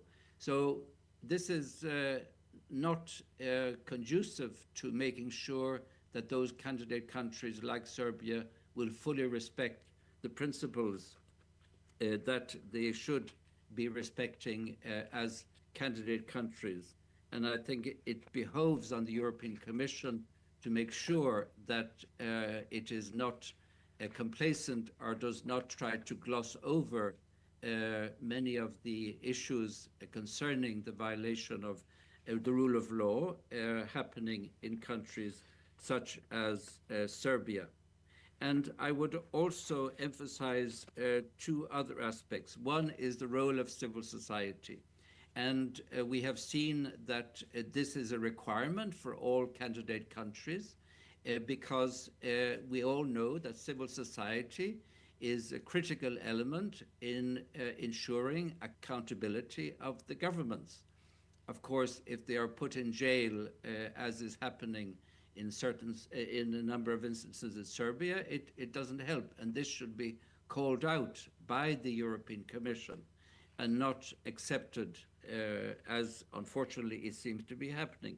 I'm delighted to see that the new Commissioner for Enlargement, Marta Koss, last week at an event I attended in Brussels, she was very clear, and she says that I will do everything possible to ensure that the governments fully respect the critical role of civil society.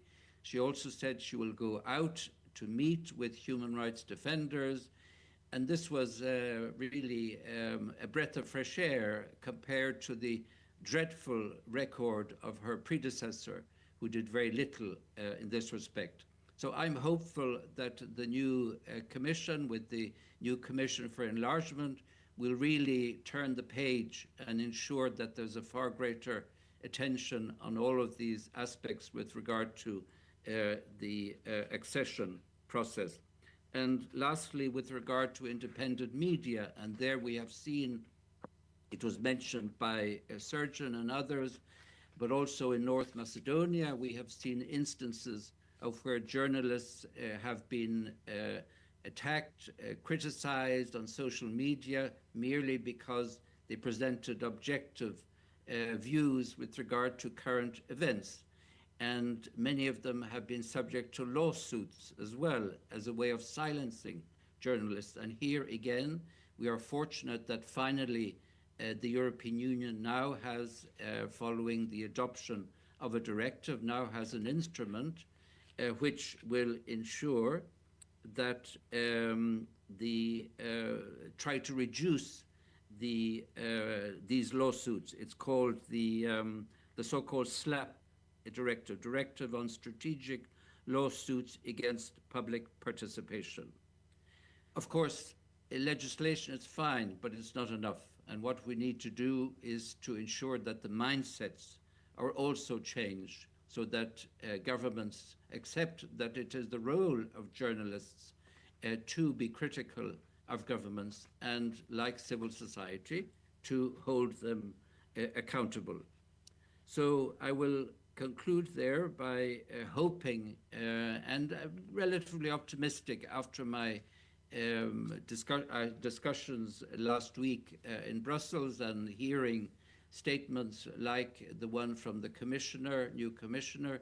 I'm hopeful that there will be a change of approach and that there'll be a far more rigorous attention to ensuring that both inside the European Union and with regard to candidate countries, full respect of the principles that are at the foundation of the European project, which we mustn't forget is a peace project.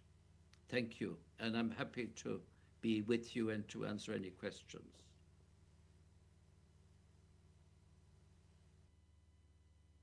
Therefore, before I give the floor to our panelists, I have one question, please, for you, which... Yes, I can hear you. Okay, because I don't see you, sorry. Sorry, you don't... But I can hear you very well. If I may ask you to put a word on North Macedonia, please, having in mind your decades of experience here, and how do you assess the new arrivals here, and in terms of course, in terms of democracy and human rights? Thank you. Yes, well, there's lots I could say on North Macedonia, but obviously time. And yes, it is clear that the North Macedonia is facing some difficult challenges with regard to its accession process, not least the issue of the ongoing bilateral dispute with Bulgaria. I asked a question on that to the commissioner last week, and she was very clear. She said that it is the desire and her wish that bilateral disputes do not impede the accession process, and she admitted that the Commission has not been as successful as it would wish in preventing bilateral disputes from undermining the accession process and also undermining the credibility of the European Union. Imposed solutions are not ones which will guarantee long-term reconciliation. Be that as it may, an agreement was presented, and so I think it will be important for the government to continue on this path to try to resolve this problem. But it is quite clear that bilateral disputes must be dealt with separately from the accession process. If they're allowed to impede on the accession process, if we allow history and identity and other such issues to enter into the accession process, then the accession process of the European Union will be a failure. and it's absolutely vital that the European Commission sets up a separate mechanism to deal with these bilateral disputes and to find common solutions that will not impede but promote reconciliation in the region. And that's another point that the Commissioner said, which was that part of her initial statement is to promote reconciliation, again admitting that not enough had been done in this respect, and this will now be also one of the important priorities for the European Commission in the region. And with regard to the media, as I mentioned, there have been, and the Commission's report mentions that, the recent progress report on North Macedonia mentions the various number of attacks and that have been perpetrated verbally, but also, I understand, physically, against journalists, and the way social media is being used by government supporters to undermine the credibility of journalists who are just fulfilling their professional duties. And there again, it is important that the government do everything possible to prevent this happening. Accepting criticism should be a normal part of a democracy. And like in Serbia, unfortunately, we see that the governing parties don't seem to want to accept that. So yes, there's still a lot of work to be done for the North Macedonia in the accession process. The rule of law, corruption is still a terrible problem, as we've seen the latest United States declaration on the blacklist people. And this shows in order to continue on its journey towards the European Union. Thank you so much. Since we are entering the the last phase of our panel, I will give you one more round of comments. Also, if someone wants to comment from the broader public, please welcome, so we can finish in 15 minutes max. Thank you.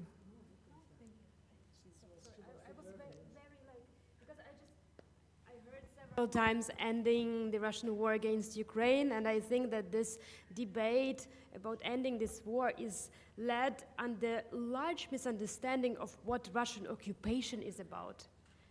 Russian occupation means torture, execution, deportation of kids. We don't see it enough.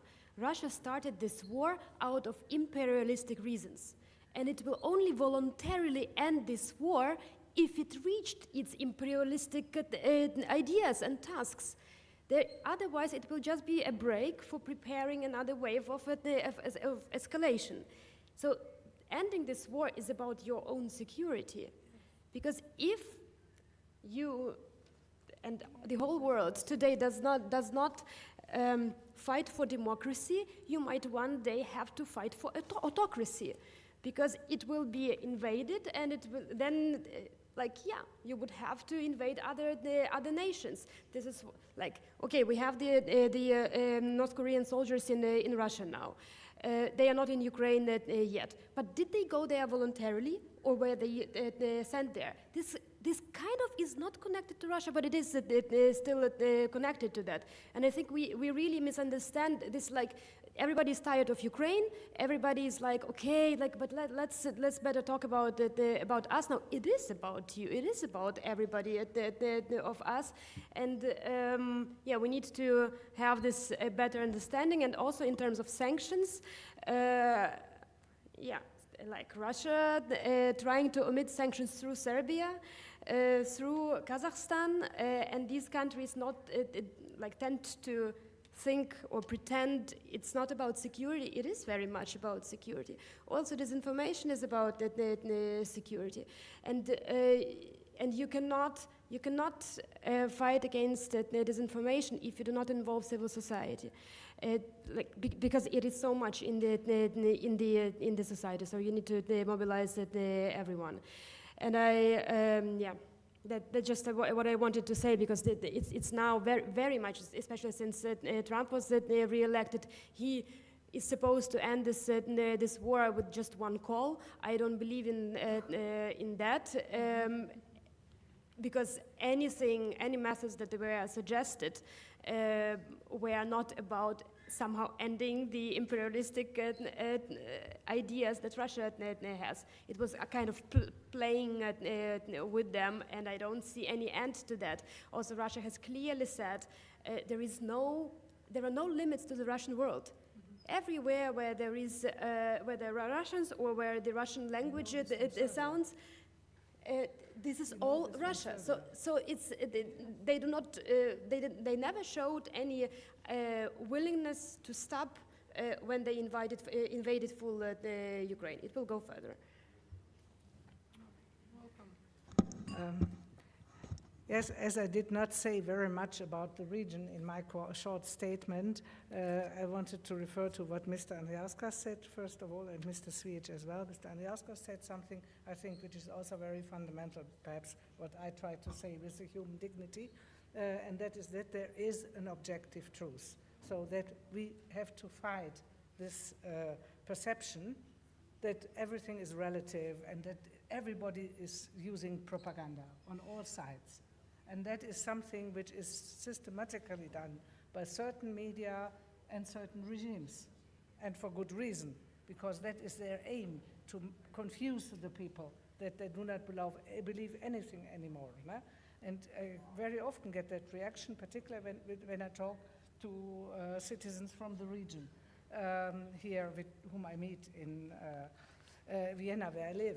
And therefore, that is something very crucial to counter it, because many of you are journalists or civil society activists, and what he said, go on the street, or what you said, go on the street, go into meetings and say there is an objective truth. And we have to fight for that truth and fight against disinformation, because it is really completely destroying the mindset of people. And what democracy needs is people who are clear about what is right and what is wrong. And then I come back to my thesis of the dignity of the human being. If this is not in our mind, that every human being in principle has this fundamental dignity and that we have to protect it, the society, the state, which is not the case right now, even not in Western countries. You mentioned Hungary was several times mentioned, but there are others, Slovakia right now, and I do not want to blame others, but we have the problem within the EU, not only in the countries here in the region, but they are weaker due to many reasons. Also due to, in my view, very disturbed EU accession process, for which the EU is responsible, for EU countries, including Germany, is responsible. And I very much hope that Mr. Fourier is right, that the new Commission will mean a new approach. What? He puts promising remarks. Yes. We'll get to a new approach, but after so many years also in this business, I must say I'm still somewhat skeptical. I hope that it will be better. And Mr. Sviec perhaps can say something. On this note, Ambassador, I think we are beyond skepticism. Nobody in Serbia, nobody democratically minded in Serbia counts on the EU, or very few people. We count only on our own forces to combat the regime. And even in such a situation, it has become a liability to count on the EU, unfortunately. But Erwin mentioned, and this is maybe an answer why it has become a liability to an extent. he mentioned, no, you're absolutely right when he says about the detentions. And I think what Professor also said is interesting. It's true. We should name the things by their own name, by their true name. And what we are facing in Serbia is illegal. Basically, when the environmental protests started, the prosecution and police, they abuse the Serbian penal code. They accuse people who are Facebook group administrators or things like that on charges of sedition and trying to overthrow the constitutional order, which are very serious crimes that they obviously did not commit. And then through plea bargain agreements that we have in Serbia, we have it introduced in our legal system in the 2000s, basically they make them confess a lesser crime that they equally did not commit, which is violence at public events and sports gatherings. So they have to admit that they committed a crime that they didn't. In the meantime, they keep many of them in detention. So this is a red line that has been crossed. And whatever the commissioner says, unfortunately doesn't change this. Maybe it will in the future. We hope we will. When our elections were stolen last year, we hope so much that the EU will help. I was even waving a EU flag in front of 30,000 people in Belgrade, making a fool out of myself, and what we had, nothing, absolutely nothing. We had the memorandum on lithium signed, and so. Blah blah blah. Yes, yes. This approach, okay. Dear guests, maybe you have some questions to our panelists? Or we can close the panel. Thank you for your attention. He didn't mention that he wants to. Maybe Mr. Fourier, if he's still with us.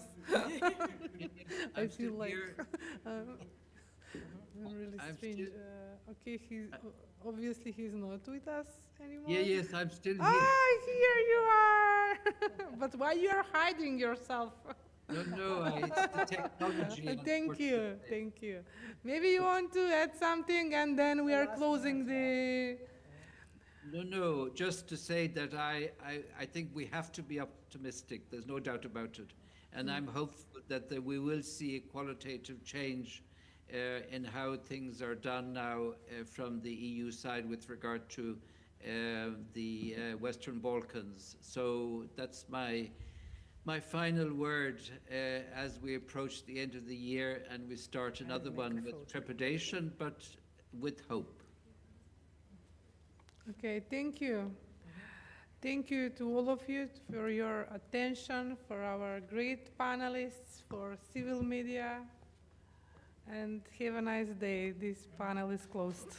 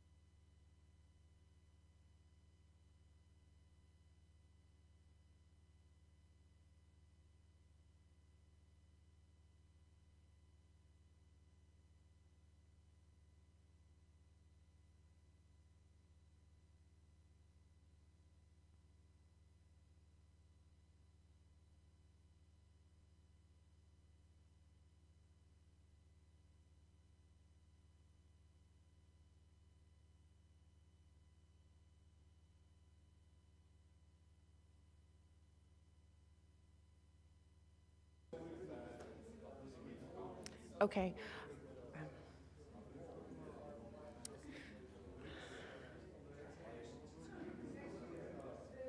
Ladies and gentlemen, we are going to start our next panel, our last panel of the day. Please take a seat, or if you are a panelist, please join us. Let's see. Yes, join us. And Professor Joseph will also.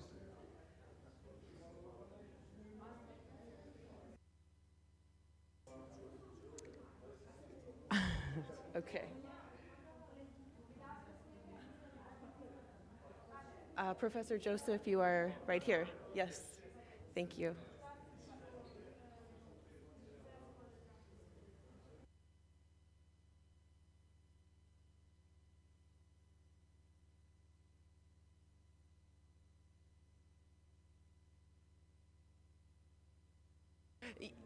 But to all of the viewing audience out there too. And it will live on forever.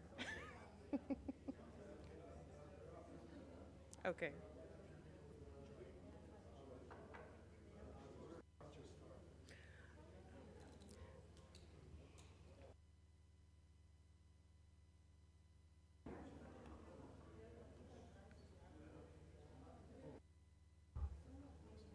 Okay, go grab it.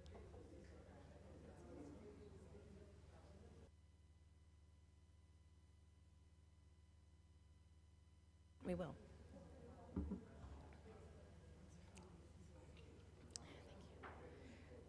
Okay, you're first. I'm going to ask you first. Okay. Hello, everyone. I am Heather Robertson, and I want to welcome you to this panel on the history and future of uncompromising commitment to democracy, human rights, and media freedoms. The idea behind this panel is to introduce some partner organizations, introduce some incredible experts in the field, and to share best practices, share what we have learned, think about making some recommendations. And on that, I have good news and I have good news, which is that we have collected over 120 recommendations so far from these panels and also from our roundtables yesterday. So if you look at your agenda, it says that we will be reading these recommendations and discussing them at 4:30. Clearly, I don't think that would happen even if we only had 10 recommendations, but we have so many that we will be writing them up and putting them together in a document. We invite, I'm not sure if Jabir's mic is on, but we'll invite you to send your recommendations in to Civil. Yes, please. Oh, okay. There. Okay, oh good. Okay, so if I may pop in, please, in the very beginning. Actually, so far we have 120 and counting recommendations, starting with the workshop that, thank you, of tomorrow, of yesterday, and all the way today, all the speakers, the great and diligent team of civil and civil media over there was picking up recommendations all day and adding them to a real robust document. Together with your interventions, presentations, and speeches that will be offered to you for editing sometime in January, it will compose a big publication produced by us and Media Dialogue and Youth for Media with the support of our newly joined partner, the new European People's Forum, and a great many other intellectuals who are already being recruited in this whole process, in this initiative, because this is an initiative, it's not a project or a one-off conference. Thank you. Sorry for hopping in. That's wonderful. So as I was saying, this panel is about exchanging ideas and best practices. And when I was listening to the previous panel, what Katerina Pavlova said during that panel really resonated with me. And that is that there's sort of this persistent idea that countries in this region and in Eastern Europe should learn from kind of these high-level experts that come from elsewhere. And that actually there's much to learn from the people in these regions. And so I know that's why I keep coming back to the Balkans and to North Macedonia, is to watch and learn how people can be brought together across differences in the context of war, not just recent war and ongoing war, but a long history as well. And be brought into the same rooms and to see if they can find some common ground. So that's what we'll be talking about today. I want to start with Professor Edward P. Joseph, who we are very honored to have here today. He is coming to us from, I hope you can all hear me, from SAIS in the United States. That is a wonderful institution where people like Professor Joseph can teach conflict management, of which he is an expert. Professor Joseph has more than 12 years of on-the-ground experience in the Balkans, negotiating, including negotiating between Serbs and Kosovar Albanians. So I think I want to start with you. I have so many questions that I would really like to ask you, but I just think, given what we have talked about today in terms of polarization, anti-democratic forces, media disinformation, all of these things, if you were to kind of be able to collect a group of actors into a room for a negotiation, to be able to resolve these issues that the region faces now, who would you bring into that room? What kinds of things might you talk about? And what resolution would you drive towards? Heather, I actually have a direct answer to Heather's excellent question. I don't know if it's the one really for this theme that we have today, but there is actually an answer. There is an answer to the difficulties in the Balkans. There is actually a clear answer, Heather. First, I want to thank Jabir for this organizing this outstanding conference. Really exceptional, and yes, and Wolfgang as well. And thank you for the invitation here. Quickly, I'm gonna. This is the last panel. I'm gonna end the way it began with my good friend and co-director, Sasha Ordanovsky. You mentioned recommendations, so we have them, and this are broader than the content. I just want to emphasize what we did. We just are coming now from NATO headquarters. We have discussed these in depth with the new Deputy Secretary General, Radmila Shekarinska, here, the former defense minister here, obviously well known, and I also had the honor not only to meet with Radmila, but also to present this to Secretary General Mark Rutte. So the point is this, Heather. It's not that you all need to dive in and get these recommendations. These are from youth leaders around the region. The point is to be concrete, to come to not just say, gee, EU, gee, NATO, there's a problem and so forth, but to really, what we asked these youth leaders from each of the WB6, including North Macedonia, plus 2 SAIS students, was, what should NATO do? And let me tell you, they are very interested. You think, oh, they went up there pro forma. No. We were there. I won't go into details, but let's just say Balkans were the topic of the day, of the very day that we were at NATO. So they are interested and they're concerned and they want ideas. And so my message is about recommendations is be concrete with them and be proactive in sharing them. And share this with you. Now, to answer your question, I'm going to segue and give you the answer. You asked, you know, gee, who would we talk to actually resolve and stabilize this? I would say the other point, Heather, that you're absolutely correct about is that there is a lot that we, the US and EU together, NATO, can learn from this region. I think it's actually very interesting. In many respects, the Balkans, and here's the key word, the Balkans have been a harbinger. It happened first in the Balkans, and then it happened everywhere else. It's actually a harbinger. Think back to the late 1980s. What was happening? Rest of Eastern Europe was completely quiet, calm. You had Slobodan Milosevic, you had Kosovo, you had the end of Kosovo autonomy, and guess what I'm going to remind you of? One of the most fundamental facts overlooked by so many officials. Removal of Kosovo's autonomy happened before the fall of the Berlin Wall, okay? So you had these processes in motion, which then all of a sudden the reawakening of history, all these ethno-national tensions, war, Russia and Ukraine, these type of aggressive power wars based on, in many respects, promoted and accentuated real differences, but then promoted and exploited by leaders like Milosevic, like Putin. So you have that, it's a harbinger. Is a harbinger here in North Macedonia.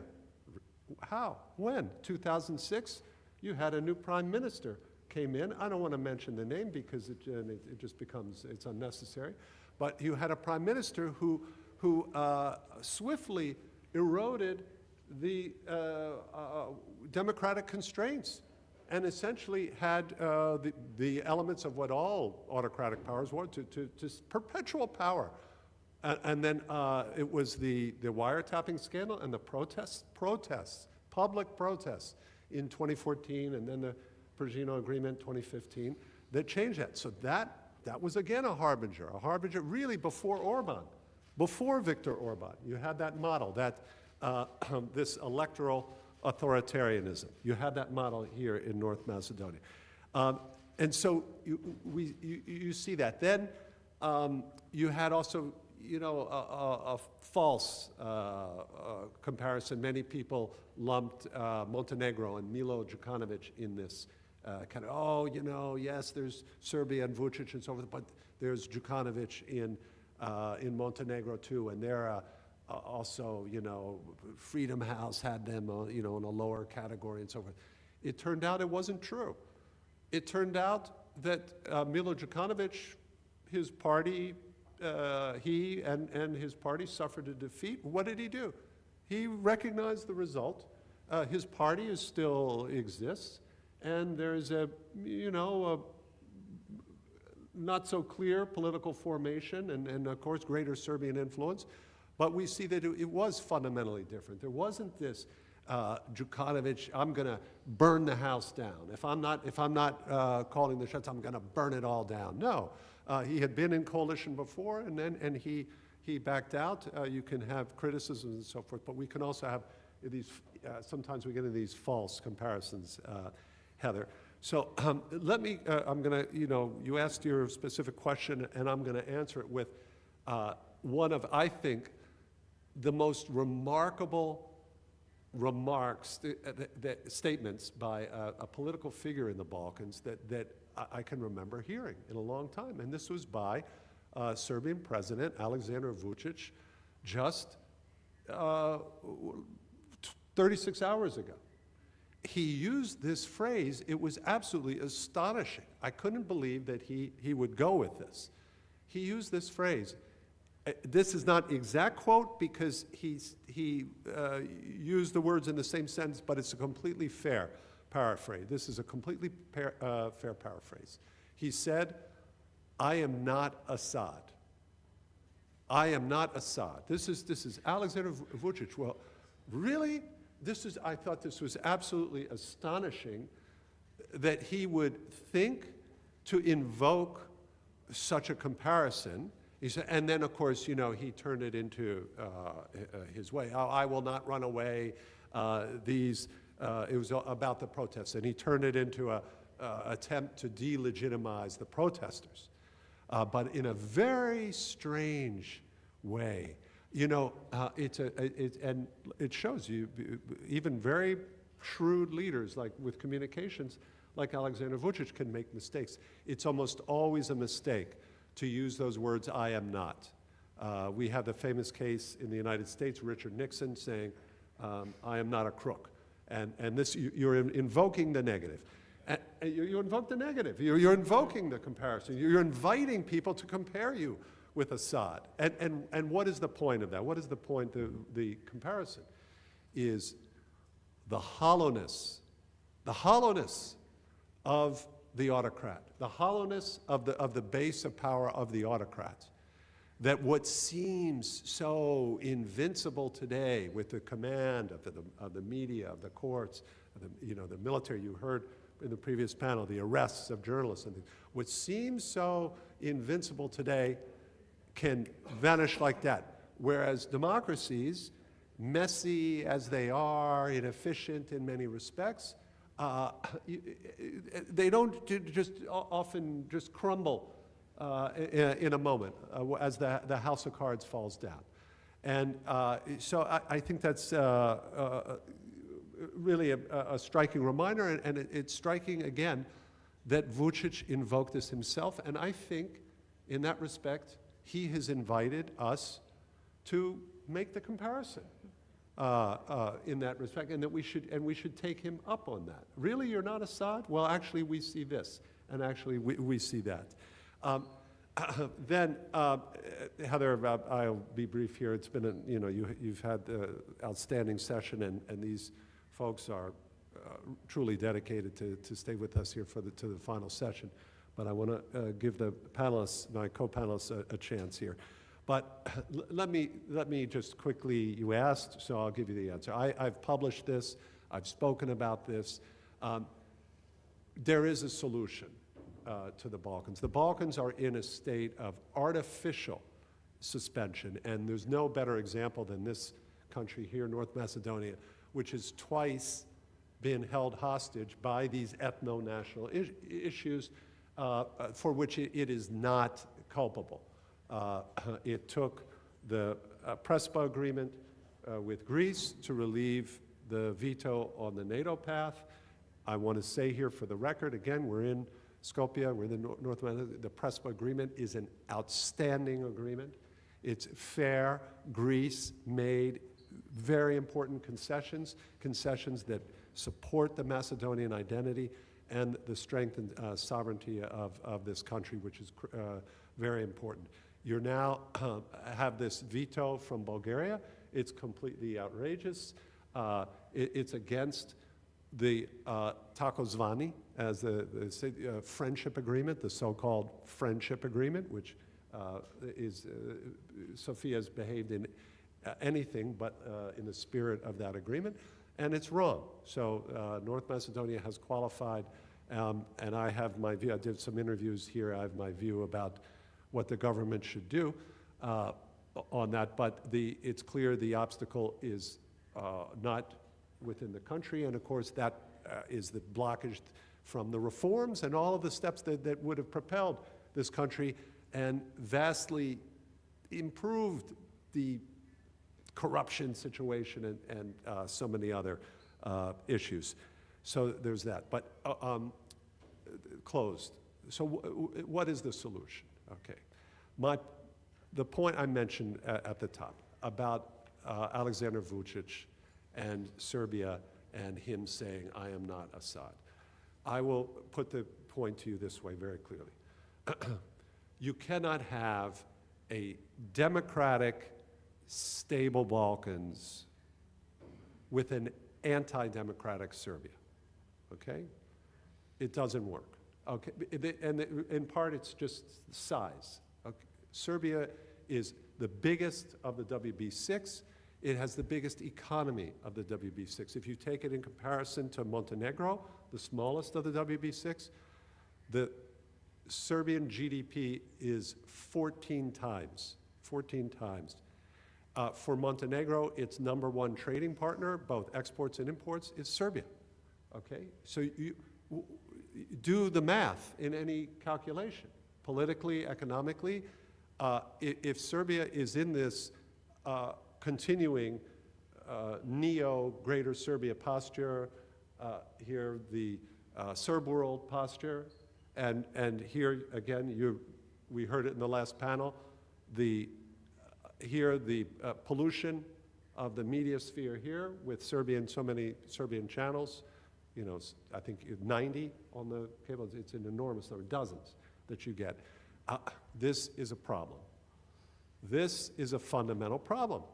So you cannot have this democratic advancement of the region with the largest country that has these interests in subverting neighbors, Montenegro, Bosnia-Herzegovina, and Kosovo. We don't have time, but there is a solution. It's very clear. The solution is Kosovo. Serbia is able to sustain this position because of the exploitation of the Kosovo issue. Those of you who are interested, I published this in a fairly well with co-authors from Serbia, Kosovo, and the non-recognizers. The only reason, I will tell you, this is my theory, and I'll close here, Jabbar, and turn it back to Heather. The only reason this whole thing, including the Bulgaria-Greece situation, because it never would have happened but for the fact that Serbia has never progressed, which gave opportunities to Bulgaria and Greece here. The only reason all of these countries are not in the European Union, the main reason, I should say, is because Europe is divided on Kosovo. That is the reason. And it's so obvious people don't even think about it. So this is the source of the stasis in Serbia. It's really just the 4 NATO non-recognizers: Greece, Romania, Slovakia, Spain. This is spelled out in our report. Our report is Johns Hopkins SAIS, Wilson Center. It's called From Crisis to Convergence. From Crisis to Convergence, a strategy to tackle instability in the Balkans at its source. From Crisis to Convergence. You can see in the executive summary, it's all spelled out. Those 4 countries, Greece, Romania, Slovakia, Spain, have handed their leverage to Belgrade because they say, we won't recognize Kosovo until Belgrade does. That means Belgrade basically is like Sofia. They're basically giving their leverage. It's as if Serbia is a member of NATO or a member of the EU able to block. So all Belgrade has to do is to act as if it is participating in the dialogue, act there, get EU money, but it has no interest in resolving this issue. It has no interest in resolving it because it has the leverage.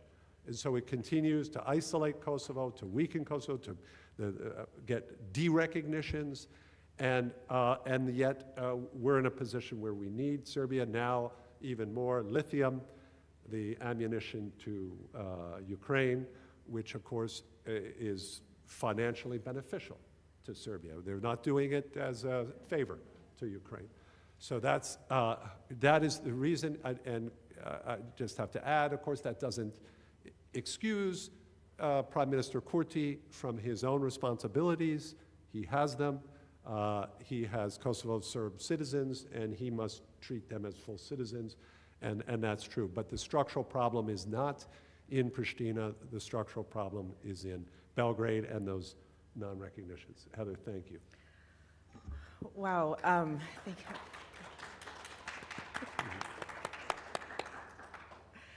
Thank you so much, and I'm sorry. I know that we are running short of time, but I can't resist. I really do want to ask a follow-up question, because when I'm in Serbia talking to friends who have been involved with resisting Vučić in various ways, they're immensely frustrated, and something I hear again and again, sort of like this refrain, people say, no one can do anything, no one can challenge him, it's just, it's this impenetrable thing. So what would you say to that? How, please. Sure. It's a great question. Heather, it's a terrific question. You had folks here from Belgrade earlier, but they are doing something. And this is why he said this about, I am not Assad. I will not run away. It was in the context of the protests. That's why it was foolish, in my opinion, very foolish for him to make that comparison.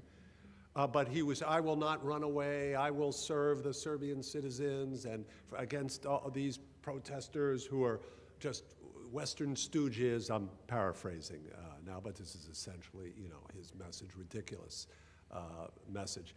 Here, the train station collapses, and the people need to be motivated by Westerners. I mean, come on, it's a spontaneous and understandable anger, and it comes, and it's for a reason. It's because the people understand finally the cost of the corruption, of the relationship with China, and ultimately the point about democracy. What it is, what's the essence of democracy? It's about accountability. That's the essence of democracy. People always say transparency and accountability. It's not true. Democracy is about accountability. Not everything can be transparent. It's not true. Even democracies have to be able to have discrete conversations, and people like Julian Assange are completely wrong that you have to blow up everything. It's not true. It's about accountability. It's ultimately the accountability of the government to the governed, to the people. That's the essence of the democracy, and that's what he's being called to account on. And so there is, the answer, Heather, is they are able, even with all the disadvantages, they have shown their power. They proved it 3 years ago on lithium, which still remains very unpopular. The mining of lithium, I hosted last week a panel of Serbian experts. This was online. Anybody can find it. We called it a Serbian lithium boon or disaster. And you can have 5 very respected Serbian experts on it explaining why it's a problem. And it's across the political spectrum there, and they forced the government 3 years ago to shelve the project. And now, of course, he was in Germany. He was with Chancellor Scholz, Vucic, and Scholz was, we need your lithium, et cetera. Well, guess what? The Serbian people have a vote in that, and they do have a vote, and that's really the point. They are not powerless in this. Thank you so much. This is so fantastic. It really points to one of the recommendations that I know has already come in, which is that we have to take every win and draw attention to it. And if engagement is working, to show that, so that people know that it does work and it is a possibility. So thank you. That's wonderful. Thank you. And it's a great segue too. And I don't know if this will work, but we have an activist, Dorotea Antic. Is she on? Or we don't have her? Okay. Cancelled in the last minute because of the events in Serbia.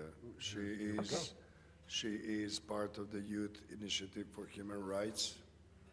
Quite a few of the activists, her colleagues and friends, have been arrested, molested, and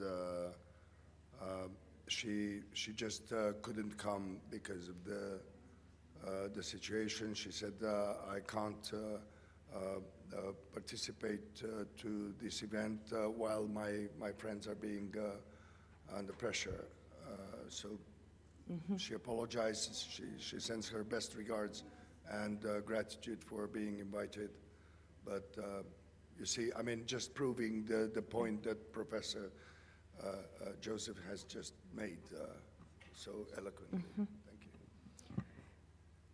Thank you. I didn't know that. I did know that she had been held for 4 hours by the Serbian police, by plainclothes officers, questioned for 4 hours, having no idea who these people were questioning her. So, that she's going on after that and continuing her work is really incredible, even if she can't be here today with us. I'm going to see if we are with her. Yes, we are with her. Okay, I would also like to find out if we have Olga Danuliuk yes. online. Can you hear me? We do? Oh, wonderful. Okay. Olga is a Ukrainian journalist, which is, of course, not the easiest thing to be these days. She's been described as entrepreneurial and as someone who's started new initiatives, new platforms, and I would love to hear more from you. And one of the themes for this panel, I'm not sure if you heard, it's so much about exchanging best practices, for sure, anything that you've learned that you would like to share, but also I'm curious, you know, how do people, how do all of us, but how do you in particular keep going? How do you encourage others to join and also keep going in the face of, I'm sure, anti-democratic forces? Thank you. Yeah, hello. I hope you can hear me well. Today, yeah, I'm speaking here from Ukraine because it was very hard to get to North Macedonia, unfortunately. Yes, but I'm obviously very, very happy to be here to talk to you all and to share some of my experiences, in particular to hear your voices. I might be a little bit pragmatic today. I will talk a little bit about numbers, a little bit about some information about local media in Ukraine, because I'm not just a journalist. I'm a journalist, and currently I'm an editor-in-chief of a local Ukrainian newspaper, which is located in northwest of Ukraine and borders Belarus and Poland. And I just started my position like in summer. I stepped in because my dad, who was editor-in-chief of this newspaper for a long time, now is serving in the Ukrainian army. And I will also talk about this today a little bit, because this is also one of the problems that media in Ukraine are facing currently. But before that, I would like to share some, as I said, numbers, and to talk a little bit about problems that media in Ukraine are facing because of war, obviously. And first of all, the main challenges are obviously a shortage of staff, psychological stress, and a lack of funding. What I wanted to say about shortage of staff is obviously because of big problem. Lots of Ukrainians evacuated, moved to European countries, or just flew the country. Also, lots of Ukrainians are currently serving in the army, including my dad, who would like to be in this conference too today, but he cannot, obviously. And this is the main problem that we are facing today. And about also psychological stress, obviously. I was even today stressed to have electricity to be able to talk today online with you, because as you know, Ukraine suffers from electricity blackouts, and even now I was checking if I'm able to speak freely and normally because of that. So we're facing these very pragmatic problems. It's something that we face every day, and it's not about theory. We face problems with democracy and threat to media in real life, with real problems that we see every day, as I mentioned before, with psychological stress, obviously shortage of staff, and so on. I would also like to mention that about lack of funding, because as I mentioned before too, I'm a journalist of northwestern local media, and for example, I would share with you that there was a study in 2024 by Media Development Foundation. This is a Ukrainian Center for Development of Independent Local Media. And they said that, for example, local media in Western and Central Ukraine receives less financial support from support than frontline regions. We were also, for example, in our media, we were thinking what we can do because, for example, only 45% of income of local editorial offices in Western regions of Ukraine have funding from donors, and they can obviously work freely and independently. And in comparison, for example, 73 of regional media in northern Ukraine, 87 in south, and 93 in eastern Ukraine, which is obvious because these regions suffer the most from Russian occupation, from Russian invasion, also missile attacks and so on. But this is a very bad comparison, I would say, because the whole Ukraine obviously suffers a lot in different ways from war that we are facing today. And what it causes, what's the problem, right, with this underfunding of Western also parts of Ukraine in terms of media? It's that because it creates news deserts. What is news deserts? I think you all know here that news deserts is when people in certain regions, they don't have access to information freely, so they are literally distant, they are in a bubble, they don't know what's happening. And it happens a lot in my region too, in our region, Volyn, because, for example, northern parts of our region that borders Belarus, they don't have access to Ukrainian media freely. And people there, they forced to listen to Belarusian propaganda from the border. And we also face this problem because it's hard to fight that, right? And I would like to say that obviously these news deserts, they harm the democratic development of our country, of our region also particularly. And here I would like maybe to stop because I led you with a whole of these problems, right? Slowly, gradually, I led to this propaganda, right? And sometimes when I think what we can do, right? Because in Ukraine, for example, we have lots of NGOs, lots of movements, also media itself. We try to fight it with our own forces, right? We try to, when we see fake news or when we see like literal propaganda, we try to replace this, for example, even Belarusian media, we try to reach to people from northern parts of our region with our newspaper. We try to talk to them, we try to build some dialogue, but I think it's important also, besides from that, all of us, people not only from Ukraine, but also people from all over the world, in somehow we are all kind of victims of the propaganda, right? We are all kind of victims of Russian propaganda particularly. And I think one of the solutions also might sound crazy maybe, but every time you read the news, it's important to ask yourself, you know, what I'm reading now. Am I a product of Russian propaganda? Am I, what the source of information? Some basic rules, right? But it affects our perception, obviously.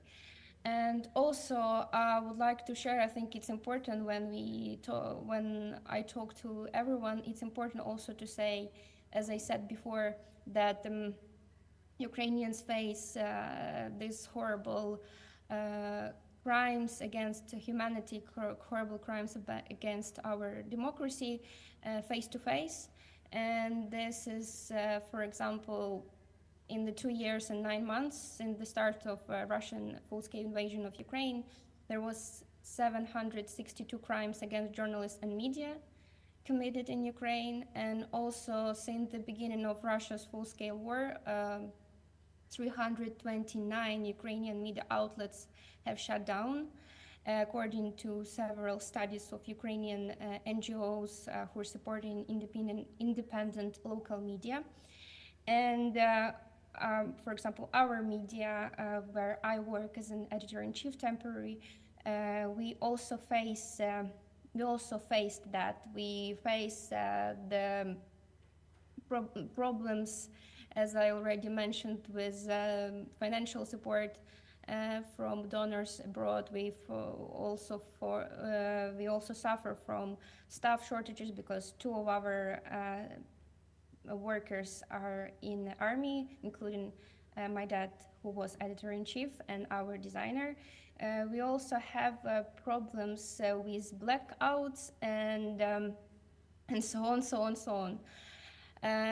But not only that, I think it's important also to mention that we need to somehow mobilize all together to think of ways how we can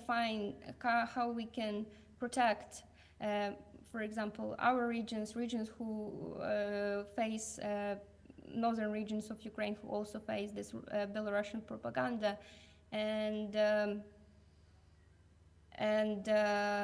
not only that, obviously, because I also wanted to mention that, for example, even our region, who is to be said rear from the front line, we also suffer from, for example, we have more air raid alerts since December, because, for example, there are some military trainings in Belarus, and it also affects work schedule and just work of journalists and editorial staff, because people have to hide when there is air raid siren to go to the bomb shelter.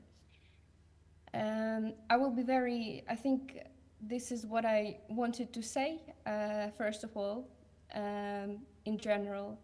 And I might said lots of problems here, but as you can see, people still working, people still, as us, writing news, fighting the democracy and free regional local media, and we still have hope that soon we will write not only about war and war crimes and casualties, deaths, and destruction, but also about free and independent future of Ukraine. Thank you so much.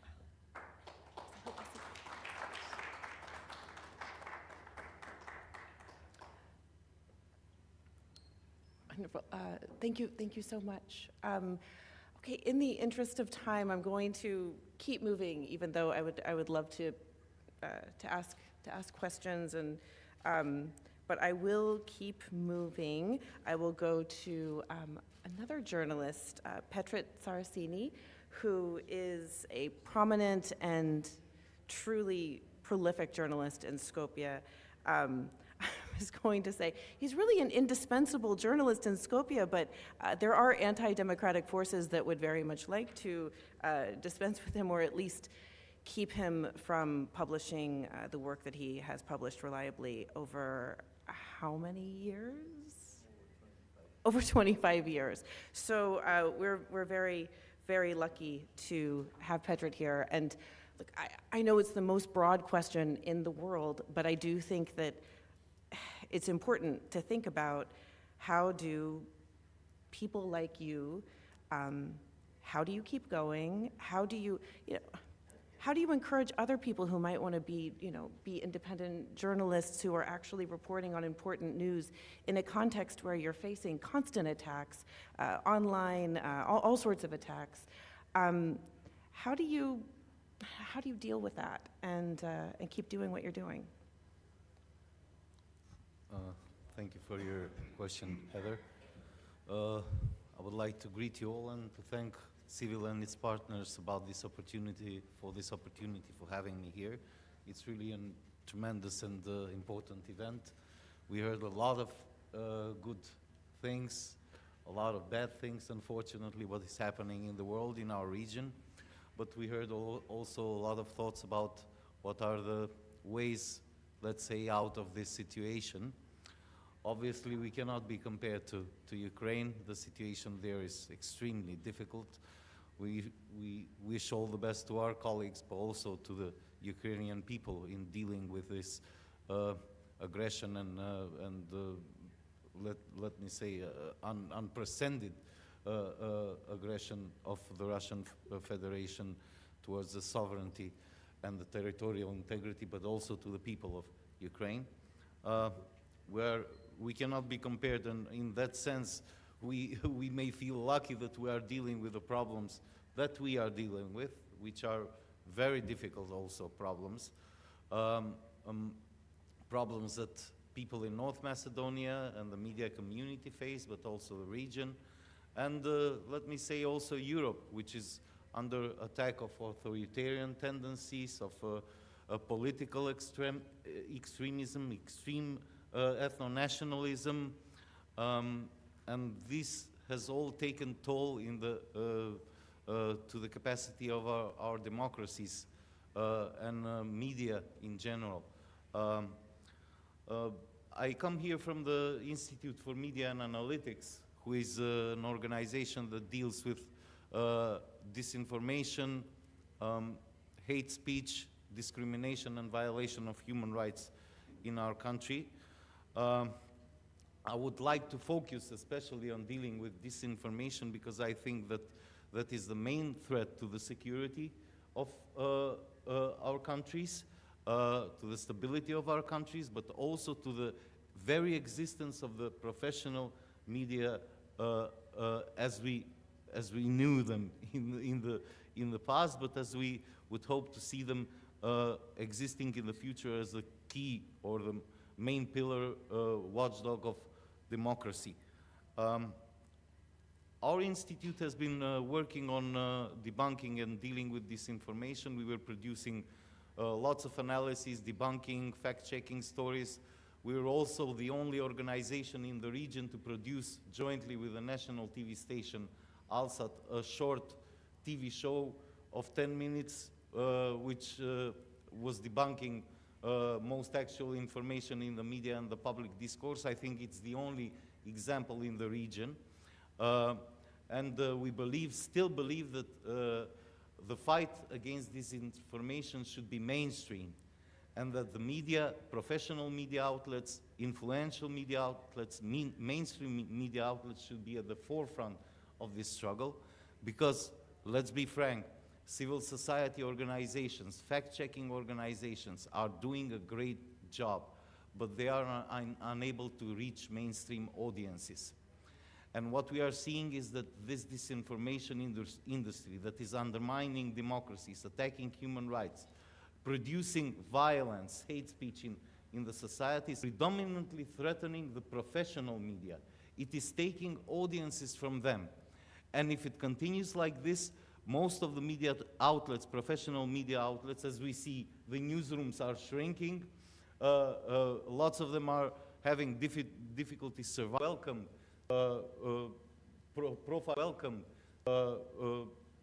Profile on Twitter who was used by the Russian propaganda, used by the Russian propaganda for obvious reasons, and then it got picked up by lots of media in Serbia, and then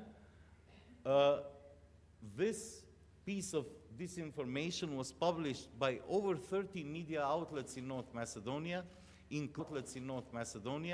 including 2 national TV stations. And regardless of the fact that that we had a fact-checking piece on that, and there were also international prominent media such as Reuters and the Associated Press fact-checking services who debunk this disinformation, our media outlets, among them several who define themselves as professional and who have newsrooms and people who could do this fact check didn't even bother to check whether this is true or not. We saw this piece of disinformation later appear on the Telegram channel of Zakharova, and it was obviously a manipulated image from a billboard that never existed. The company that owns the billboard issued a statement for one of the fact-checking services that it never happened, and that they didn't have a billboard for Ukraine at all. But nevertheless, our media outlets published it, including 2 national TV stations, several news media, online media outlets that are deemed by the public as professional and credible media outlets. So if this is happening for a piece that is not so, let's say, not so important, but just, let's say, a clickbait that taps into the beliefs and the let's say, the dominant belief of a great portion of the Macedonian public, what happens when we face more challenging stories, events, incidents that happen in our country more and more frequently? We have seen the effects of disinformation during the time of the Prespa agreement. We have seen what disinformation, they produced violence and violent protests. We have seen, not to speak about the year before that, and what happened with the disinformation and notorious nationalistic propaganda, which we can see that disinformation and these attacks on democracy and human rights, not only on inter-ethnic issues, not only related to NATO and the anti-Western propaganda produced by Russia, some media outlets in Serbia, but also by domestic political actors. We have very active, even parliamentary parties, also non-parliamentary political parties that openly propagate and use this information to attack NATO, EU, generally the Western concept and democracies. We see spread of anti-gender disinformation, disinformation against vulnerable minorities, marginalized groups, and I'm afraid that we, democratic societies, are not able still to find a solution to these problems. I mean, just imagine what can you do in a 30-second video on TikTok. How many disinformation? You can spread 5 sentences, each containing disinformation. To debunk those disinformation, you would need a thorough research, finding the facts, telling it why it's not true, and you cannot put it in 30 seconds. Also, these are very clickable, very sensationalistic pieces of content. They tap into the beliefs, previously formative beliefs of the people, and they tap to the habit of the audience, which is becoming more and more dominant, this confirmation bias. People simply seek and watch the media and the content that confirms their beliefs. In this sense, it's very difficult for pro-democratic forces to counter this harsh propaganda and overwhelming flood of disinformation content. It's very difficult because if you want to do it, you have to use their tools, and that's not democracy. That's not what we are about. So what are some of the possible solutions? Mainstreaming the fight against disinformation, as I said, coalitions between civil society, fact-checking organizations, and mainstream media. That should be something that should be the focus also of the international donor community, because yes, social networks are becoming more and more dominant in the way people consume content, but if this content is more professionally produced by professional TV stations, professional newsrooms, etc., and if they use their strong channels also on social media to spread this content, I think that they can somehow counter this flood of, I don't know, influencers, podcasters, YouTubers, etc., who are being used as tools for spreading propaganda and disinformation. Also, what we are not seeing, and which is very important, is a more consistent and active role of institutions in this regard. The only part of the society in North Macedonia that is fighting disinformation is civil society organizations. We are not seeing concrete actions from the institutions, from the media or other parts of society. We are constantly speaking on these types of events about whole society approach. Unfortunately, it is not happening, and that's something that should happen. On the long term, of course, we can speak about media literacy, about interventions through education, because our education, our books in the primary and secondary education system are filled with disinformation and outdated disinformation. We need an enormous effort to fix those and incorporate media literacy in the whole, in all the subjects, not just as some voluntary course in some of the stages of education. Let's not forget that disinformation industry, people, anti-democratic forces, it was mentioned here also, they use lots of money, they invest lots of money, lots of human resources in what they do for their personal political gain, for their gain of their companies, etc. You cannot, it's like facing an army who is coming to you with tanks, with guns, with nuclear weapons, and you are taking out swords and horses on them. So this is not the way to deal, to enter this fight. This fight should have adequate human and financial resources if we want to be successful. If not, I'm afraid that I don't have such a optimistic picture about what is going to happen in future. Also with the impacts of social media, artificial intelligence, the degrading of professional media, degrading of education throughout the world, I think that we are going to face more and more difficult times before we come to grasp with reality and maybe try to make a more active fight against threats to democracy and human rights. Sorry, maybe I took too long, but...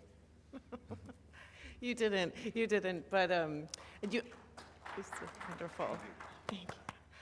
I don't know if you answered my initial question, but I'm really happy with the answer that you provided because it was much more substantive than what maybe you might have said. It was fantastic, truly. And this idea of media literacy education in schools is such a good one, and you would just need the schools to somehow agree.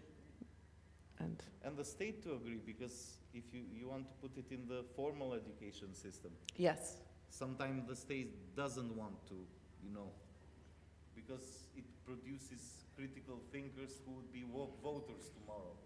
I don't think politicians like that very much. No. Okay, well, I'm going to move on because I think that we should, in the interest of time, to Astrid Istrafi, who has had a long career in civil society in the Balkans. He's coming to us from Kosovo and was recently the director of the Balkan Forum, which is an organization that brings together partner organizations across the Balkans to discuss things like green policy, green energy.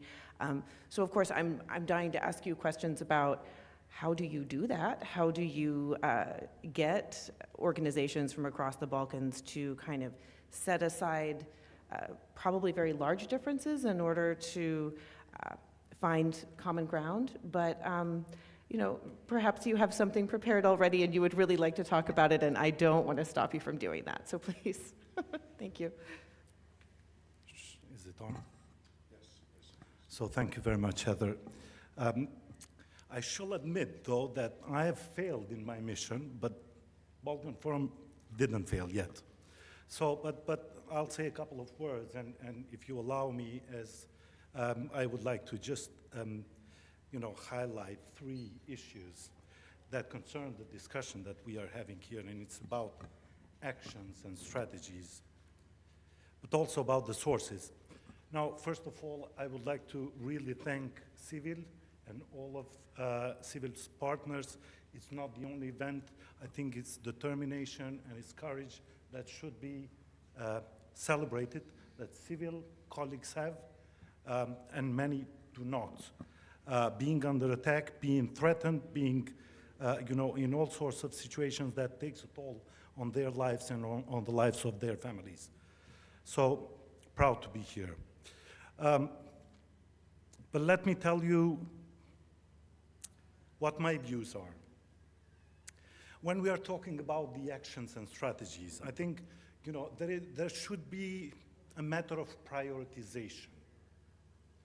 And the prioritization may mean, well, what is it that should be addressed and should be addressed now, immediately?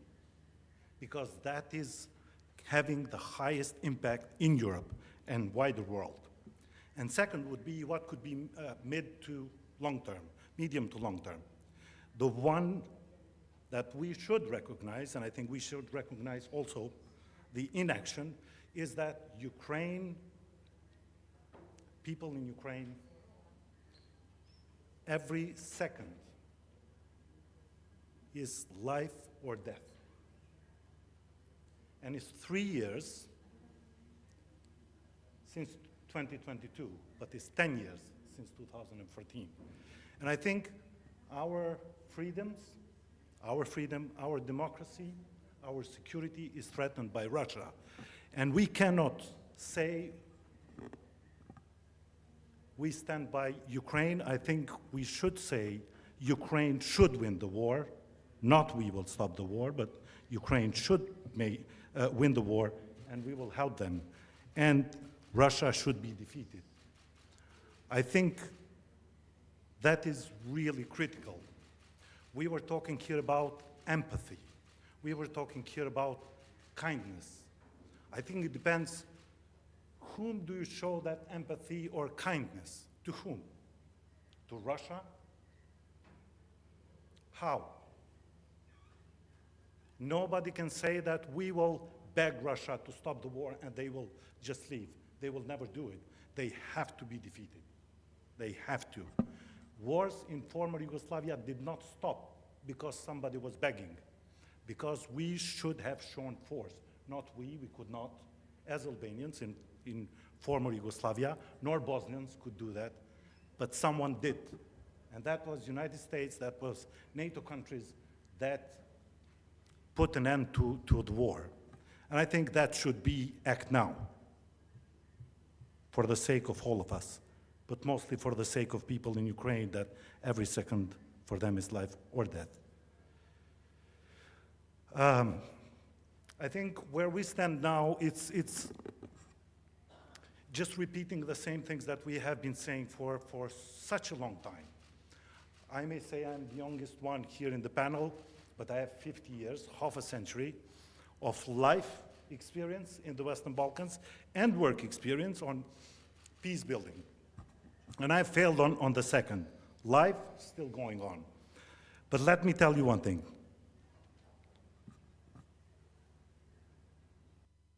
We are talking about disinformation, and we are talking about far-right nationalism. I don't think it mattered 30 years ago whether it's far-right, is it extreme, is it whatever.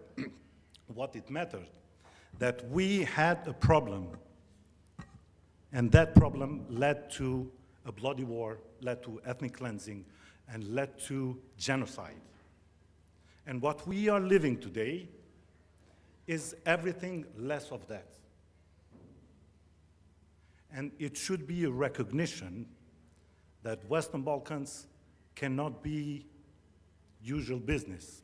I think when we talk about European integration, there should be bold steps made to ensure that EU accession is successful, and NATO accession for the countries that want to join. There is, by the way, one country that doesn't want to join, one or the other. But I think for the other countries, there should be more bold steps and decisions made. And I think this may be a weakness that authoritarian leaders recognize. They do recognize. You need European Union to talk for 10 years, whether it's good to act on this or that. You don't need Putin. And I'm not saying Europe should become Putin, but I'm just saying that if we recognize the threat, if we are able to anticipate what's coming up, then we should act quicker than that and more boldly than that. And I think, you know, what we are losing in the Western Balkans, we are losing young people. And with that, we are losing a new generation of young people, of young leaders who may as well strengthen the democracy in our countries and also build a different vision for the Western Balkans. We don't have them. The longer than it takes, the longer less democracy we will have and more authoritarianism we will have. It is proven in the last 5 years there is less democracy and more authoritarian tendencies in the Western Balkans. I think the other one, and this is my theory, when we talk about disinformation, it's about narrative. Who constructs and owns the narrative? I think for all of us, for the rest of us, I think we would agree that democracy means something.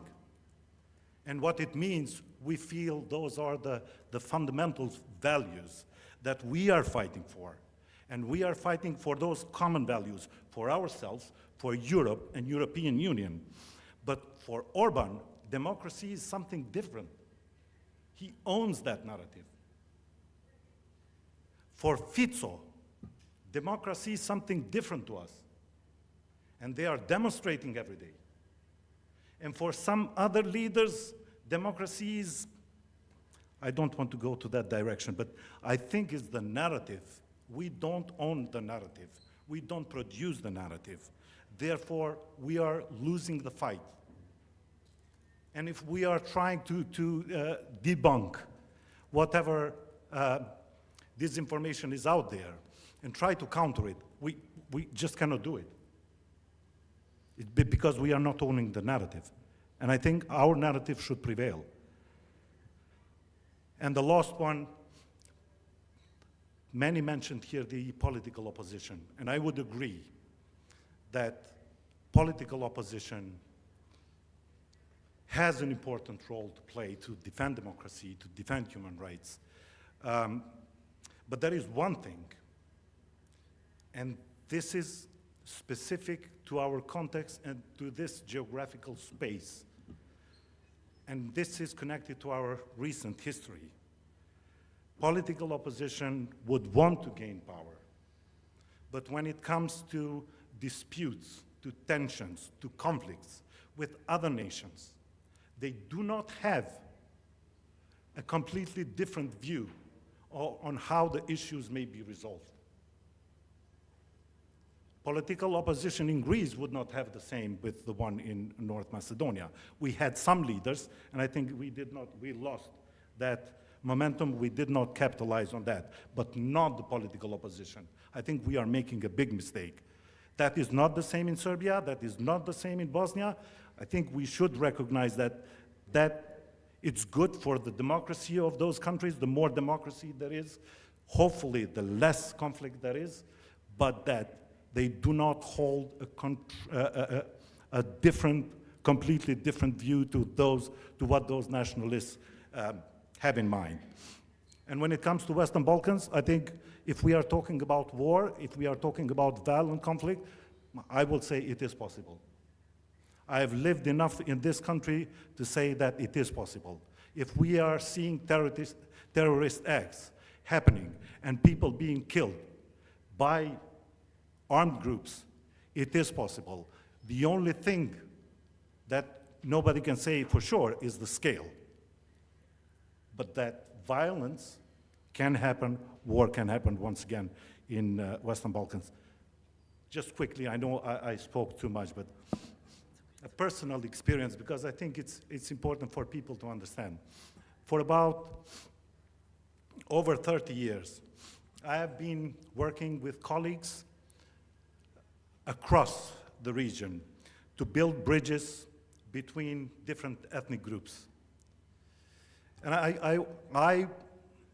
I continued with so much hope, believing that that is holding, until 2022, when I failed. And it was people, it was colleagues that I knew for over 25 years. It was not colleagues anymore, it was friends, it was friendships. But I realized that from the ones who were consuming disinformation propaganda, we turned into sources of that. And that was the only time that I was angry with myself. I was so disappointed with myself. I didn't give up, but I failed in that. And I recognized it 30 years later. I still have some energy to go on with it, but I think we should recognize even that fact that projects may be supported by different donors. What remains at the source, at the DNA of conflicting parties, cannot go away with projects that are superficial, that deal with some of the issues of common concern, but do not go deeper into the roots of the problem. And I think we have neglected that for 25, 30 years, and that is haunting us back. But just to end with this, I think there are two, if I can say, recommendations at least. I don't know whether these resonate with anyone else, but resonate with me, is that we should not stop building alliances across the borders, across the ethnic groups, across the Atlantic, to fight for democracy, to fight for human rights, to fight for freedom. And second is, I think we have to be smarter into building our own narratives in what democracy is and what we fundamentally, with all our human beings, believe is. Thank you.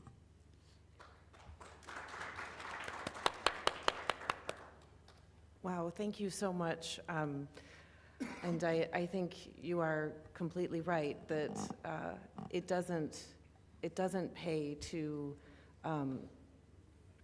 just try to build common ground when there is the presence of racism and especially in the groups that you might be partnering with.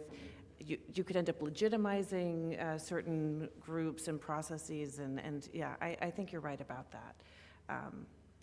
Thank you. I think we'll move on to Javier Durala. This is our last guest, and I'm really our last guest, our guest and our host. And I'm happy that you're all still here, or most of you are all still here. As we know, Javier is the founder and president of Civil, our host organization for this event, not the only host organization for this event. And in addition to being a human rights leader, he is a journalist and an editor. I've known Javier for 20 years now, since 2003, and I want to say all sorts of positive things about his use of art and his encouragement of local democratic culture, and the amazing story of really searching him out. See, now I do have to tell this, but really searching him out in 2003 because I saw the work that Civil was doing. I saw, posters and pins that people were wearing on their clothes and stickers that were like in restaurant doors, all encouraging people to give up their weapons because Macedonia was recovering from a thankfully short-lived but very painful civil war, but encouraging people to disarm And I just thought it was beautiful, and so I really had to look for this person who was creating this art, and so, you know, the rest is history. We did meet, and I've known him ever since.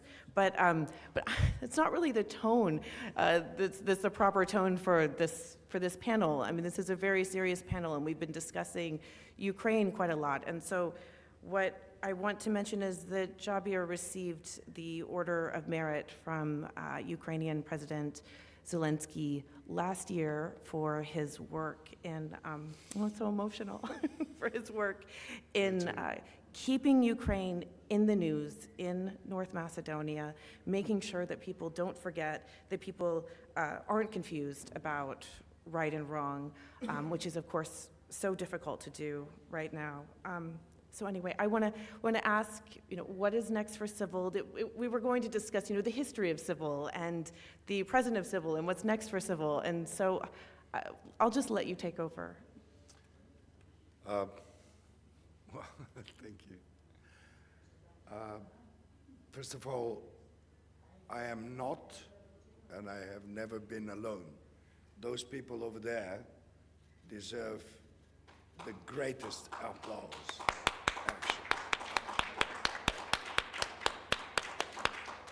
It's them who make me go on. It's the people like this panel and the other panels. Those people over there who also supported our ideas and our strive for the truth.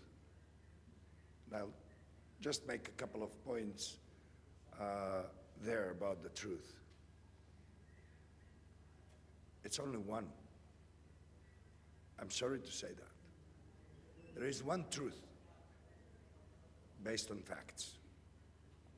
There are 100 million truths about one fact, but only if people's minds have been distorted, manipulated, oppressed, intimidated, blurred, or threatened. But the truth is there. Objective, one truth. Russia is the aggressor. Ukraine is defending itself. Or in our everyday life, police is beating peaceful demonstrators. And then a certain prime minister would come out and say, police has been defending itself from the violent demonstrators who actually have fell victim of foreign agents, like Santa Claus, for instance. I've heard last night at the evening with our friends from Germany and Italy and UK and Europe that there was this Duma member who proposed that Santa Claus needs to be banned in Russia because he's a symbol of foreign agentry. And, you know, these are facts that this happened. And you can't escape it, no matter what you do. I've heard here many facts all day.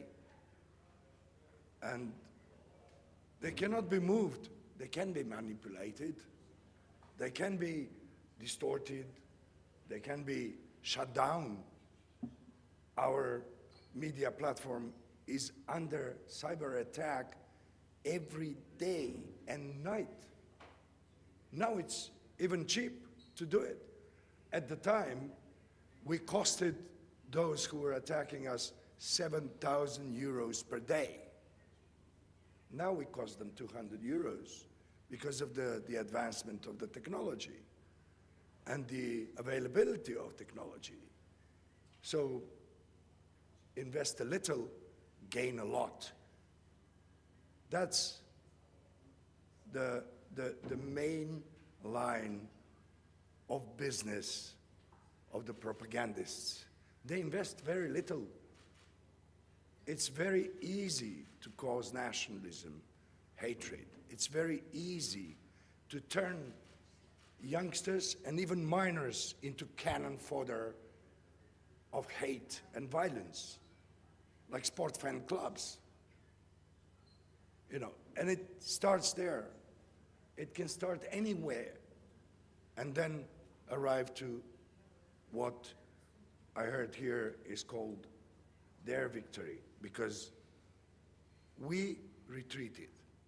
We got blindfolded by fear, by commercial interests, economic interests, or just because of some prejudices. And we cannot do that. And we cannot allow ourselves anymore, because we ain't no time anymore. We ran out of time. And, well, thank you. Your words about our work, not mine, but our work still echoes in my mind, sorry. But I just want to say that the front line is in Ukraine. People are being killed there, being kidnapped. There is a systemic use of torture, rape, and looting civilian targets. Also, the front line is not finishing there. The front line is also where our friend and colleague Katya is, what she's doing there, because we are on the front line of the truth. If we break, help is not going to come. If we break, politicians will say, well, the Poles say that I should stop supplying Ukraine with weapons, I should stop supplying North Macedonia with civil society institutional building grants, or I should stop sending humanitarian aid to the people of Gaza. Because the Poles say so. And the Poles depend on how much people believe in what they see, or how much it is blurred by those that have interest to win, to the enemies of democracy and human rights. Therefore, thanks to the great advice of quite a few people, amongst them many are in this room, Civil, to answer your question, will intensify its work across the borders in the region, and not only in the region of the Western Balkans, but in the region beyond the borders of Western Balkans, which is in trouble. Let me reiterate that, I think. And also, Civil plans to enter the war against war in Ukraine, or at least that's the working title of our efforts, because after the war, there is another war. We've seen it in Bosnia, we've seen it in Kosovo, that the war after the war lasts even longer than any war. We had a six months long skirmish in comparison to what it was in Bosnia and in Kosovo and in Croatia. But we still live through it every day and night. So that's what we want to do, to go there, offer our knowledge, offer our hearts and our minds, and we'll be available to any spot in the world that our knowledge and experience and our commitment will be requested. At the end, I'm certain that Putin will lose eventually. What we need to do is not to let Putinism win, and that's the greatest risk. Putin will fall. Putinism must fall too. Thank you.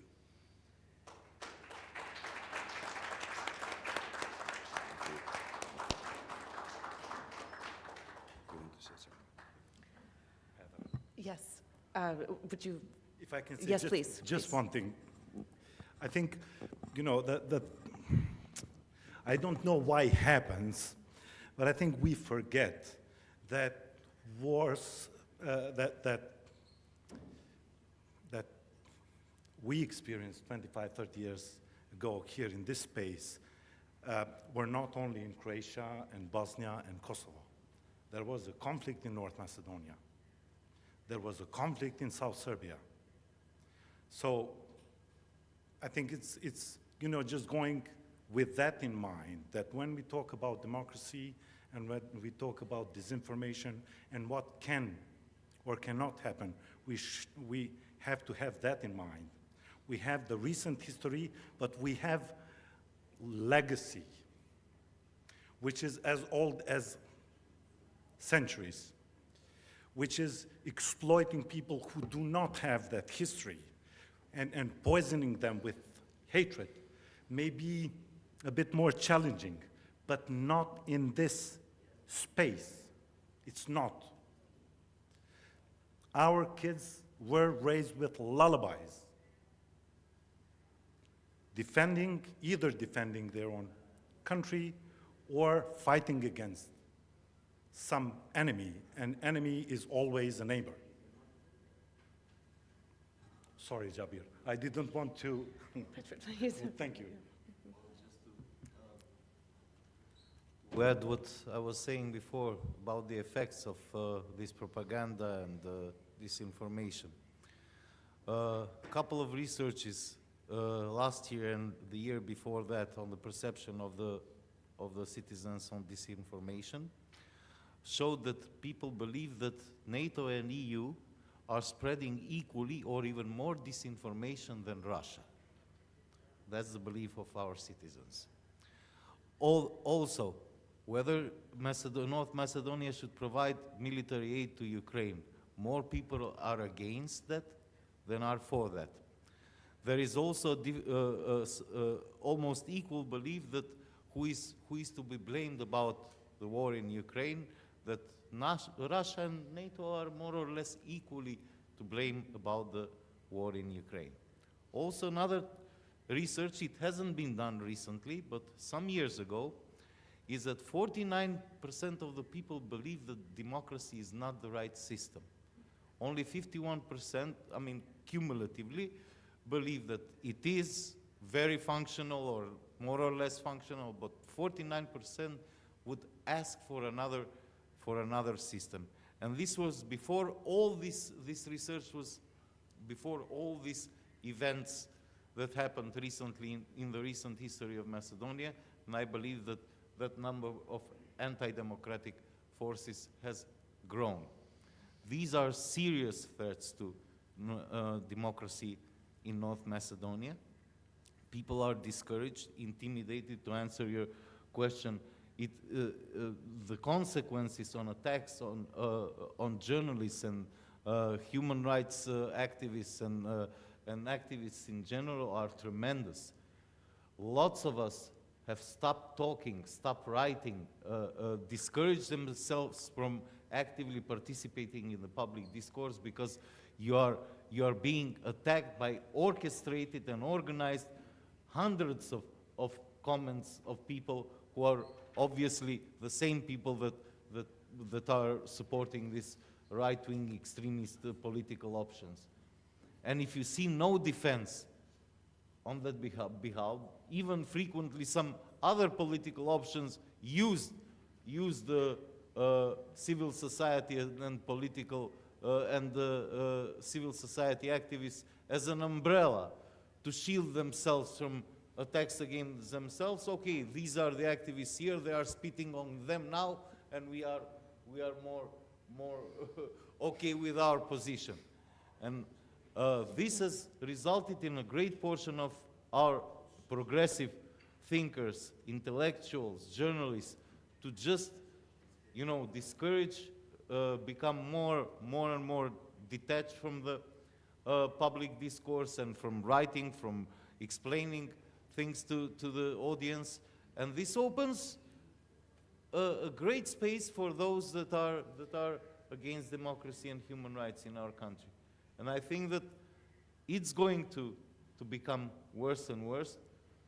We have had the misfortune of history repeating itself in the Balkans. Look what happened to Serbia after Milosevic. And look what happened to North Macedonia after Gruevski. Those forces that were for integration in the European Union and in NATO against nationalism simply lost the elections. What has won the elections in North Macedonia is ethnic polarization, ethno-nationalism, divisive discourse, divisions in the society on ethnic, gender, and other bases, and this is something that people should take into account. I'm discouraged that it's going to be better in the near future, but for the further future, I have optimism that we will gather our strengths and prevail.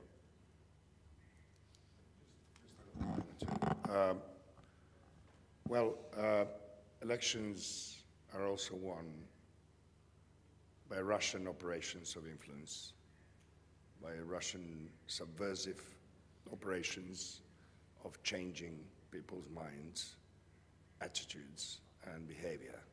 And we have to admit that sooner than later, as much as we should have admitted that fact decades ago, at least one or a little bit more than 1 decade ago, when we saw the little green men in the Crimean Peninsula popping out, and they are still there.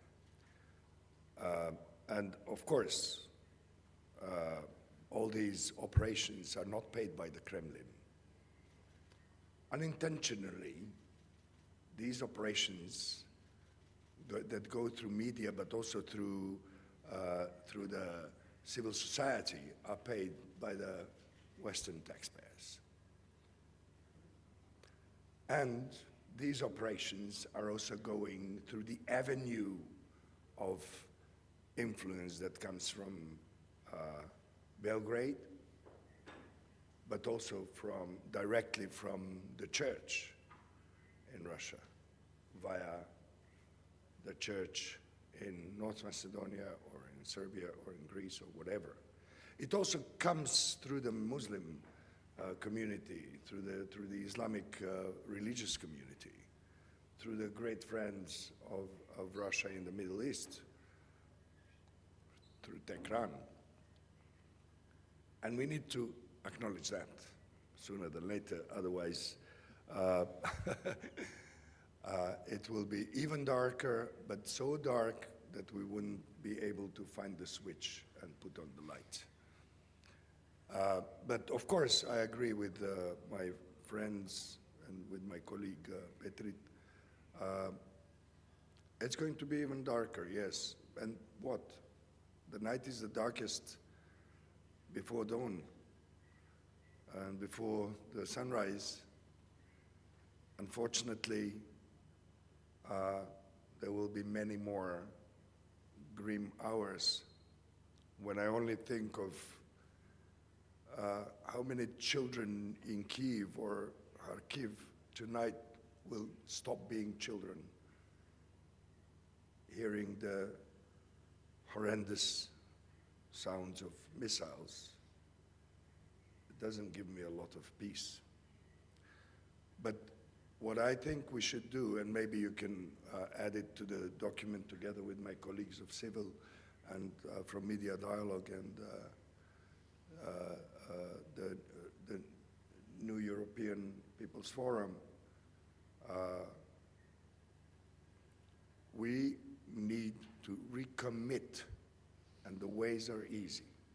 We need to recommit through dialogue, through calling people, through writing letters, through making long, if necessary, long conversations, through disagreeing or through agreeing about at least some basic values.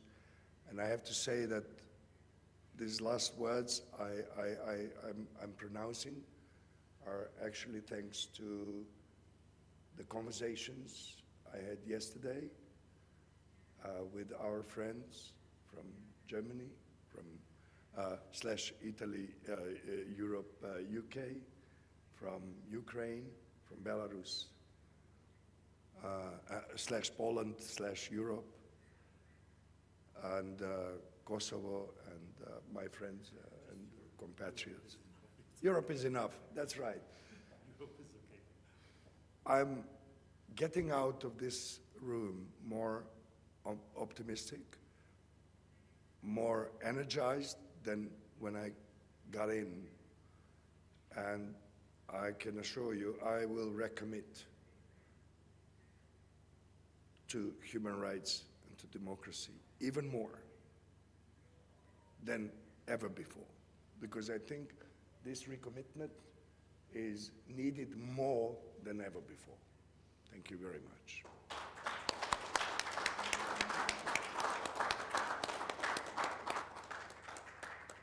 Well, I'd like to invite Petrit or Astrid, if you would like to say anything. One last thing. Okay, you have. Okay. Thank you all for staying with us. This has been a really fantastic discussion. I think that closes the conference. Would you like to say anything to just close the conference? We at Civil have more than one slogans, but one of them that comes to my mind right now after 25 years is that we never surrender. One more thing, I would like to quote my dear colleague Dehran, who on the day when we had a coffee and a cigarette, sorry, it was in the office? No cigarettes. No, sorry, there was no cigarette, only coffee. You know, he came to me and he said, Jabir, let it be congratulated for these 25 years. Happy 25th anniversary. We will count another 25 years, but after that, let history count it. And I was so, emotional when I heard that, and I keep repeating it. And I think that these words of Dehran should be the closure of this conference. Thank you very much, Dehran. Thank you very much. Thank you very much, civilians. And thank you all. And thank you, Wolfgang, for making this happen. Thank you.